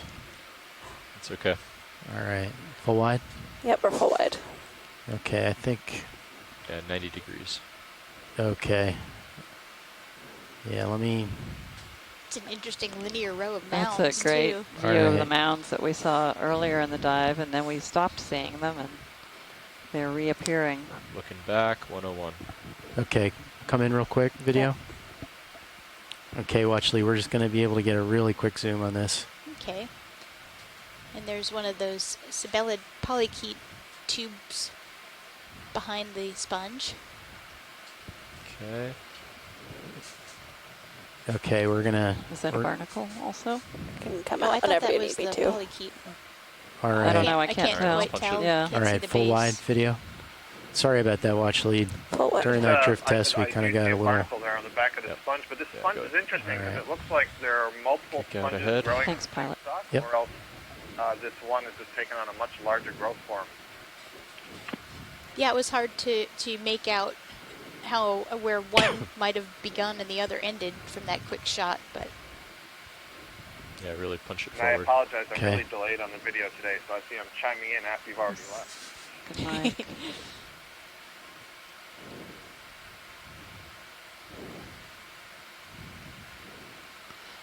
From a distance, some of these burrow Tilting up. features they look like fish or organisms. But they Passing just turn 90, out to be passing burrows 80. or mounds from burrowing. Okay, I'm looking 45 now. Haven't seen any of the beaked Copy that. whale feeding holes. no, that Tilts was. up to 40. It's been a long time since we've seen Okay. one of Yeah, those. yeah. All right, I'm going to slow down a little bit.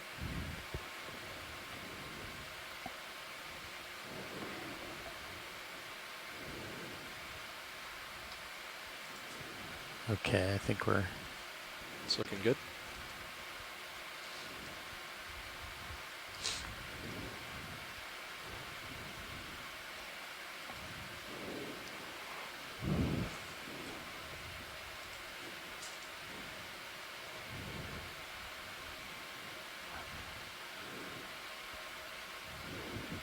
Is that a shrimp? I think it might be a polychaete. Yeah, let's get a zoom on that baby. Okay. We'll try and chase him. I think he might be. I think he's going to win. Yeah. I don't know if that's a shrimp. Is that a mysid? Couldn't quite tell before he got away. It's a little more agile.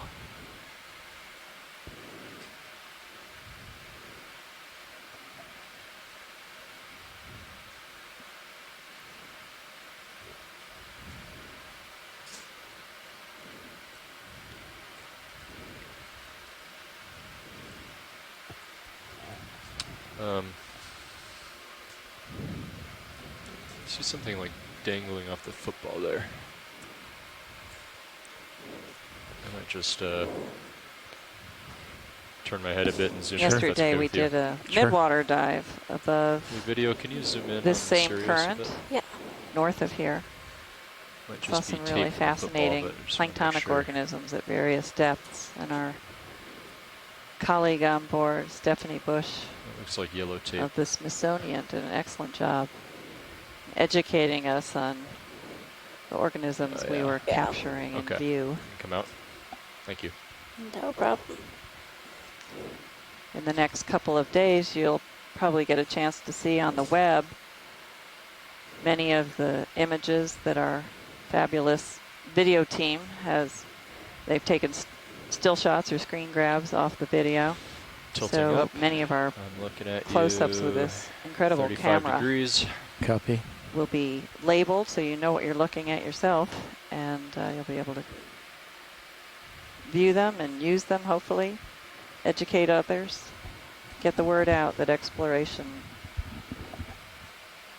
is worthwhile, that we are searching the unknown and finding some very interesting organisms and habitats.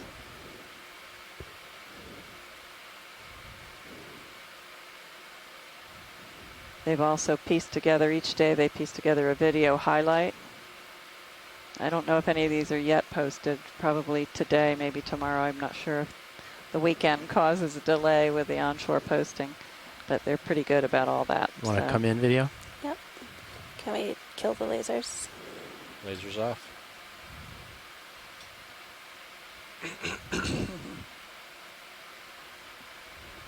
Tilting down.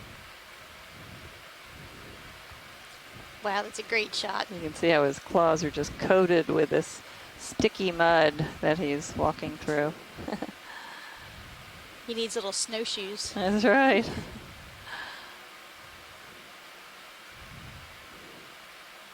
This little stalked sponge on the left.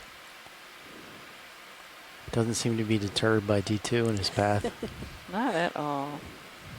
He's coming to visit us. Who do you think will back off first? Notice that several of the hermit crabs we've seen have this same shell. I've never seen that Doesn't species. look like I he's certainly don't stopping see them anytime crawling soon. around. Of course, they might be living underneath. And actually, it might not even be a shell at all. It might be just an anemone. The entire thing is an anemone? Because it looked, I think there's a spiral on the other Oh, side. you can see an actual shell. He's starting to get a little Well, too but there are close. these anemones that create the shell themselves, and the advantage there is that there are so few gastropods in the deep sea that the crab doesn't have to keep finding. Oh, this That's as is far what you down were as I talking can about go. yesterday. Okay. Very interesting. Looks like he's going Well, to that win. would explain why I think he's looking there for are a so bigger many shell. of them. Yeah, because there are no snails. It's a bonus for the anemone as well, because Sure. there's much hard substrate for the anemone to be on, so they're both winning. Yeah, and the anemone gets a free ride, doesn't have to stay in one place. It's higher up in the currents. Everything.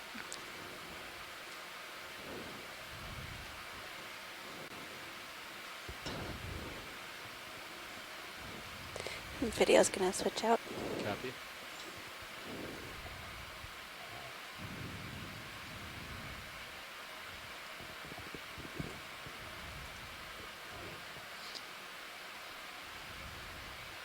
What's that right in front of us?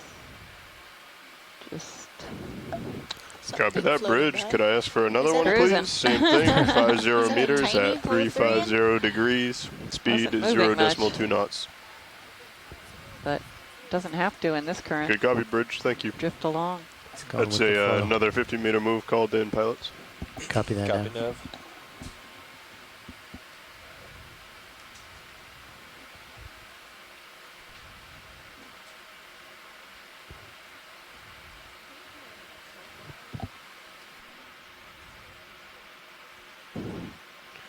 Watch lead, this is ROV Nav. Just want to let you know that we have completed another 100-meter transect, a total of 700 meters on this dive. So we've just crossed 700 meters worth of transecting. So Copy that, bridge. Thank you. We're at 3,327 feet. Meters, sorry. 3,327 meters.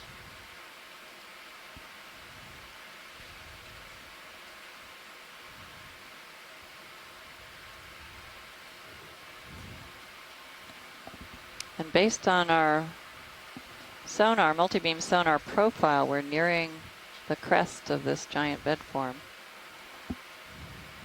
It's another line of burrows or whatever these little mounds are. And another trail. Maybe a hard urchin trail. We haven't seen as many of those today at all as we did yesterday. And the day before. Mm-hmm.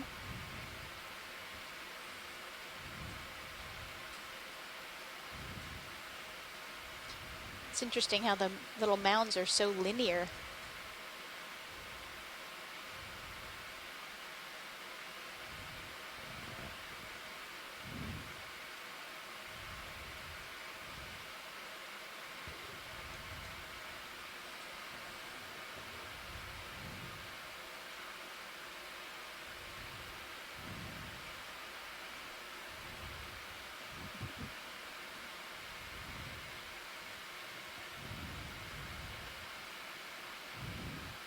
I wonder if it's the same organism. I was wondering that also. You know, they burrow and mound in one place and then move on to the next.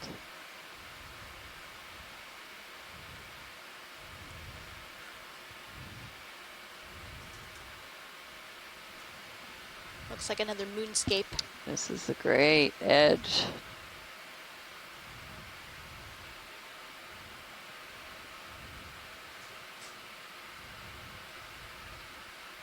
So if you joined us recently and thought you were on a flat slope, you were wrong. We've been climbing the steep face of a very large bed form, giant sand wave.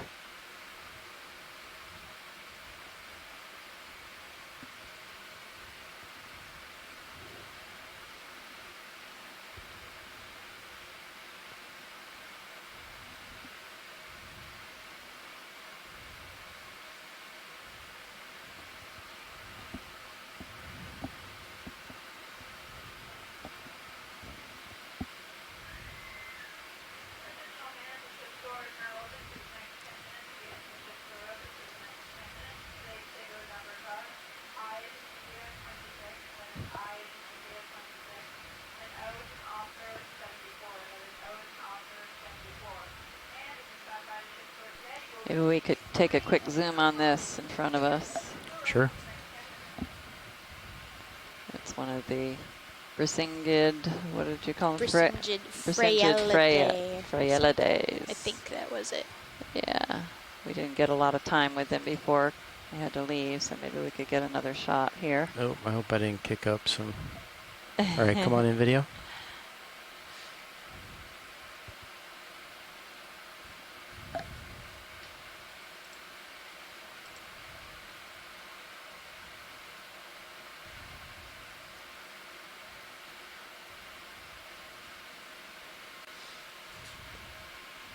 Is that full zoom?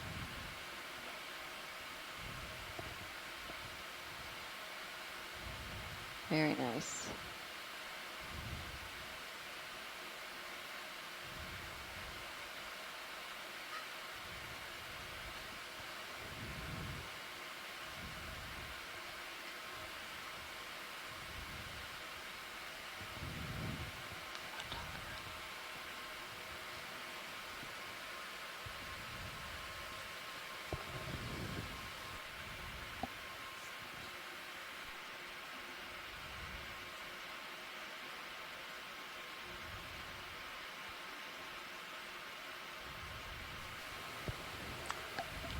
Tilting down.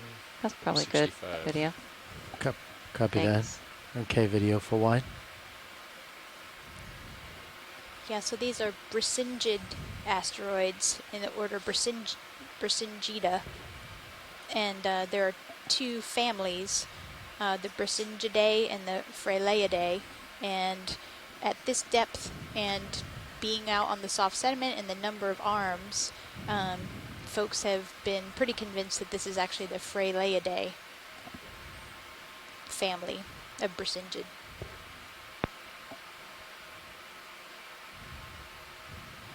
Is that full wide video? Or are you just Quite a zoom in? dip here. Yeah. Ooh.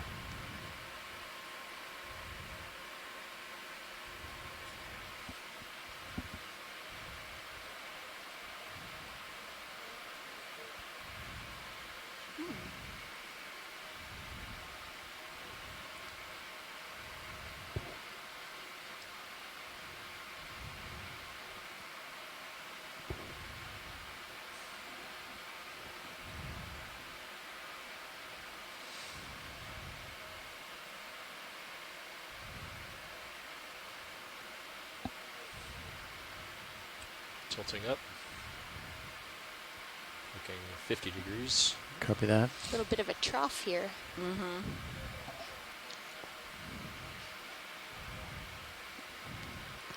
Yeah, we're seeing small bed forms in front of us that are on top of medium-sized bed forms, which are actually quite large, and then both of those are on this giant bed form that we are nearing its summit.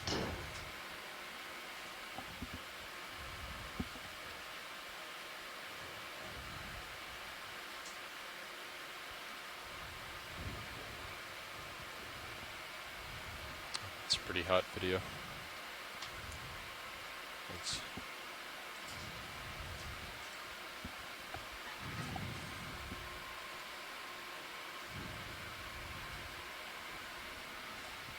There's another glass sponge.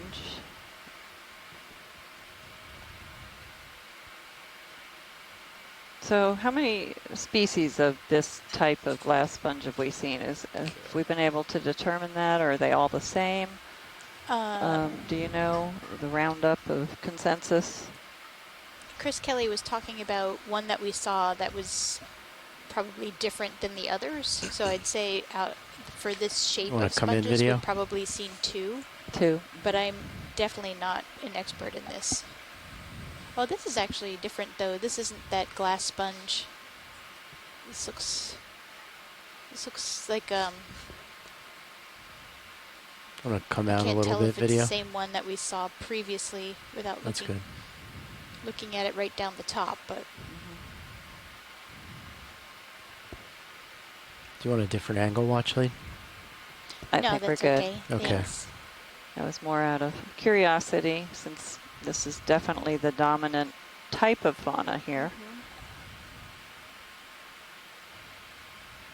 Yeah, we can move on. Copy. Okay, full wide video. Yeah, almost all of the organisms that we've seen have been stalked.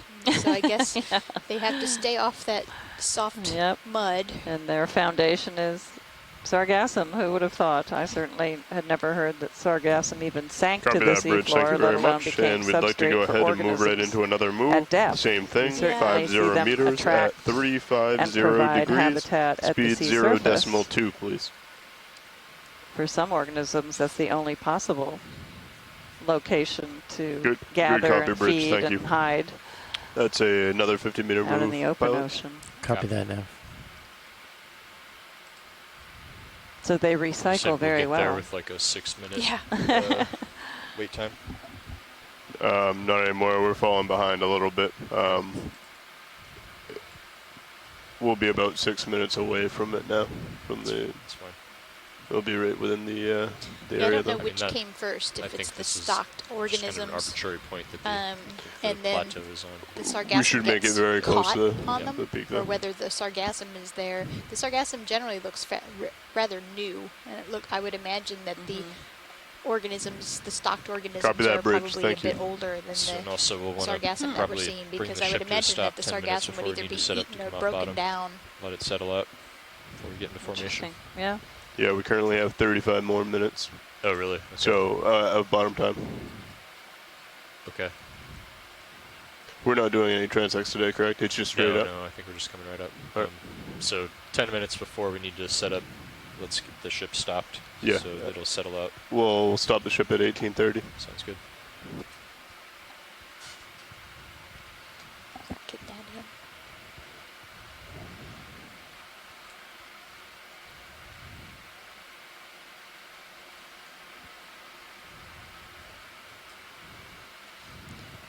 Yeah, we just got kicked out of the chat room and have found our way back in. It looks like other people are having a little bit of trouble right now too with video and audio.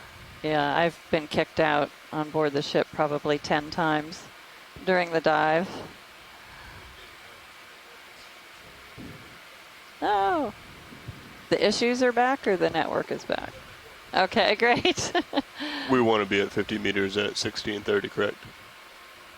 4:30? 4:30 local, yeah. Copy. Yeah, we have 34 minutes then of bottom time. Copy. Ooh. Something over here. Fish. We've been on bottom for about 3.5 hours, and we have traversed over 700 meters so far.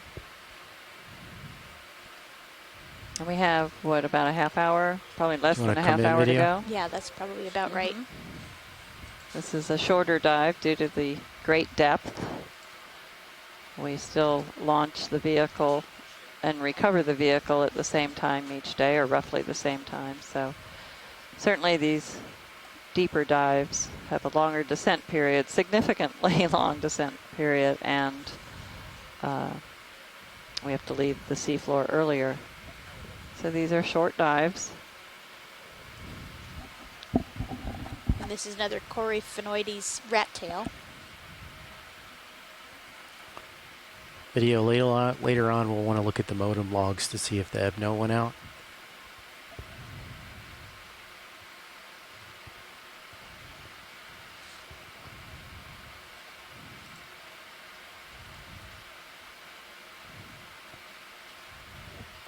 Yeah, the chat is.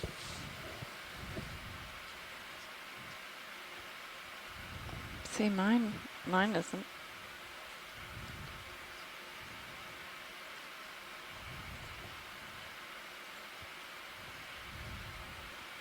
I wonder if Tilting down, looking at is 70 degrees. Okay, I'm going to start heading back into the middle and out front. Okay. It's a pretty hot video.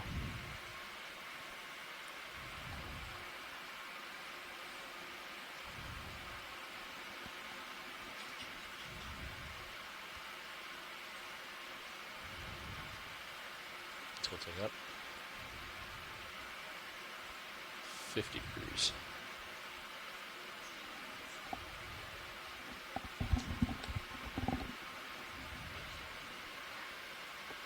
Watch lead, this is ROV Nav. Wanted to let you know that we have 30 minutes of bottom time left in the dive today.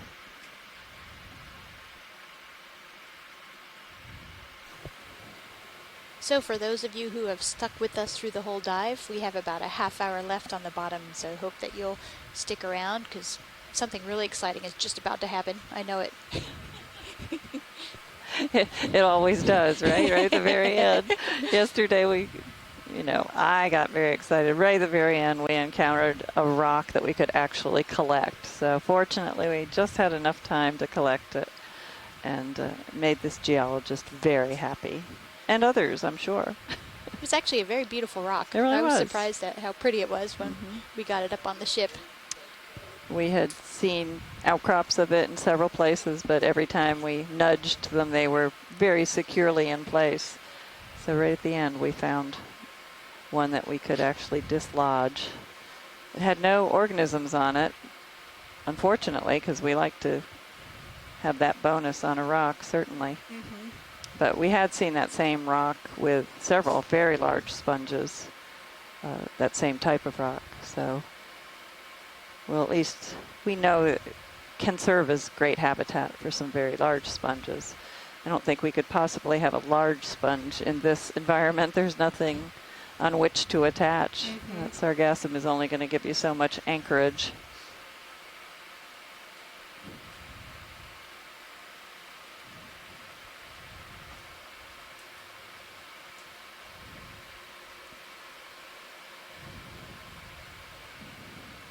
Yeah, the only coral species I could imagine that would live here would be the flabellum, genus flabellum, and they actually live sitting on sedimented surfaces or substrates.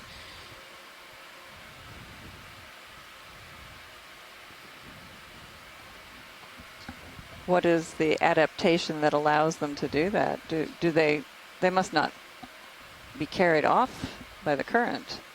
Yeah, so it must be a fairly low current area. Yeah. We found them in the middle of the canyons, in mid-Atlantic canyons. Really? Huh. Trawling in the middle there in this type of habitat. But they actually do have a tiny little base, so they begin by settling on something, but it can be like a little bit bigger than a sand grain, maybe some tiny pebble. But then they basically grow, and then they must be heavy enough to just not get knocked around too much.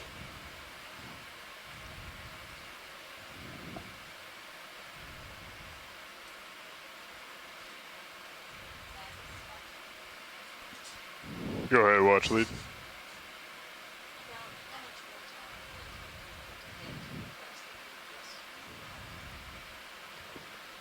If we just continue motoring on, it will take about 41 minutes, and we currently have 29 minutes left. So, well,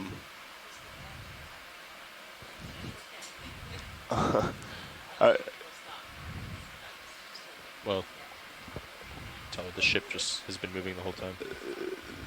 The ship has been moving the whole time, so it's not stopping to look at samples or to take snap videos.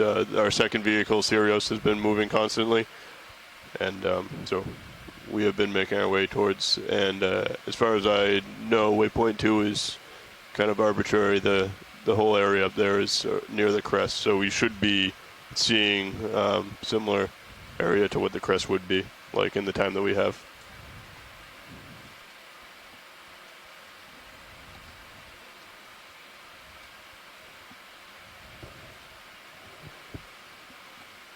Oopsie.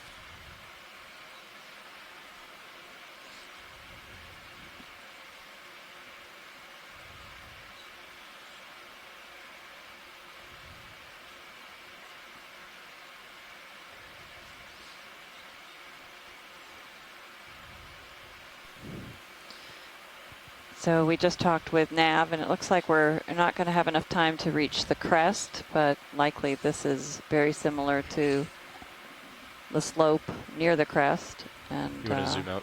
we wouldn't be able to go down the other side anyway. It's very difficult for us to see anything when the bottom is dropping off in front of us.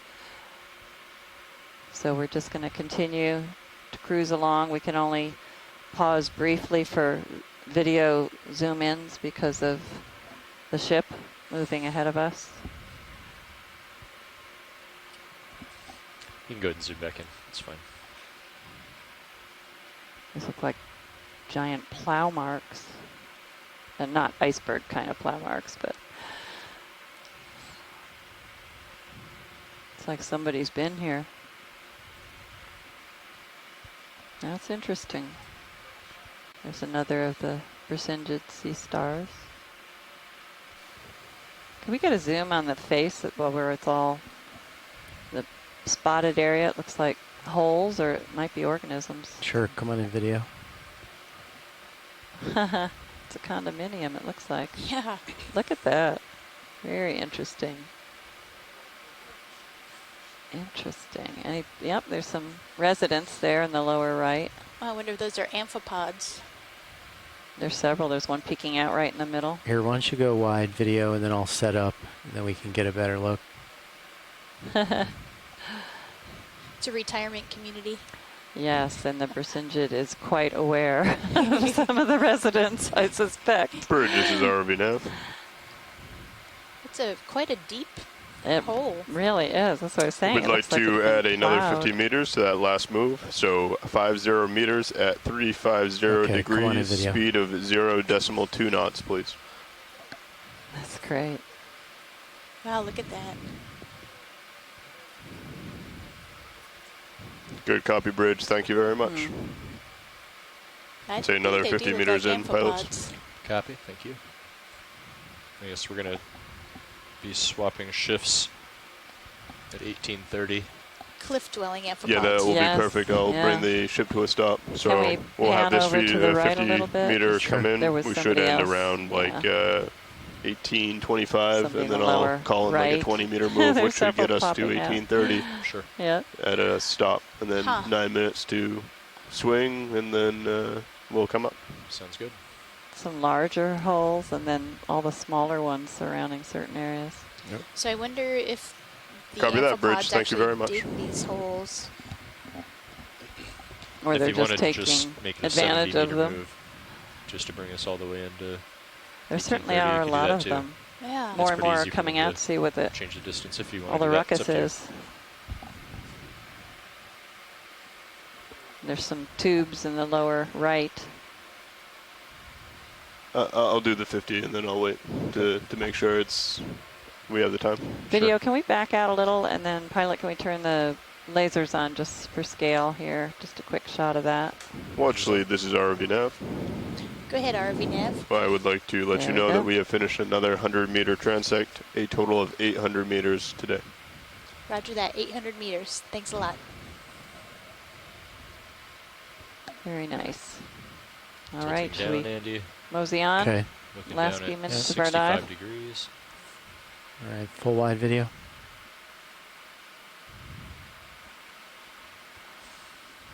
That is definitely a substantial hole.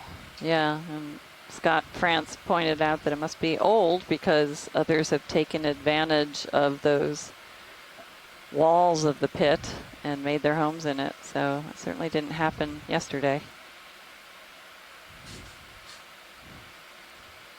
Yeah, and Tina pointed out called this an amphipod hive, and there are crustaceans that actually use sponges like bees use hives, and they are use social, just like bees are with a queen and worker shrimps. So those are snapping shrimp that inhabit the sponges in shallow waters. So who knows? Maybe there's actually a social structure involved in that group of amphipods.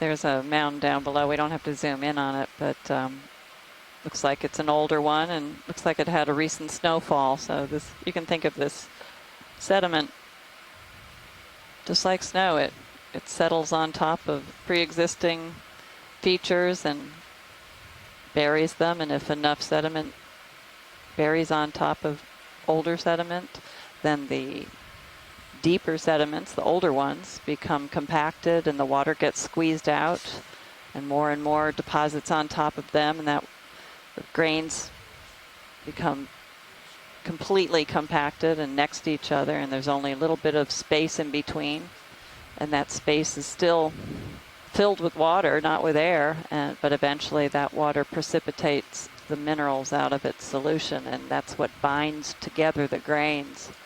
And that process from being individual grains like what we see at the surface, we would call this an ooze if it's mostly organism remains, or we would call it mud if it's just clay and other minerals, clay particle sizes and minerals. Eventually, once it starts getting squeezed from being buried, we call it an indurated sediment. And you can have degrees of induration. The more squeezed and compacted, it gets stiffer and harder to disaggregate, but that becomes a well-indurated sediment. And eventually, when those grains get cemented together by those tiny bits Yeah, of I think I'm going fluids to try test that firing one of the remain Niskins. between the grains, then we have done it yet. lithification. Sounds good. Feel free to fire And away. that's when we start calling it a I rock. will record the time and So we depth. have degrees of induration leading to lithification. And of course we have names for all of those different stages, and it all starts with what is triggered. the sediment composed of 1821 UTC. and what are the grain sizes. In this case, I'm fairly sure that most of the finest material are the hard part remains of planktonic algae that create tiny microscopic calcareous or calcium carbonate remains, maybe some diatoms that make silica-rich remains, and their hard parts settle, and they're the finest sizes of materials here, and that makes up the bulk of the sediment. And then the slightly larger material is based on what we saw from yesterday's sample, is almost solely made of calcium carbonate. And it is foraminifera, which is a single-celled organism. It's not even an animal. It's in kingdom Protista. And they are extremely abundant in the oceans and make up huge percentages of the world's deep-sea sediments. And we don't find them in great abundance near shore because Come on in, video. there are too many other sediments that kind of overwhelm their numbers, so it's harder to find them in the amounts of sands and quartzes and all the other materials that come off of the continent themselves.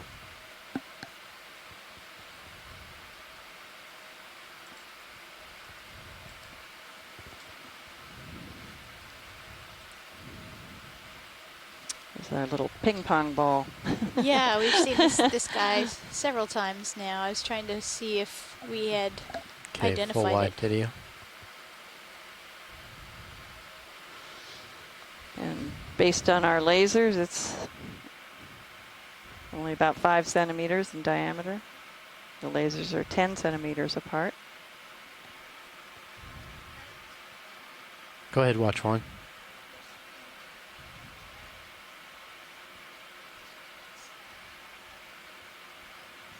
Okay. I'm just about to put the lasers on it right now. Is that what you're talking about? Okay.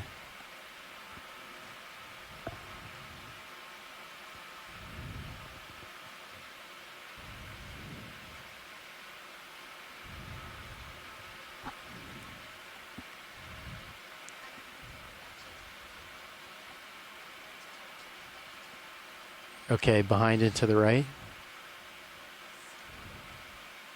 Oh, but like behind it, like farther away from D2?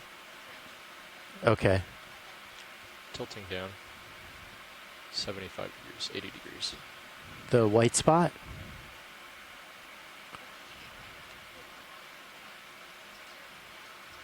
Okay. All right, I'm just about to put it, it's right between lasers right now. Is that what you're talking about?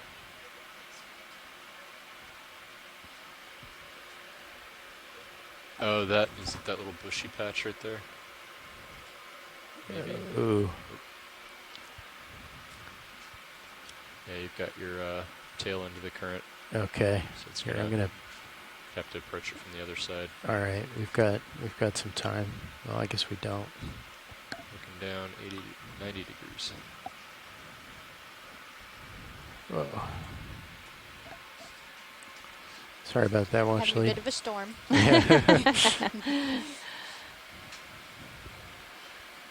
They were predicted for today.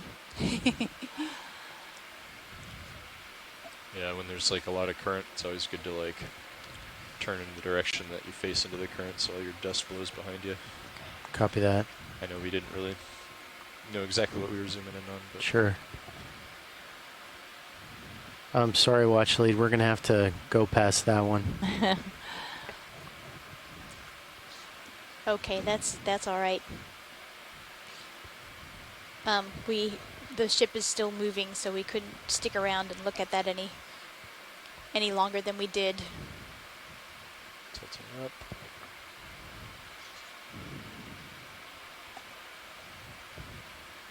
I'll get way out in front, watch lead, so if we see another, we'll have some time. Tilting up. I'm looking 40 degrees. Looks like a little more marine debris, sadly.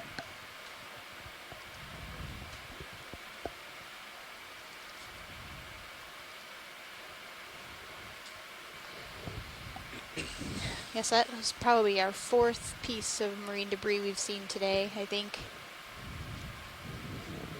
Yeah, and for being 300 kilometers offshore, that's surprising. It sure is. Okay, you're out at the end of your tether now. Okay. That might be another little amphipod swimming.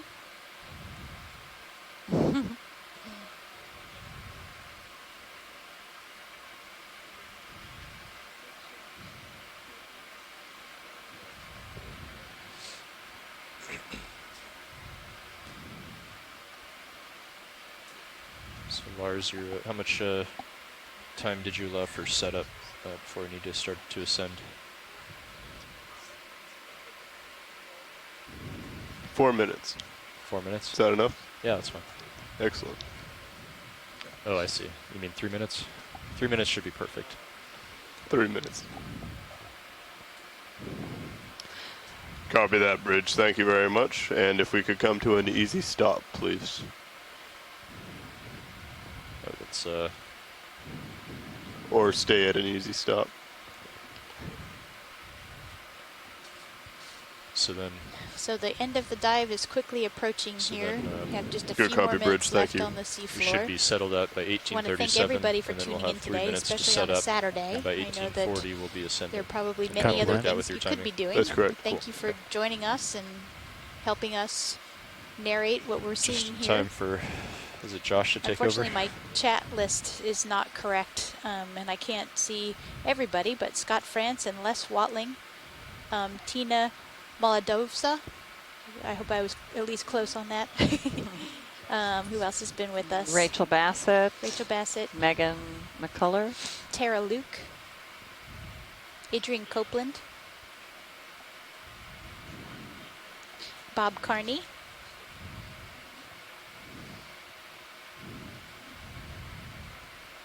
Scott Harris at some point.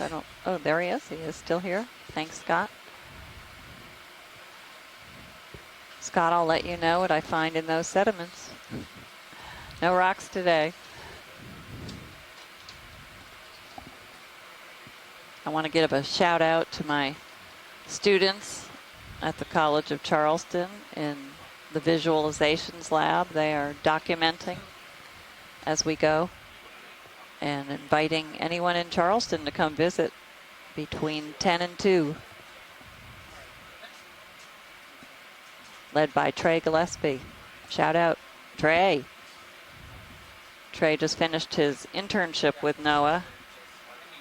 He was one of the shore scientists for the last cruise, which was a mapping cruise. And now he's leading a team of 3 or 4 of the seafloor mapping team from the College of Charleston. It's called the BEAMS program. And we appreciate all the social media hits you're getting, generating. Thanks.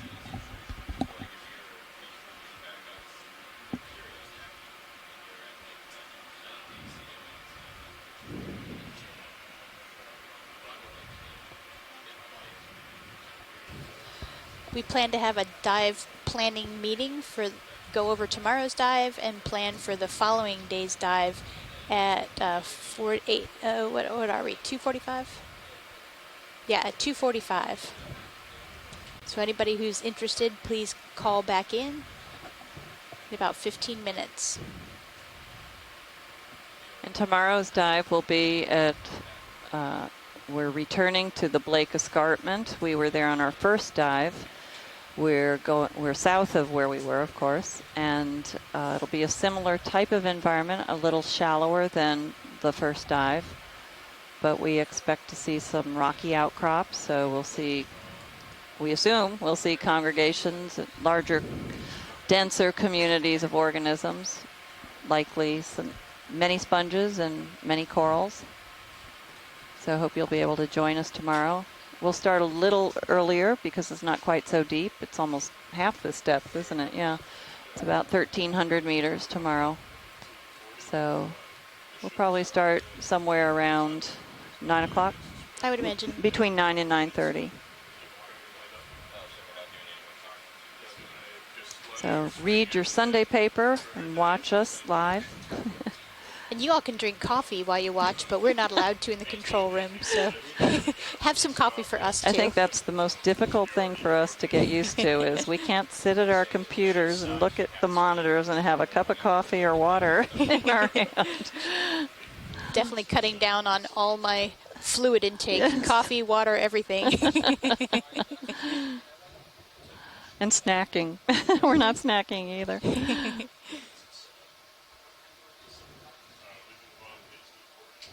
So it's been a very different kind of dive, but very interesting. As we've said many times, we really didn't know what to expect in terms of the organisms inhabiting this very vast expanse of muds that have been moving around from swift currents for decades, millennia, who knows? Well, certainly millennia. And those currents have formed these very giant bed forms, and we spent an entire dive just going from the top of a short one down into a shallow trough and then climbing the backside of another. And that took 4.5 hours. So these are enormous features and very interesting in that the bed forms really are not habitat for a lot of megafauna. We didn't expect that, but what we also didn't expect to see so many sponges clinging to the sargassum seaweed that had settled. Yeah, it was interesting that almost everything we saw was stalked. So this mud must be so soft. Yep. Sending some root-like structures down into the sediment to hold on to something, and then sticking its neck up into what current does exist. Mm-hmm. There's not a lot of food out there. Surprising to see so many of those rat tail. They're fairly large fish, and wonder what they're eating. Pilot?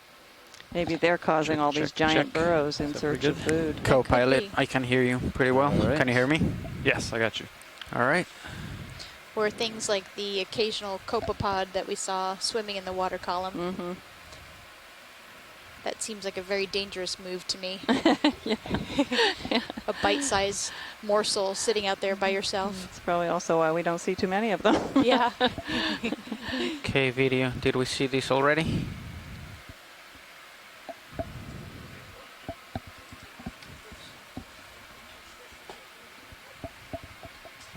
Yeah, about 7 minutes. Okay, all right. 6 minutes until we got Yeah, we got 6 minutes left, video. I think, is that right? So what time are we supposed to get ready? 40. We need to leave bottom at 1840, so a couple minutes before then we can start stowing everything. All right. So you have time to fly around and see what's around here.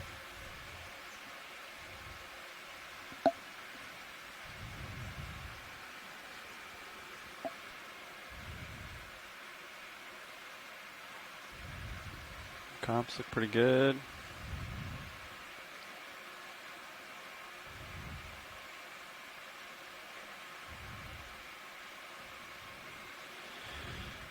Josh, did you see Sirius CTD DO? Fernando showed me. Yeah, I saw it this morning. Did it look good this morning, or did it look bad this morning? Okay, so ever since the beginning of the dive, it looked... Yeah, we saw, if you open the Sirius page, we saw a ground fault when we hit the water. Oh. And down to like 200 km. And then as we dove, it increased. So I'm curious on what it's at right now. If you want to look at Sirius. The DC bus. It's up to 500K. Yeah, so it got up to like around 560. And then held there. So. And if you turn the CTD So off, we're still here did it clear? because of We haven't. ROV. I don't know if they tested it. We'll see what happens when we come Needs. I mean, nothing's wrong, but our so our actually specific dive this ended. is pilot. I don't know what the last navigator informed you. We have about, well, now we only have about 2 minutes, so we're gonna start stowing everything at 1838.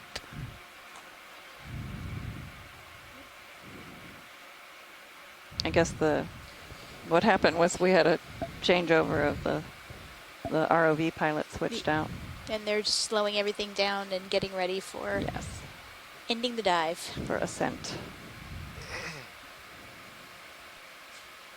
But we get a couple more minutes to glance around.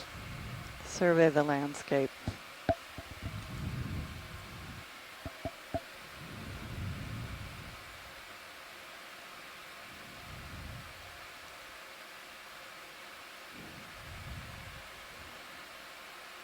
A similar scene to what we've been viewing all day, basically. Some little mud mounds on a flat mud surface.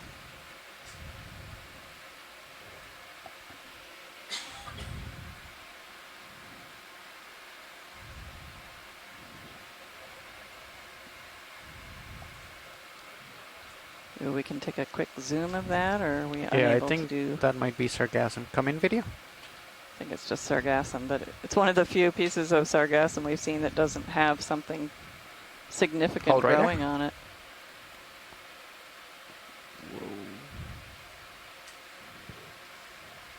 Maybe that's a newer piece.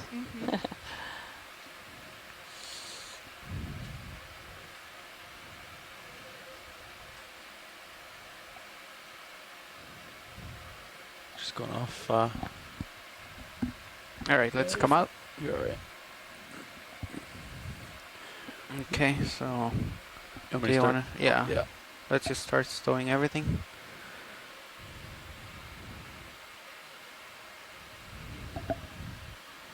Gonna bring the camera up. I wonder if some of those large pits that we saw that were bigger than even what might have been a beaked whale, if those were from some other large mammal, you know, maybe another whale just rolling on the seafloor,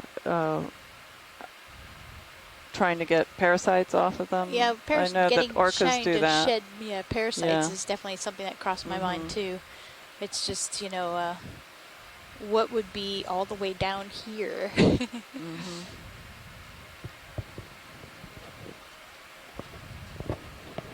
All right, Fernando, what's going to zero returns? Okay, so Maybe they just don't know how deep it is, and you they have just to keep go going to your until they find the bottom. I need to get rid of these parasites Yeah. now. They're driving to me your crazy. starboard side. If you want to, you can kind of back up back towards me. Okay. And, And then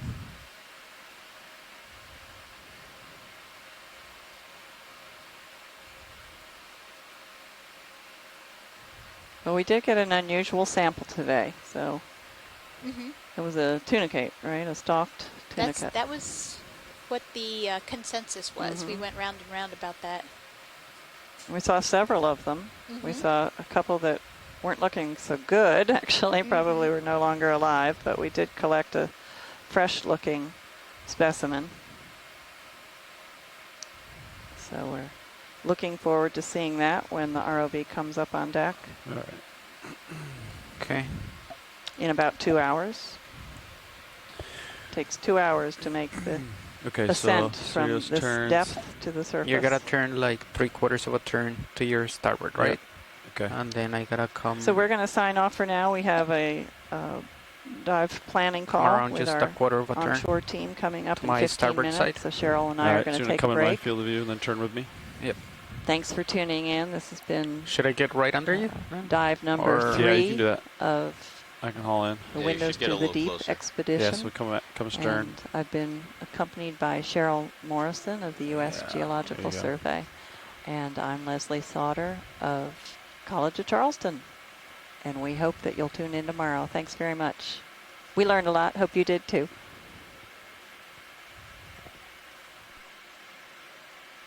Yeah, so get closer to me.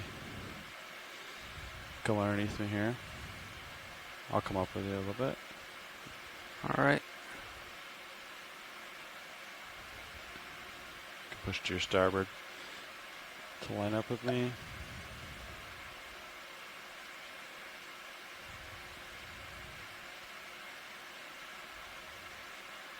I'm coming up. Okay. Turning my rotator down.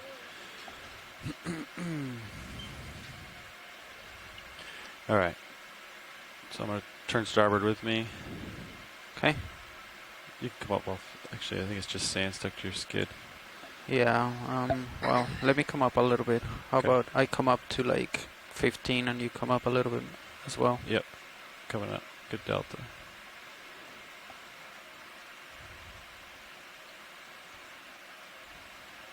Okay, so you can push to the right, push to starboard a little bit. Yeah.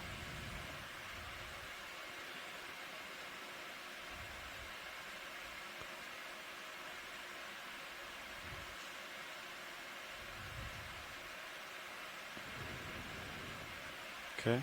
Keep pushing to starboard, turning right. yeah, I'm going, but I think the current's not letting me. Shouldn't be too much current down here. Too big of a delta. Your delta's 25 right now, guys. Yeah. Saw that too. All right. Keep turning starboard, and then once we get after the ship, you'll keep that heading, and then I'll keep going to finish it off. All right. All right.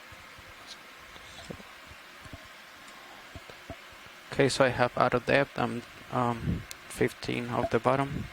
Okay. Turn And, right, inverse of ship. Okay. Turning right. Lock it right there. You rotated too far.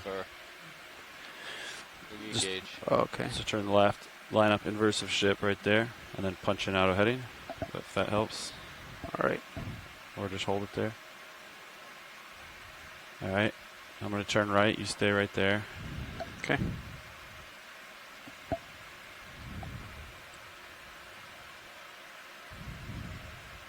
All right. Turns are zeroed. I'm lined up with ship. You're lined up with ship. Now you can push forward. Okay. On your sticks. And then we can come up once we get happy streaming configuration. All right.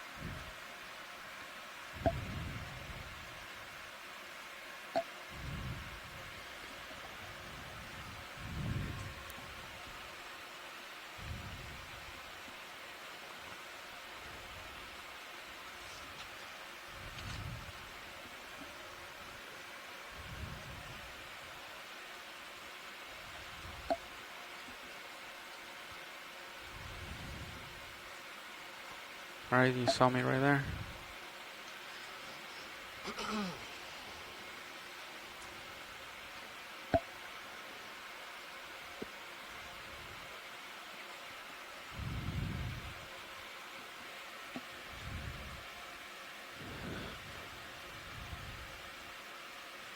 Okay, so you can see me. I can't quite see you. Keep pushing forward. Okay, still pushing forward. Then start coming up. Okay, so out of depth off. Then start coming up.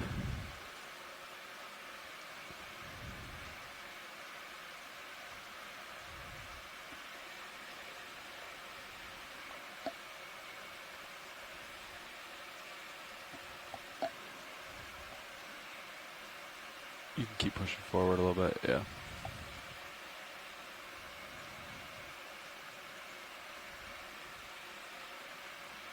Okay, Delta 13 should be